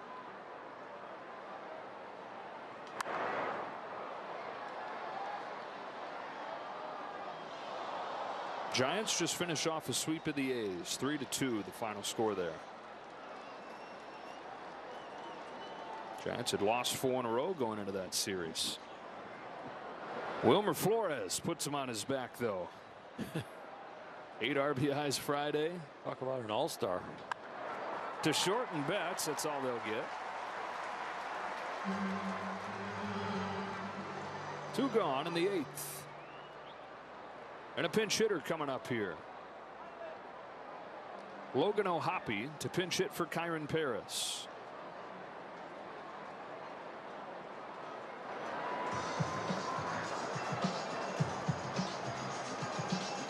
O'Hoppe came into this game 2 for 27 over the last week or so. And 2 for 5 last night with a home run and 5 knocked in.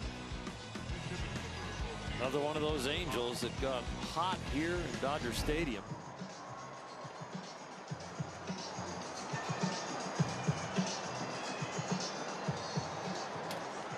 Those Padres, they lose again today. They are just a completely different team on the road than at home. They'll be 500 on the road.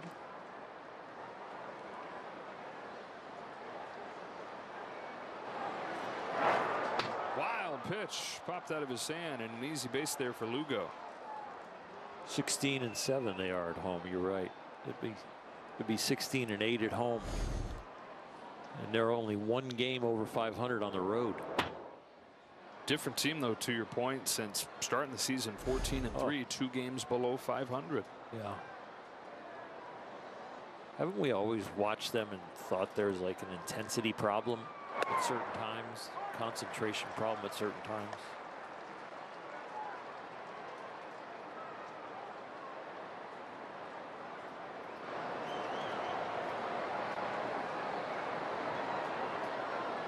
Bonda home to Ohapi with the 1-1. Swing and a miss. 1-2. Angels have taken the lead. Starting catcher today, Travis d'Arnaud, leaving the building. Catcher off of the bench here in Ohapi. Runner at second, 2 out. The 1-2. Dodgers are going to get the top of the order to the plate again in this game. They've got 5, 6, and 7 due up in the 8th. And who's it going to be at the back end for the Angels? No Jansen, no Zephyr-John.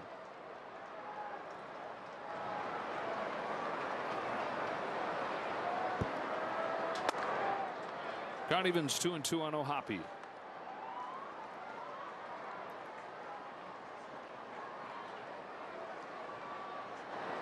Career high 5 knocked in yesterday for the catcher. Off the bench here on a 2-2. Swings through it. That's strike 3. Angels take the lead right back. Travis d'Arnaud goes deep. 5-4, middle 8. We do not talk about this superstar enough, and that's Rafael Devers. 6th straight game with a home run. Jaron Duran is an extra base machine. I've just always been like that guy that keeps his head down and works hard. Swing and a miss. Crochet's got that kind of electric stuff. This green monster is tailor-made for Alex Bregman's swing. Great fit for Bregman, great fit for the Red Sox. This was the piece that they really needed. The guy's a winner. He's got all the talent. The Red Sox are a much better team this year than they were last year. Turn on baseball's biggest game changer, MLB Big Inning. Experience live baseball in a whole new way with up to 4 games on a single screen. He is on fire. MLB Big Inning, every game night on MLB.tv.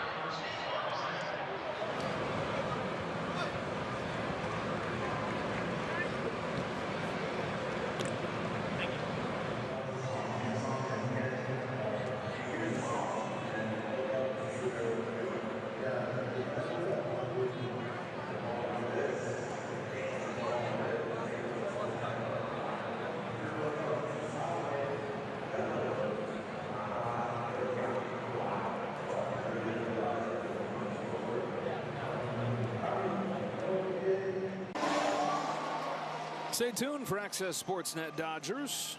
Kelvin in studio with Jerry and Don Trell today. Joe Adell into the game in right field. Lugo's in center. Pages rolls the first pitch of the inning to second. Rengifo will throw him out. So Adell backfills. There's Lugo slides over to center field. Paris came out when Ohapi pinch hit for him. So now you could put Adell into the 9th spot in the order. Dodgers down a run and the home run from d'Arnaud.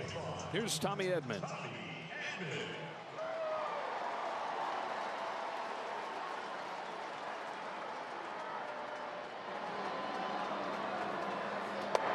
Taking a strike. 0-for-3 in his first game back.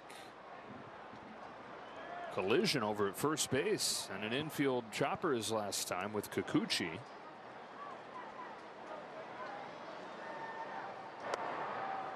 1-1. That sent Kikuchi out of the game, but also probably a little bit of the impact, but a lot of the pitch count too, and the tumble. It's good to see both of them as of right now healthy from that. Tight zone right there. Ball 2. This is the first at bat of the day for Tommy Edman from this side of the plate. Used to not be very good over here, but he's been much better from this side this year. On a 2-1 from Anderson. He looks at ball 3.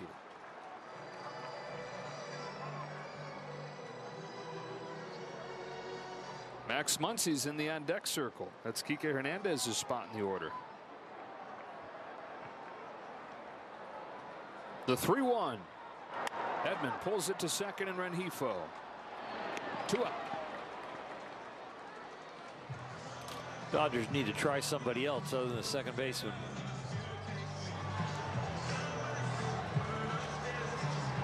So here is Muncy.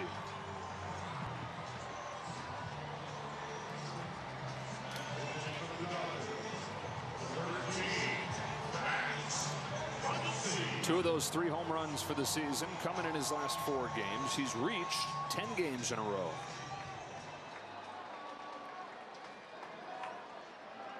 The average is nothing to be proud of, but it's past the embarrassing stage now at 211.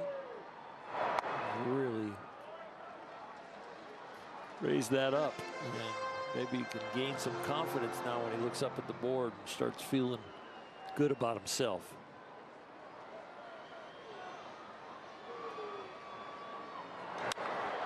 Rips this ball down the line. If it's fair, it's got a chance. It's just foul.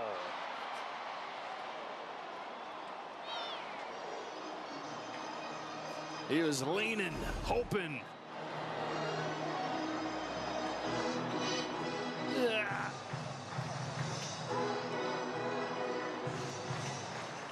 Plenty of distance into the second deck, but foul. And just a long strike.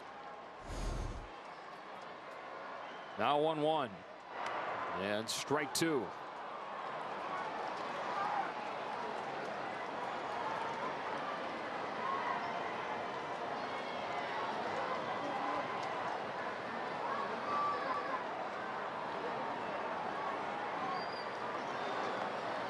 Sean Anderson throws, and Muncy watches the count even up.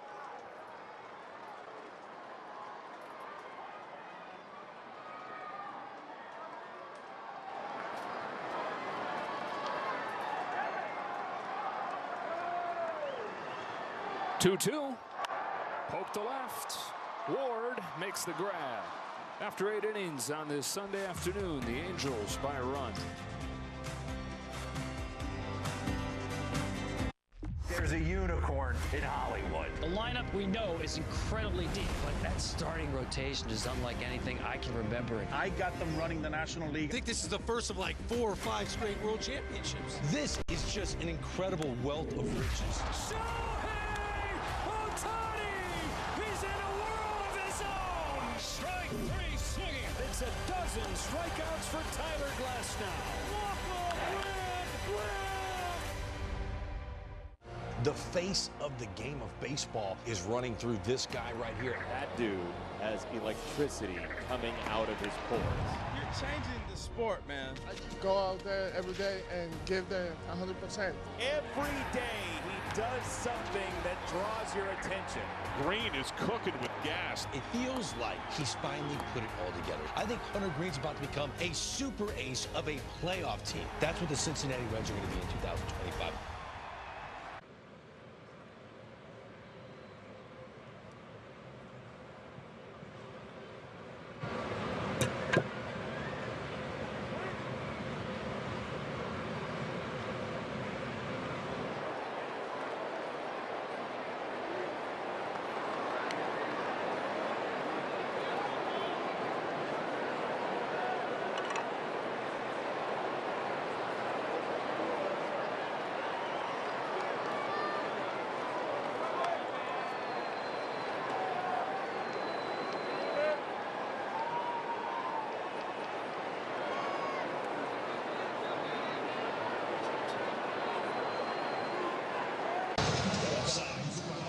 Luis Garcia takes over for the 9th inning. Dodgers have 7 Ks in this game, so get your Jumbo Jacks tomorrow as the Dodgers and Diamondbacks open up their series.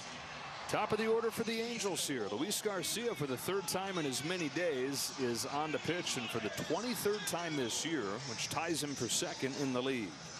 Ties him with Alex Vesia down there in the pen. Of all the guys that are working the most down there, we have seen him a lot. Neto, Shanuel, Moncada.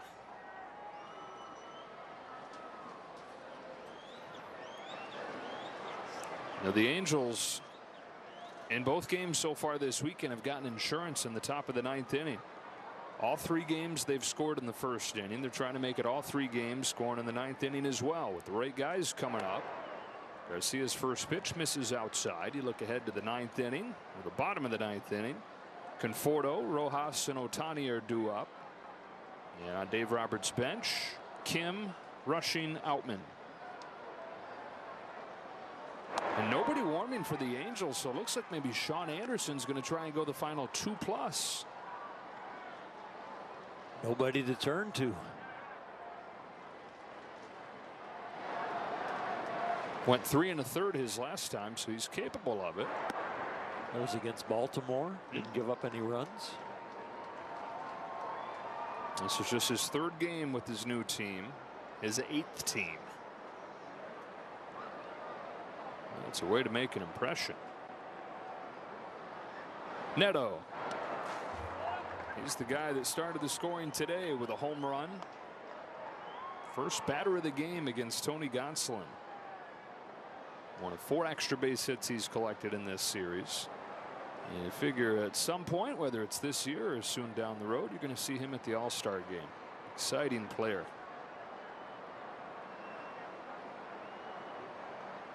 On a 3-1 from Garcia. Neto rips a base hit to left to open the 9th. Zach Neto is deceivingly strong. From the elbows down through the hands, he has some strong hands. Gets on top of balls, hits them hard. Kind of a little buggy whip swing as far as a lot of wrist and hands in it.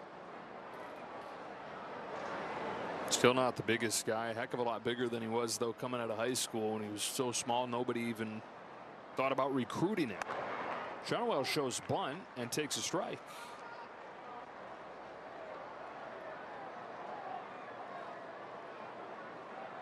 Shanuel 1 sacrifice hit this year, 4 in his short major league career. Moncada waits on deck. Shanuel this time swinging away, and now down 0-2.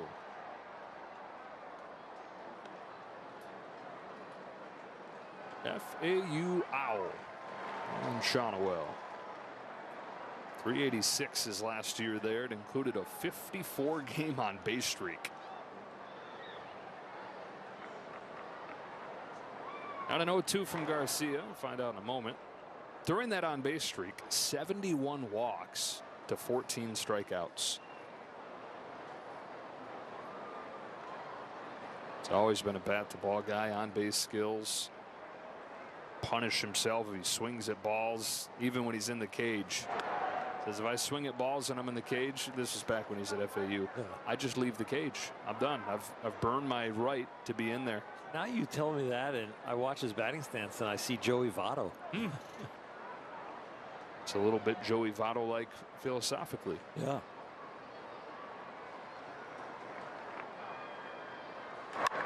Strokes one to left center field, and back-to-back hits to open this 9th for the Angels. Neto will go first to third. It's like these first inning and 9th innings against the Angels are haunted. Just can't get anything done on defense and from the mound.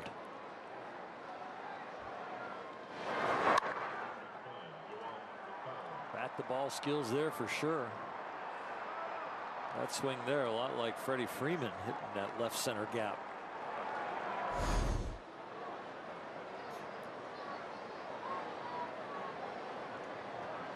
Still nobody out. Infield's going to come in. Yohan Moncada comes up. Switch hitter, much better from this side. Today he's got a walk and a hit.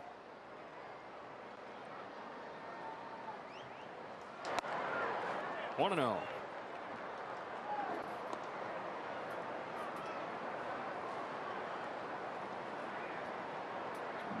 Ron Washington was saying coming into this weekend, it's not a chance for us to look at the other side and say it's a measuring stick. It's a chance for us to be better than we've been.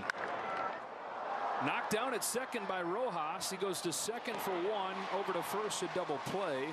Run comes to the back door, and for the third time in as many games, the Angels have bookended the game with runs in the first and at least one run in the ninth.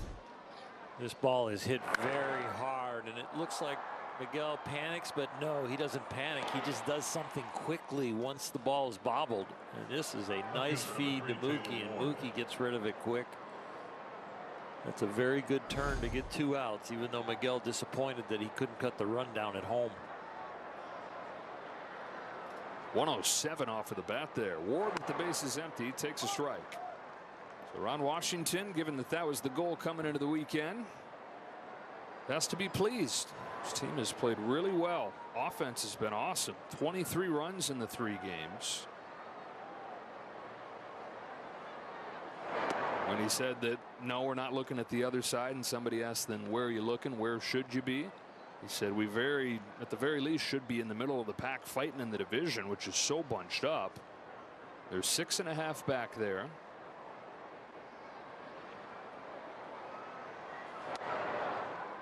A division that feels pretty open. Seattle sweeping the Padres this weekend to get a little bit of distance from the Astros and the Rangers. A's have dropped 5 in a row and fallen back just a game ahead of Ron's club now. Garcia's 1-2. Ward fouls it off.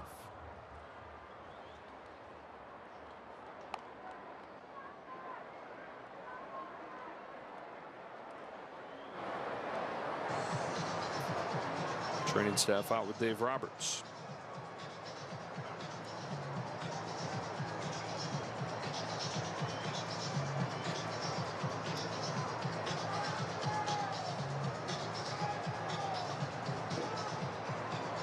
The Angels offense has shown themselves and gotten healthy in this series. The Dodger pitching staff needs to take a deep breath and get healthy itself to turn some of these equations around. We don't need them jogging out to check on another pitcher.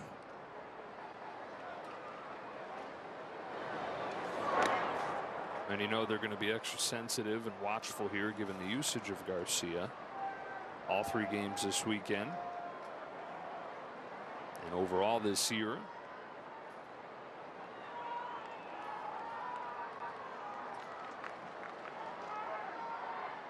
Here's his 2-2 to Taylor Ward. He got him swinging. Angels, though, get the insurance. So the Dodgers down 2 with Conforto, Rojas, and the top of the order, and Ohtani coming up against Anderson.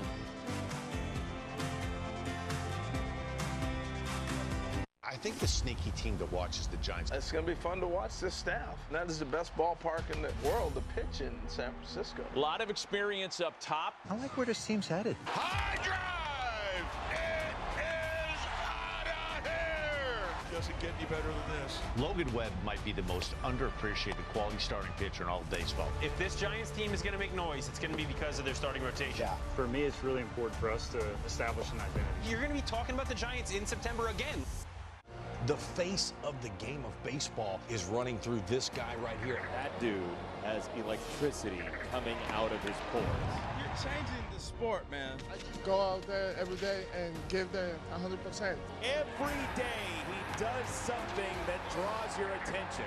Green is cooking with gas. It feels like he's finally put it all together. I think Hunter Green's about to become a super ace of a playoff team. That's what the Cincinnati Reds are going to be in 2025.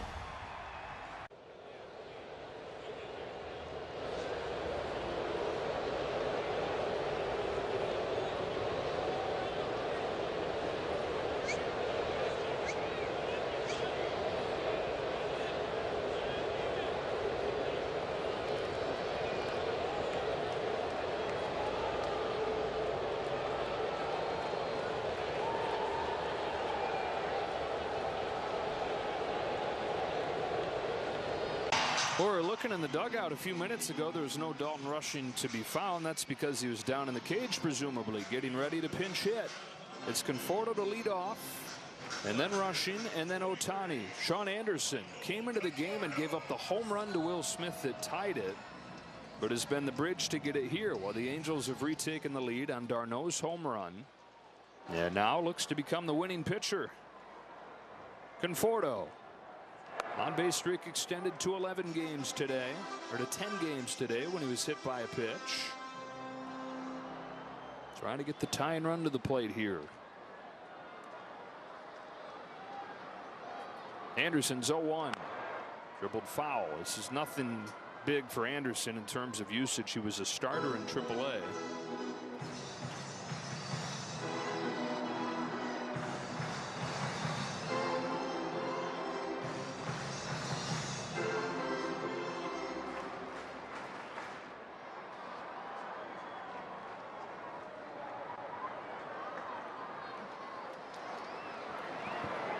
Oh-2. Fly to center. Lugo's got it spotted. One away in the ninth. You mentioned for Anderson it's not too long, and it isn't. And when you finally get out there in these kind of outings, you start to actually hit your stride when you're an ex-starter. The shock is at the beginning of the outing and warming up in the bullpen coming in. Well, checking the boxes. Dalton Rushing, first pinch hit appearance right here. Back-to-back multi-hit games to open his big league career. 1 ball, no strikes. Dodger catchers in this series are 11 for 22 with 6 walks. Oh, in the homestand. Sorry, Dr. Krajewski, I just blew that one. That's a rarity for me to misread a card. Yeah, it never happens. 1-1 on Rushing. Ohtani waits on deck. Huge hitter here for Sean Anderson. He'd love to be able to say, I don't care how far you hit it. Still have the lead. It's why that insurance run looms so large at this point. It's also why Rushing looms large.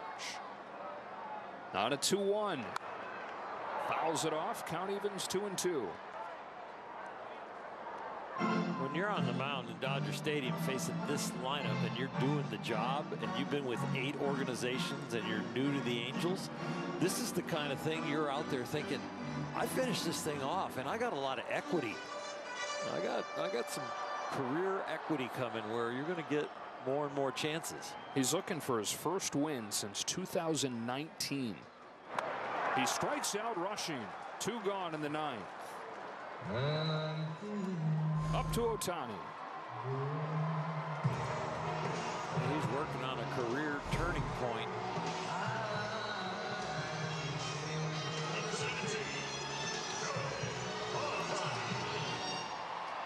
Dodgers have 5 hits in this game. Ohtani's got 3 of them.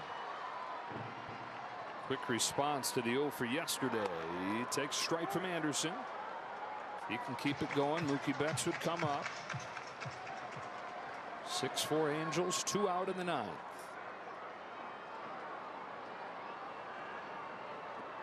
Anderson's 0-1. It's ball 1.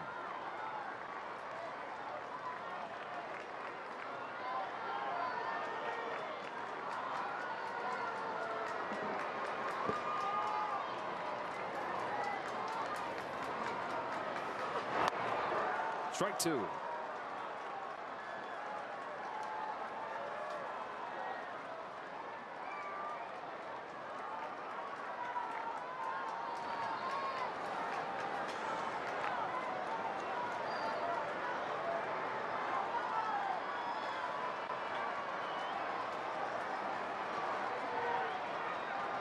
The 1-2 pitch.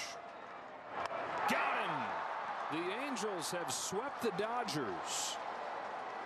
Their first 3-game sweep of LA in 15 years. Dodgers don't get swept at home very often. The last time it happened was last year in July. It was the Phillies that did it. This is a little more odd and tough to swallow when it's the Angels.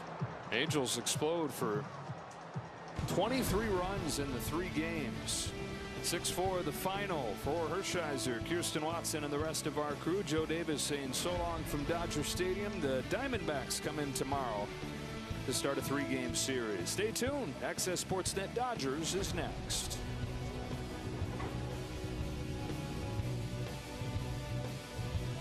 I'll give you this brand new electric vehicle if you can prove to me you know your finances. How many subscriptions are you paying for? Just 3. You sure? Let's download the Rocket Money app right now and see if you're right. It's actually 21 subscriptions, which is costing you around $370 a month. The app is telling you all this? Rocket Money shows you all your expenses in one place and even helps you suggest a budget based on your past spending. Don't worry about the 21 subscriptions.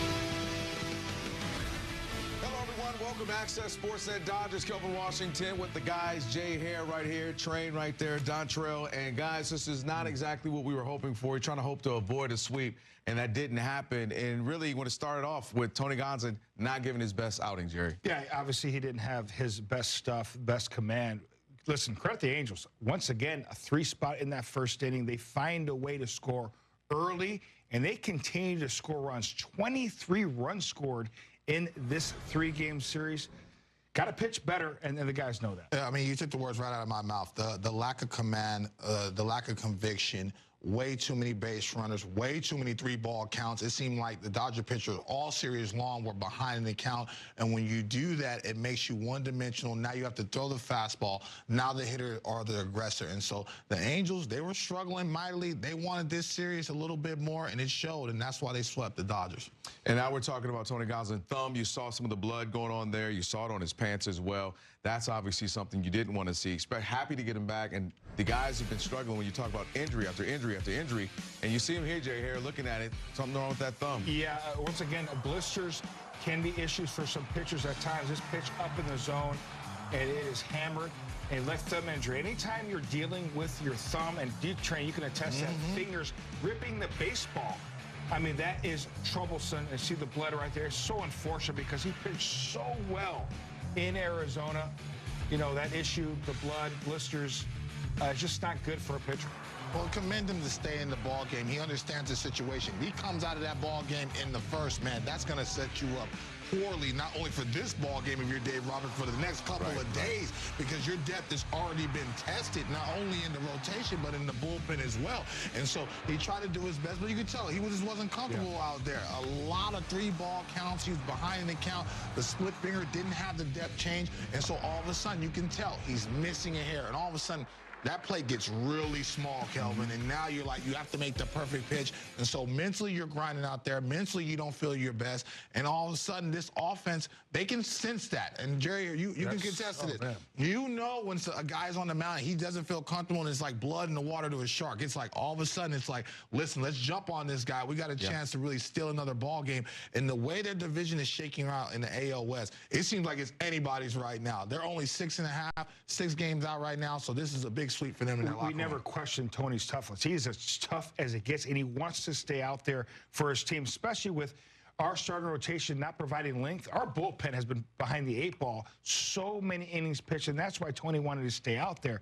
But on the flip side, if I'm a hitter on the Angels, you mentioned it, blood in the water. I am sitting up in the zone because chances are he's not going to have a feel for his pitches. He's not going to have command. I'm hunting middle of the plate. That's what the Angels did. And then we're laying off pitches. That's why you saw 5 free passes. You say blood in the water. I say blood on the pants. They can see it right there for sure. All right, we're going to head back to the booth and check in one final time with Joe Davis and Oral. Well, the Angels come in here to Dodger Stadium and sweep 3 games from L.A. To the point where Game 3, we've got a pitcher that's got blood on his hand, and that's not good. This team really took it to us. All of a sudden, their bats wake up, and the Dodger pitching is just getting hurt and not being effective. This was a tough series. And you have on paper a tougher match coming in tomorrow, the Diamondbacks for 3. Yeah, you get somebody from the National League West that's chasing you, that's hungry, that's trying to put it together. They're going to have some good starting pitching. We're going to have to turn around our starters when we go into that one. All right, Landon Knack scheduled to go for the Dodgers. First game of 3 as this homestand continues. 7-10 tomorrow night. All right, again, not exactly how the Dodgers wanted it to go for sure. We're talking about first sweep of the season, 3-game sweep of the season for them. But we got to get to the highlights. At least the lights. Maybe they weren't the highest for the Dodgers. You see him there, Tony Gonsolin, right? Looking concerned. And his finger right here. Zach Nito's going to hit a home run to left center field. And it's right off the bat, not exactly how you wanted this thing to go, Jay Hare. You can't miss 1-1 count to Neto. He's their primary threat at the top of it. He has some serious power, and as soon as that ball was thrown, Tony knew he wasn't getting that baseball back. Yeah, you see him looking at the thumb there. Again, we talked about the blood on the pants. It's obviously something that was affecting him. Angels on the board. In just a few pitches, they go up 1-0. Here we go then. Gonsolin continue to have some issues with that finger, Jerry. And once again, you know that as a hitter, I'm sitting center cut fastball, 2-0 pitch. He sold out on the fastball, got it, did miss. Oh, you know what? I don't care if you're struggling or not, Jay Hare. You cannot miss at that part of the zone in that count. They're selling out, and he did not miss it. Yep, Taylor Ward will get that home run at 3-0. A couple of batters later, 2 outs. Gonsolin right here. 4-pitch walk to Darno, and again, just never comfortable. Yeah, finally gets a hitter to chase. They're up in the zone 3-2, but 3-0. Angels are that. Yep. After 1, there we go down to the second. Still on the mound, Gonsolin right there. Going to strike out Kyron Paris. A little bit better this inning, D-Train. Yeah, he put a better sequence. You know what I mean? The ball was down, being able to lean on your slider and your split finger. And here's somebody we've been talking about. Good to have him back. Welcome back, Tommy Edman right here. Yeah, that ball smoked off his bat. Unfortunate. Really right at the left field. Yep, we go to third. Runner on first, nobody out. Moncada right here is going to go to right. Moncada's always been a guy with great ability. Just struggled to stay healthy. Off to a pretty good start with the Angels. 2 batters later, here we go. Gonsolin is going to be able to get something you want to see right there, D-Train. Yeah, it's not, the command isn't the greatest, but he got a strikeout. But if you look at the count, he's ahead in the count. So every time he's gotten a strikeout, it's 0-2 instead of being 2-0. All right, here we go. Darno again. He's going to drive in a run right here in center. Yeah, contact is king right there. This is up away off the plate. Darno just able to get enough of it for a hit. Angels up 4-0. Here we go now, bottom of the third. 2 outs, nobody on for Shohei. He's going to get their first hit of the day with the line drive. He's going to go to left field. Hopefully, you're hoping at this point get something started. Yeah, absolutely. You want to chip away. Still early in this ball game here. Start to chip away. 4th inning, Gonzolin's still out there. Train. He's going to walk Nito. Yeah, it's starting to get deep in the counts. 3-2 count, misses the plate. Now trying too hard, pull side to the glove side. He's just not comfortable, and that's very frustrating because the pitch count is starting to go up. And you know what? The more pitches, the hitter tends to be the aggressor. But they're able to pitch out of another big-time jam and keep it in striking distance. There he is. 4 innings pitched, 4 earned runs, 5 walks, 2 homers allowed. We go to the 5th now. Trevino going to make his Dodger debut. You got Soler's going to pop out here, pop foul. There you go. Kike. Look at that effort. Ruining somebody's meal here, Jay Hare. Well, here's the thing. Listen, with the net, remember Circus du Soleil is in Vegas. Sometimes he makes an appearance in L.A., but Kike Hernandez, great effort trying to make a play. Trying to make a play, stepping on some beers, knocking over some hot dogs, popcorn. I'm going to need my nachos back there. You think he's saying something after the game? Hey, go tell them. My bad on that one. Later in the inning, nasty sweeper right here, Matthew Lugo. Yusei Trevino able to get him out there. We go to the bottom of the 5th. Kikuchi still out there. It's a line drive here. It's going to score from Kike. Kike scores from second. Yep, trying to get something going. Outstanding job just getting there. I know he may have run through a stop sign there, but was hustling the whole way, especially with 2 outs. Shohei Ohtani coming up clutch with 2 outs. Rocket to right. Dodgers finally get on board here after this. Kike gets in 4-1. But hey, offense is starting to feel like they're coming on right now. We go to the big boys coming up to the plate. Kikuchi's going to walk Mookie there. Then next up, Will Smith. Good at bats here with 2 outs, just trying to find a way to get Freddie up there, a clutch as it comes. But once again, he's able to get out of the jam. Just didn't happen for him on that play. Yeah, Freddie, that fly out there is going to end that inning. You thought maybe we would get some more out of that. Bottom of the 6th. Kikuchi still out there. Tommy Edman up. I mean, this is a scary situation right here. Tommy just came off the IL with the ankle. Collides with the pitcher who called safe initially. They would challenge. Kikuchi right there. Look a lot scarier here. You're going to see his right ankle twist the bag. You worry about Edman, too, with that ankle, too. Just could have been bad for both, but both were able to get out of there. Not ideal situation. Kikuchi would end his day right there. You mentioned earlier, Jay Hare, they did challenge that. We go to the 7th down, bottom of the 7th. Shohei, he's up with 1 on, 1 out. Train, infield single for him. You know what? That's the one part of his game that is not appreciated as much, obviously, as the power. He smells base hits, especially when he rolls over in the infield, forces the defense to make plays, and he doesn't concede anything. Most power hitters, when they hit a ball like that, they're like, oh, gee, shucks. No, I'm trying to continue to get my batting average up. Don't forget he's got some wheels. Will Smith up, speaking of wheels. Game-time 3-run home run in left field. America's catcher for a reason. A breaking ball down, rocket over the left field wall of concentration. Great swing, great back path. Stays square. I mean, that is such a good swing. Gets backspin on that baseball. Ties the game up 4-4. I got to give you some dap here, Jay Hare. That was your call shot. I know what I'm doing. You know what you're doing? You've been here before? Right. Will Smith happy about that. Getting this game all tied up at 4 apiece. We go to the 8th inning now. Anthony Banda on the mound.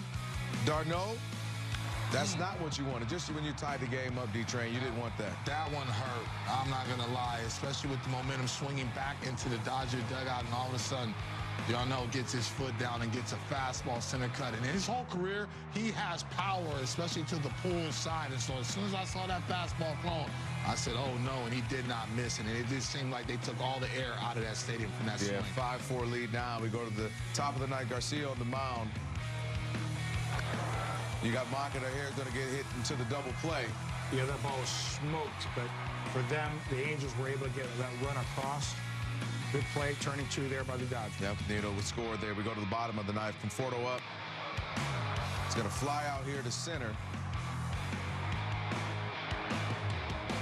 Chances going, getting shorter for the Dodgers to get back in this thing. Rushing, he did it for his first pinch hit, but he's going to strike out. Anderson got him there, which leaves Ohtani. Your call shot, Train. That was a moment. Could have been one. Yeah, that's tough, though. Ohtani had a good game tonight, but Anderson with that changeup neutralized the whole offense the last 3 innings. And the Dodgers fall 6-4. The first time this season they have been swept in a 3-game series. Tony Gonsolin walked 5, tying his career high. Will Smith's 3-run homer was his first home run since April 22nd. You got Shohei Ohtani, who went 3 for 5.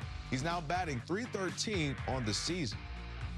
Well, just 3 days after the release of Austin Barnes, the longest tenure position player, the Dodgers, well, they released the next remaining longest tenure position player, Chris Taylor, in order to activate Tommy Edman. Taylor spent 10 years with the Dodgers, winning 2 World Series. He was a 2017 NLCS MVP and was a 2021 NL All-Star. He played in over 1,000 regular season games and 80 postseason games. Edman missed 15 games while on the injured list. All right, here's what's ahead on the schedule. The Diamondbacks are in town to close out the homestand. It is Vince Scully bobblehead night tomorrow. Tuesday, it's Mexican Heritage Night. And on Wednesday, it'll be Will Smith World Series Final Out bobblehead. All those games here on Sportsnet LA. And then the weekend, the Dodgers are in New York to face the Mets in an NLCS rematch. Should be some fun baseball coming up. Well, a rough start for Tony Gonsolin today. We're going to hear from Tony and also Dave Roberts with an update on that bloody thumb. Plus, Shohei Ohtani continues to put on a show on his bobblehead night. See where his first multi-homer game of the season lands. As a contractor, I find sometimes the most impactful thing you can say is what you do on your own home. A couple of years ago, we put a pool in our backyard, my wife and I. There was only one choice for the decking around the new pool. We used TimberTech because of the low maintenance on the product. You can install it and just enjoy it for its lifetime. Epay, Redwood. I mean, after 1 year, you're sanding and refinishing if you want to keep that sharp look. If you don't want to sand and oil every year, you want low maintenance, go with TimberTech. Did he do it? Oh my goodness, what a play! An absolute beast unleashed. You are unbelievable. Racking them up, all I do is win. Spot that hashtag like a boss, yeah, that's how I roll. Keep on nailing and never miss it back, enjoy the show. We live the biggest plays from every game with Abby LeVar on Quick Pitch. Late nights and early mornings on MLB Network.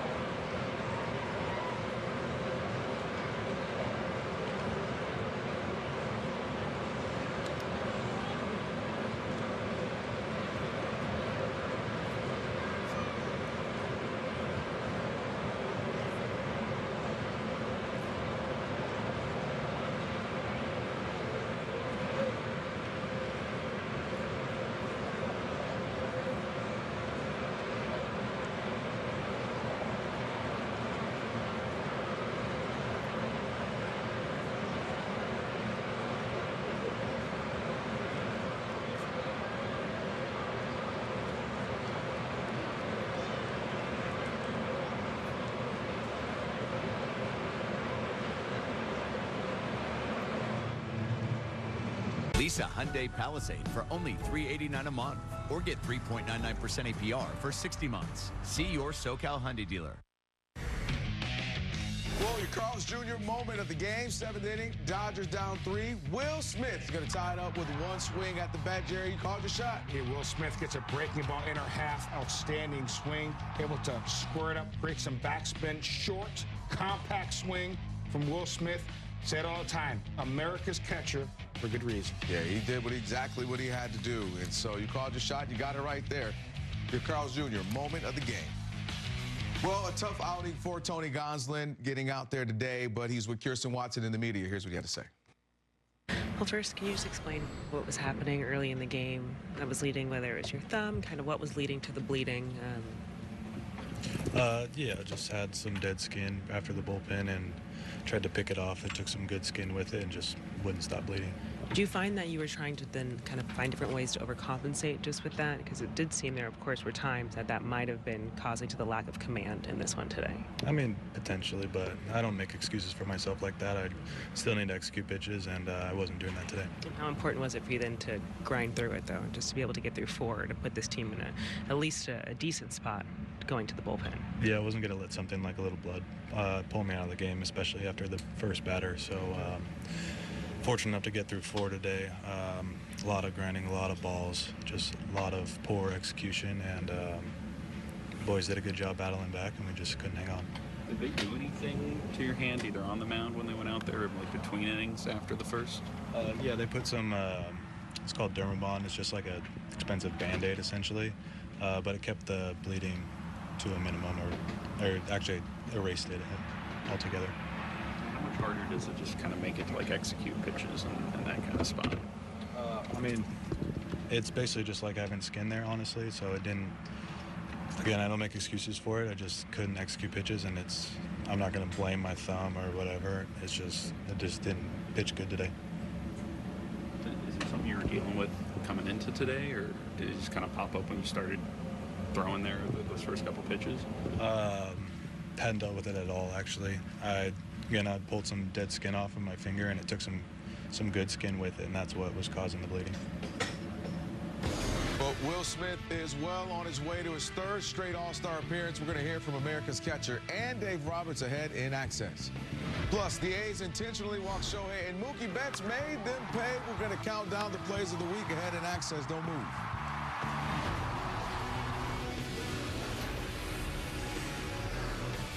Arguably one of the best pitchers, if not the best pitcher in the game. At 100 miles an hour, Sandy ties a career high 14 strikeouts. This guy is a difference maker for the Marlins. He's a staff ace. He wants to take the ball, man. He has been great. Sandy Alcantara has thrown a complete game shutout. It's like if I faced you, you got no respect for me. No. Exactly. Force at the front of the rotation. The guy that wanted to finish what he starts. Shutout for Sandy Alcantara. Did he do it? Oh, my goodness. What a play. An absolute beast unleashed. You are unbelievable. Racking them up, all I do is win. Spot that hashtag like a boss. Yeah, that's how I roll. Keep on nailing and never miss it back. Enjoy the show. Relive the biggest plays from every game with Abby LeVar on Quick Pitch. Late nights and early mornings on MLB Network.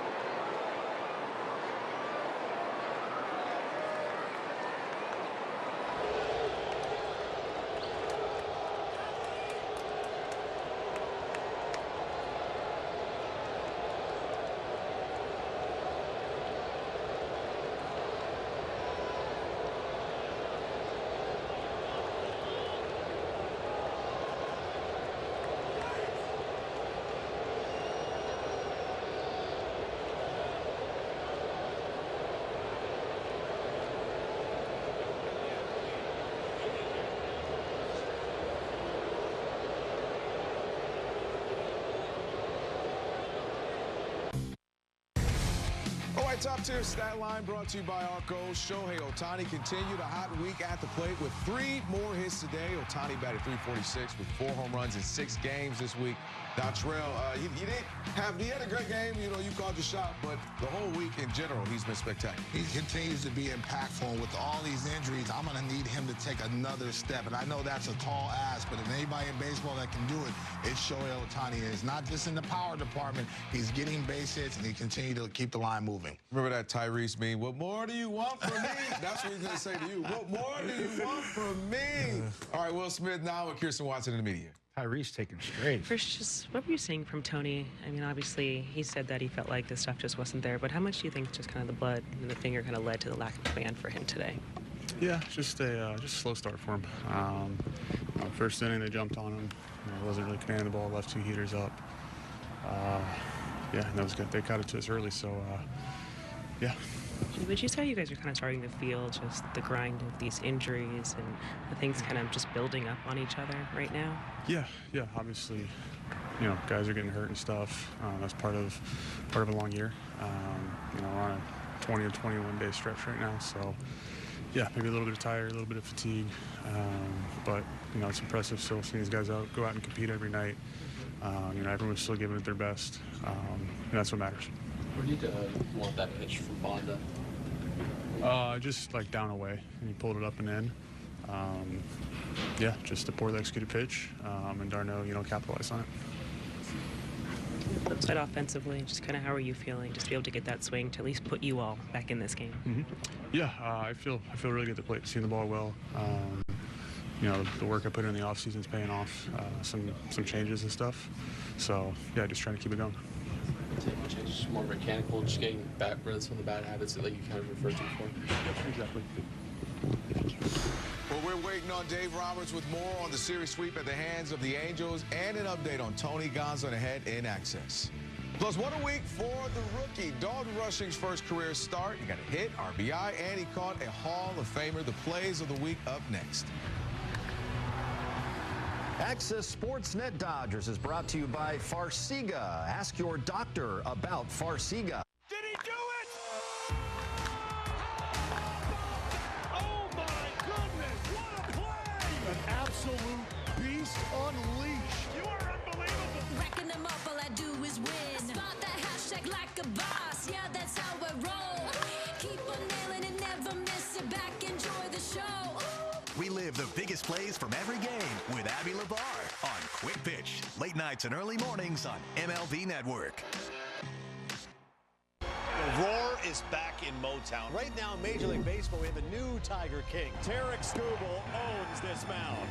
Look at him walking off the mound. This guy's a nightmare. This kid's special, doing it all. Riley Green saves the day. Does everything on the field, plays great defense, can steal bags. He's a monster. If I'm on time, I know my swing is going to be in the best spot possible for me to hit the ball. Riley Green tears into another one.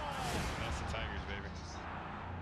The Braves have staying power. Just an absolute powerhouse. Big-time bombers in the lineup that could really, really hurt you. They're going to be a force again. Your 2024 National League Cy Young Award winner. This is what the greats do. Watch him go to work. Swing and a miss. What a way to finish for Chris Sale. Explosiveness with the velocity, with the nastiness of his pitches. The man is on fire. He is MLB Sonic the Hedgehog. That's what I do every day. Play baseball and have fun. Braves just keep on rolling.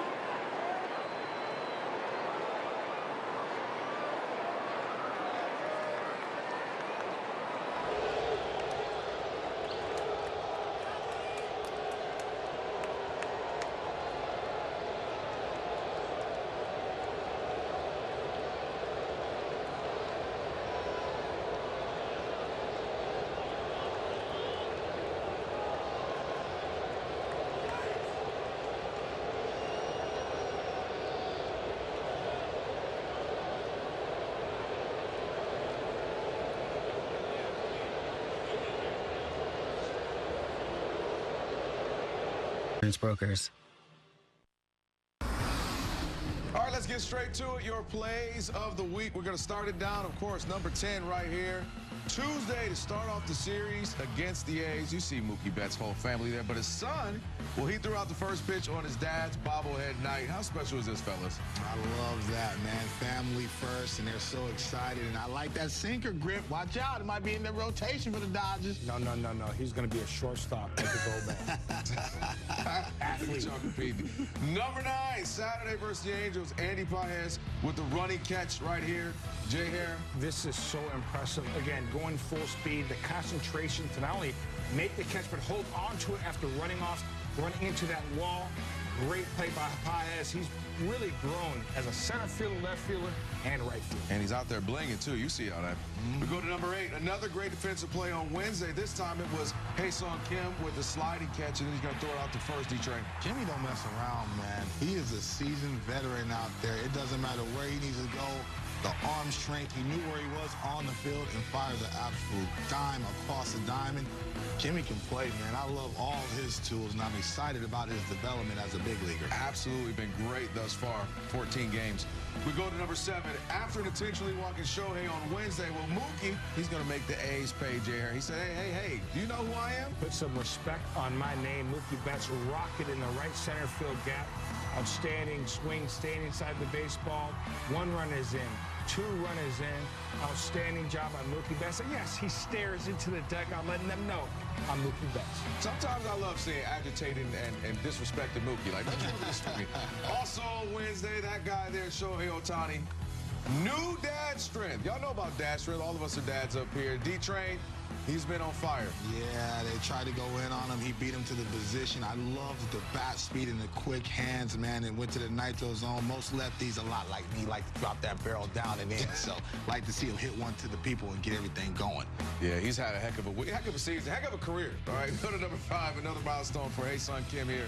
We're going to go to the K-zone, Jay Hare. Yeah, he's going to get a pitch up in the zone, a fastball, outstanding job getting the head to it, but really driving it over the right center field wall. He doesn't have Ohtani's power, but again, for his size, got some pretty good pop as well, can speed, stealing bases. One more look at it, head down on contact, knob to the baseball, barrel release, knew right away. He went big fly. First career bomb. Congrats, Kim.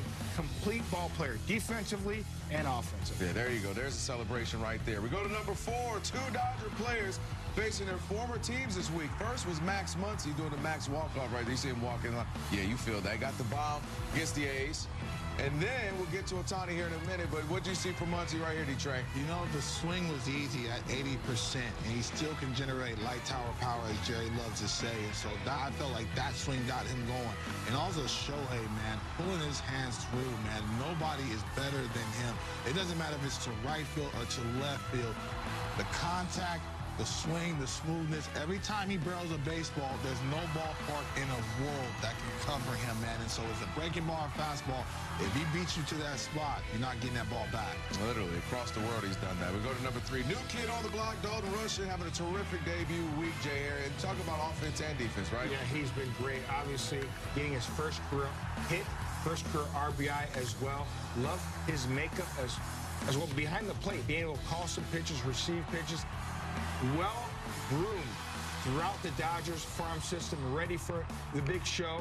Just love the makeup of this young man. Then he got to catch a Hall of Famer in Clayton, too. So it's a great week for him. Saturday, a legend returns. Speaking of, Clayton Kershaw is going to take the mound for the first time in nearly 9 months. He was able to get 4 innings. D-Train, what'd you see?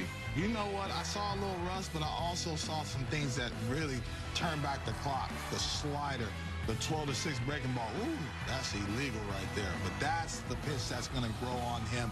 He's going to be a factor, especially with all the injuries in that rotation. He's going to be able to be aggressive and pitch very well. Here it is, number 1. Thursday with Shohei Ohtani bobblehead night, and it seems like every time it's a bobblehead night for him, he just hits a homer. Well, he puts on a show, Ohtani.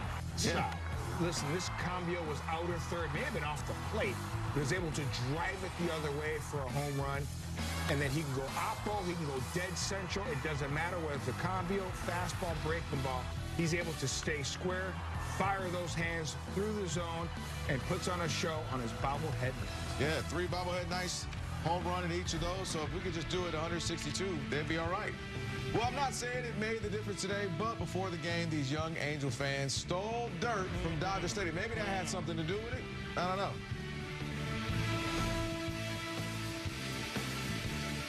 Did he do it? Oh, my goodness. What a play. An absolute beast unleashed. You are unbelievable. Racking them up, all I do is win. Spot that hashtag like a boss. Yeah, that's how I roll. Keep on nailing and never miss it back. Enjoy the show. Relive the biggest plays from every game with Abby LeVar on Quick Pitch. Late nights and early mornings on MLB Network. If you're a Rockies fan, they've got some young talent. Pretty dynamic, everyday position club. Starting to see some young guys with some serious talent. There's some speed and there's some pop. I always keep a little chip on my shoulder. He made the catch. Crazy range, rocket arm. They just need to have some guys that have breakout years. There's potential there to have that. They're going to be competitive in every game. Kansas City's hot. They are relentless. And Bobby Witt Jr. is piping hot. One big swing from the Royal superstar. The greatest player on earth right now. You become like a massive, massive force. Salute indeed to El Capitan. You have to work more. You have to sacrifice yourself more. That's the type of baseball that wins come postseason. Just the team that we have, just doing things one pitch at a time, one inning at a time. It's just so much fun.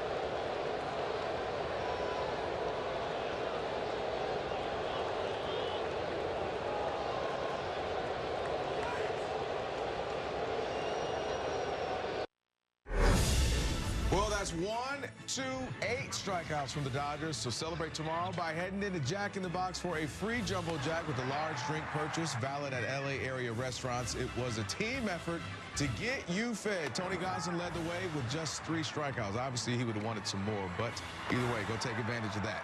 Dave Roberts got a chance to speak with the media. Here's Kirsten Watson now. First, with Tony, how would you see him to kind of handle this meeting to grind through 4 innings of work, especially with dealing with kind of I think with Tony today, it was a grind from the outset.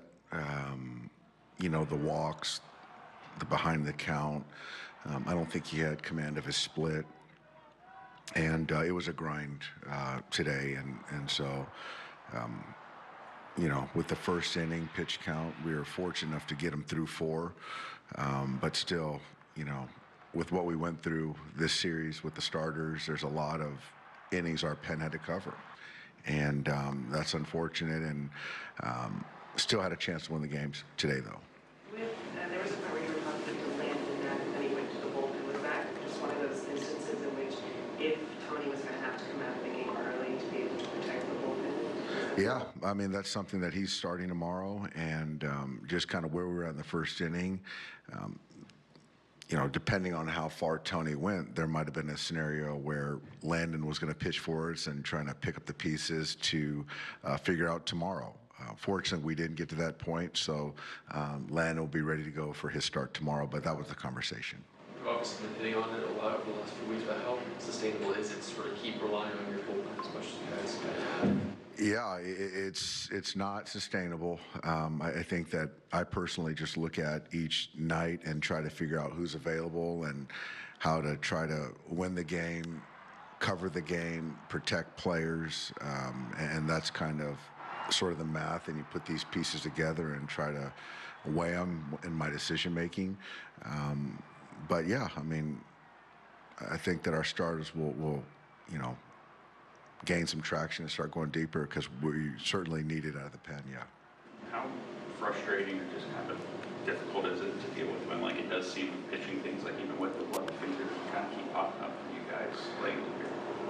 Yeah, it's you know it's sort of, I don't think it is what it is, I guess, and you sort of kind of deal with it. But yeah, I mean, Tony came in today feeling good, and then there was a thing on his finger that kind of surfaced when he was getting loose, and that kind of impeded his command. And so hopefully, you know, when he starts on Saturday, that would be taken care of and give us a full start.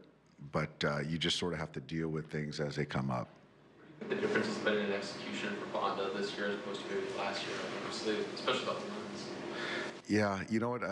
I don't know. I don't know the answer. I think that there's a lot of sinkers that, you know, are not sinking. They're not commanded. He's getting into some bad counts. There's times where he's not, you know, landing his slider.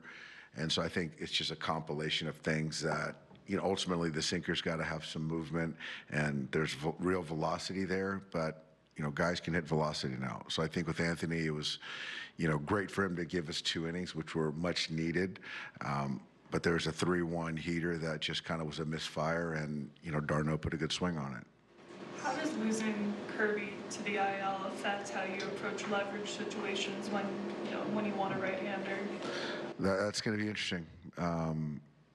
You know, Ben's kind of been a guy that pitches 2-3 innings, and so there's certain games that he's offline. We got Trevino here. You know, he's through 2 innings today, who's, you know, a guy that really handles right well throughout his career, but he's going to be down for a couple days, giving us 2 innings, and we're just going to have to piece it together. It's a good question, though. Well, the Dodgers will get their second look at the D-backs on Monday when they kick off a 3-game series versus the Show Snakes. We're going to preview the NL West matchup when we come back.